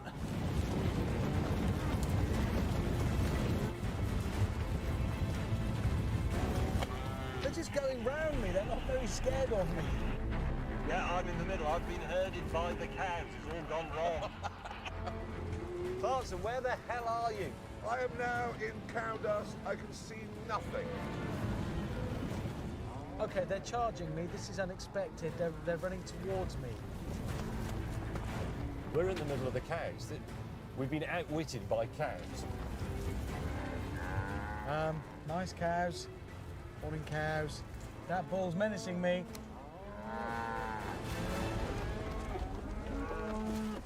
This is a remarkably brave cow. It won't be pushed back into line at all. Well, when I say cow, I mean massive bull.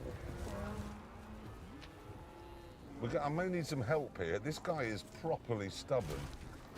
I shall call you James May. He fears the Nissan more. As it turned out, that wasn't entirely accurate. He's headbutting me. He headbutted your Datsun. Meanwhile, back in the Bentley. Jeremy! Clearly, things weren't going well, so we made a decision. I think there are too many for us. Well, yes. We need the cavalry. And 10 minutes later, it arrived.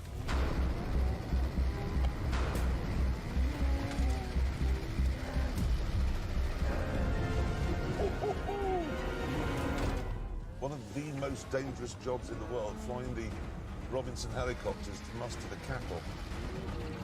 On average, around about 8 are killed every year. Sometimes they will use the skids to actually push the cows into line. With the air cav as backup, we started to get our act together. Hammond, you're the rough terrain response, and I'm the quick response. That's good, that's good. You channel it in, I'll drive them forwards. Flanking, flanking. Go on, go left. Power sliding my horse. Braking right. Good work, Hammond. Good work. That Bentley going across that field is a sight to behold. Look at it, look at its wheels. Soon, we realised something. Oh, there you go, look at that. For once, Top Gear was being ambitious and not rubbish.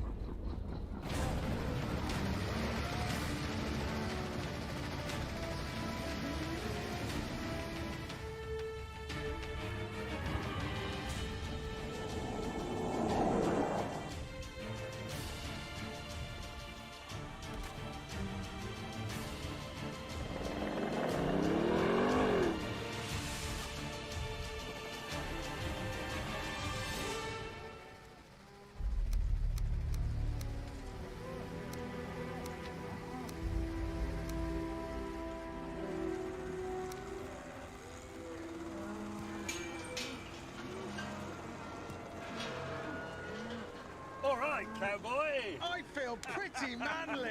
I feel like one of those bulls. You're such a good listener, Thomas. It makes me feel so special. You are special. If you don't mind, if you could just... This makes me feel really special, too, because, you know, Discover's giving me cash back on debit, not just credit. Actually, Discover gives cash back on debit to everyone. Everybody? Everyone. Buddy, if you could just... What about Debbie John?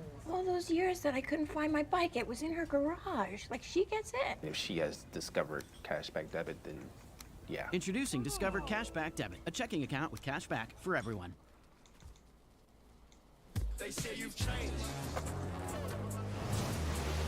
Deal with it. Hey Google, take a selfie.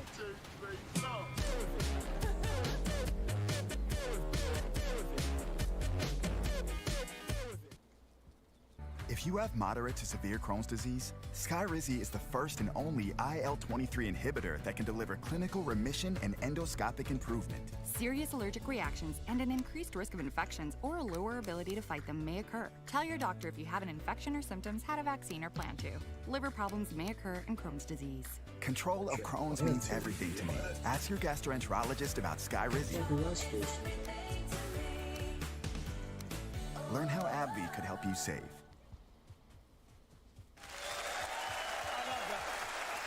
That was fun. That was a lot of fun. And these cars, better than horses. And nobody fell off. Yeah.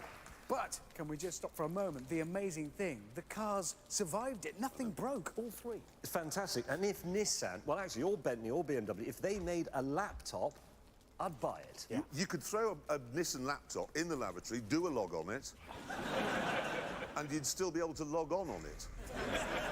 You would. Anyway, we must now decide which of these cars is the best. Well, I'm not backing down. It's the Bentley. I'm not backing down. It is this Nissan. James, sorry, mate. You are just wrong. The Nissan GT, it has a whiff of the... Sounds tough.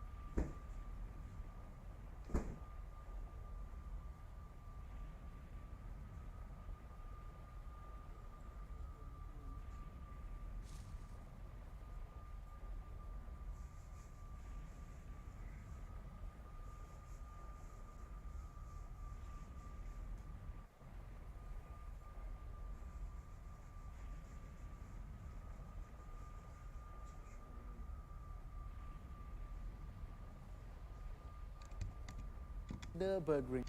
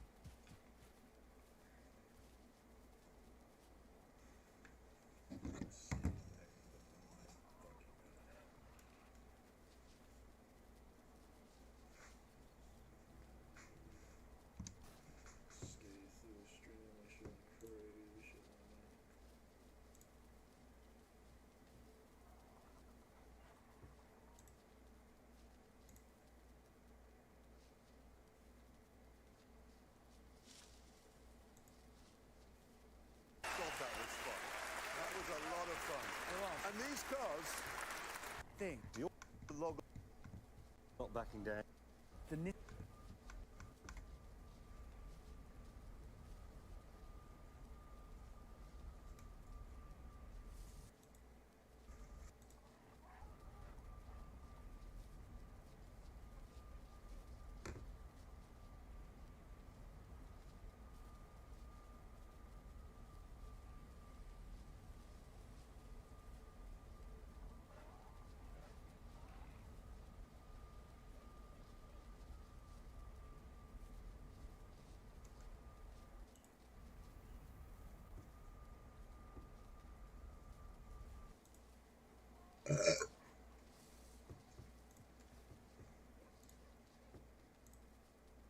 down, it's the Bentley. I'm not backing down. It is this Nissan. James, sorry, mate, you are just wrong. The Nissan GT, it has a whiff of the Nürburgring. No, it's not just a whiff of the Nürburgring. It reeks of it. Your clothes will smell of it 6 weeks after you've been in it. It's better than it smelling of Ryan Giggs' bathwater. Mate, it's a Bentley. Think what that means. I'll tell you what it means, Hammond. It means it is £66,000 more expensive than this. Yes, because that's a Nissan. That's a Bentley. Yeah, exactly. It's a Nissan, and when you strip everything off this Nissan, you find underneath a racing car. When you strip all the stuff off of that Bentley, underneath it is a VW. If we strip all the stuff off you, we'd find underneath the same basic skeleton as you would find in a racing driver. But when we put it all back on as we must to make you James May, you're James May! That's the wrong car! Yes, but Hammond, if we stripped everything off of you, we'd find the same skeleton that you have in a racing driver when he was a little boy. But when you put it all back together, you are still Richard Hammond. You in that GTR is like you in those shoes. Ridiculous! Says the man in the jacket woven out of 100% pure 1935. That was designed very specifically for a purpose, to feel good on the ragged edge of performance. You're not going to do that. You have a watch that can go to the moon. You're never going to go to the moon. They don't make moon boots in your size, but you like having that watch because it means it is a good watch, and it's the same with the car. You're just being a Thank you. And you've got a like a baby one. Gentlemen, I'm sorry, I'm going to have to interrupt at this point, because the fact of the matter is, by any measurable means you choose, the BMW is the best car. What? But I wouldn't buy one. Well, why? Because fast, expensive BMWs plummet in value as soon as you buy them. You buy one of those, within 18 months, you're going to lose £45,000. And as a Yorkshireman, I just couldn't handle that, really couldn't. That means you have to choose one of these. I know. I find myself now with the casting vote. The problem I have is, OK, I'm at the precise age when I'm growing out of the Nissan and into the Bentley. That's the problem I've got. And that is why you should have this. The Nissan will help you rage against the dying of the light. Rather than any of that, you can grow old gracefully and in comfort in the Bentley, which is a great place to be. It's got quilted leather in there. Look at Hammond, quilted leather is what an incontinence sheet looks like if you look at it under a microscope. I have made up my mind. Right now, I've made up my mind. I'm going to ditch my Yorkshireness, not care about the depreciation, go for the beam. Yeah. We never change our mind. The thing is, it's never will. breathtaking, that car. All right. And on that bombshell, it's time to end. Thank you so much for watching. See you next week. Good night. Good night.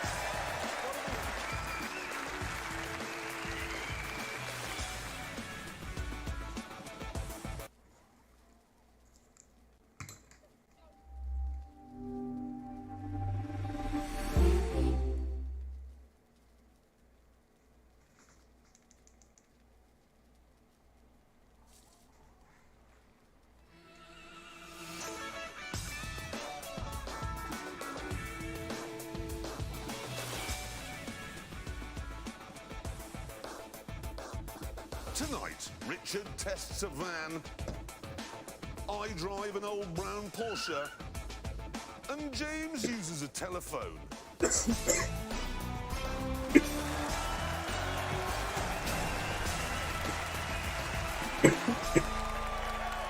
everybody. Hello and welcome. Thank you so much. Thank you, everybody. Thank you. Now,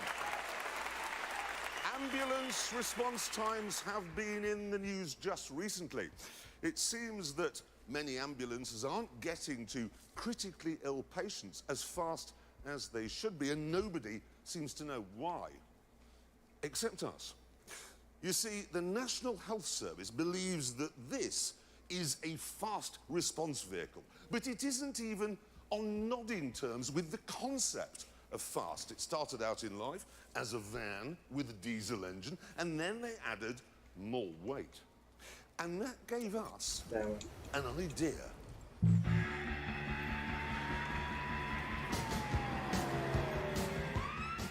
is a traditional ambulance. It's big, and it's bulky, and it's stuck in rush hour traffic. Plus, it's being driven by a chap who knows how to drain a lung, but he doesn't know how to trail brake or execute a racing gear change.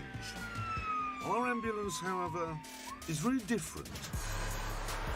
Yes, it's the Stig, in an emergency version of Top Gear's P45, the smallest road-legal car ever made. That means it can fit through the tiniest gaps and make its own lane in the jams. And when it gets to the scene of an emergency, it can drive right up to the building and then go inside. All of this saves time, and saving time saves lives. Of course, you're probably wondering how on earth the patient can now be transported to hospital in an ambulance as small as this. Well, that is where our genius really comes into play, because, well, here comes the Stig now, with a patient who has been literally bored into a coma by one of the meetings they have in here. Yes, and as you can see, he simply has to clip the stretcher onto the back of the P45, and he's ready to go. Yeah. Sometimes I think our genius is tangible. It's like it has a mass. Yeah, it's like another presence. It's still there when we've gone. Yeah, I mean, we've solved many things over the years, but I think that is our finest hour. It really is. I think it's up there with the best that is we've a ever work done. Oh! Jeez. Oh. Oh. I think we need to call for an ambulance. That's a good idea. Okay, I'll do it. You know what the number is? 9. Is it 9? Hello. Oh, gentlemen. You idiots. Fair point this time. Yeah. You've killed a man. Oh, I'm sorry, he wasn't going to make it anyway. No, I don't think he was. He looked very peaky. He did. It's all very well building a faster ambulance, but it's no good if you have to tow the patient to hospital. Now go back to the drawing board and for once, do it properly. Right. Mm-hmm.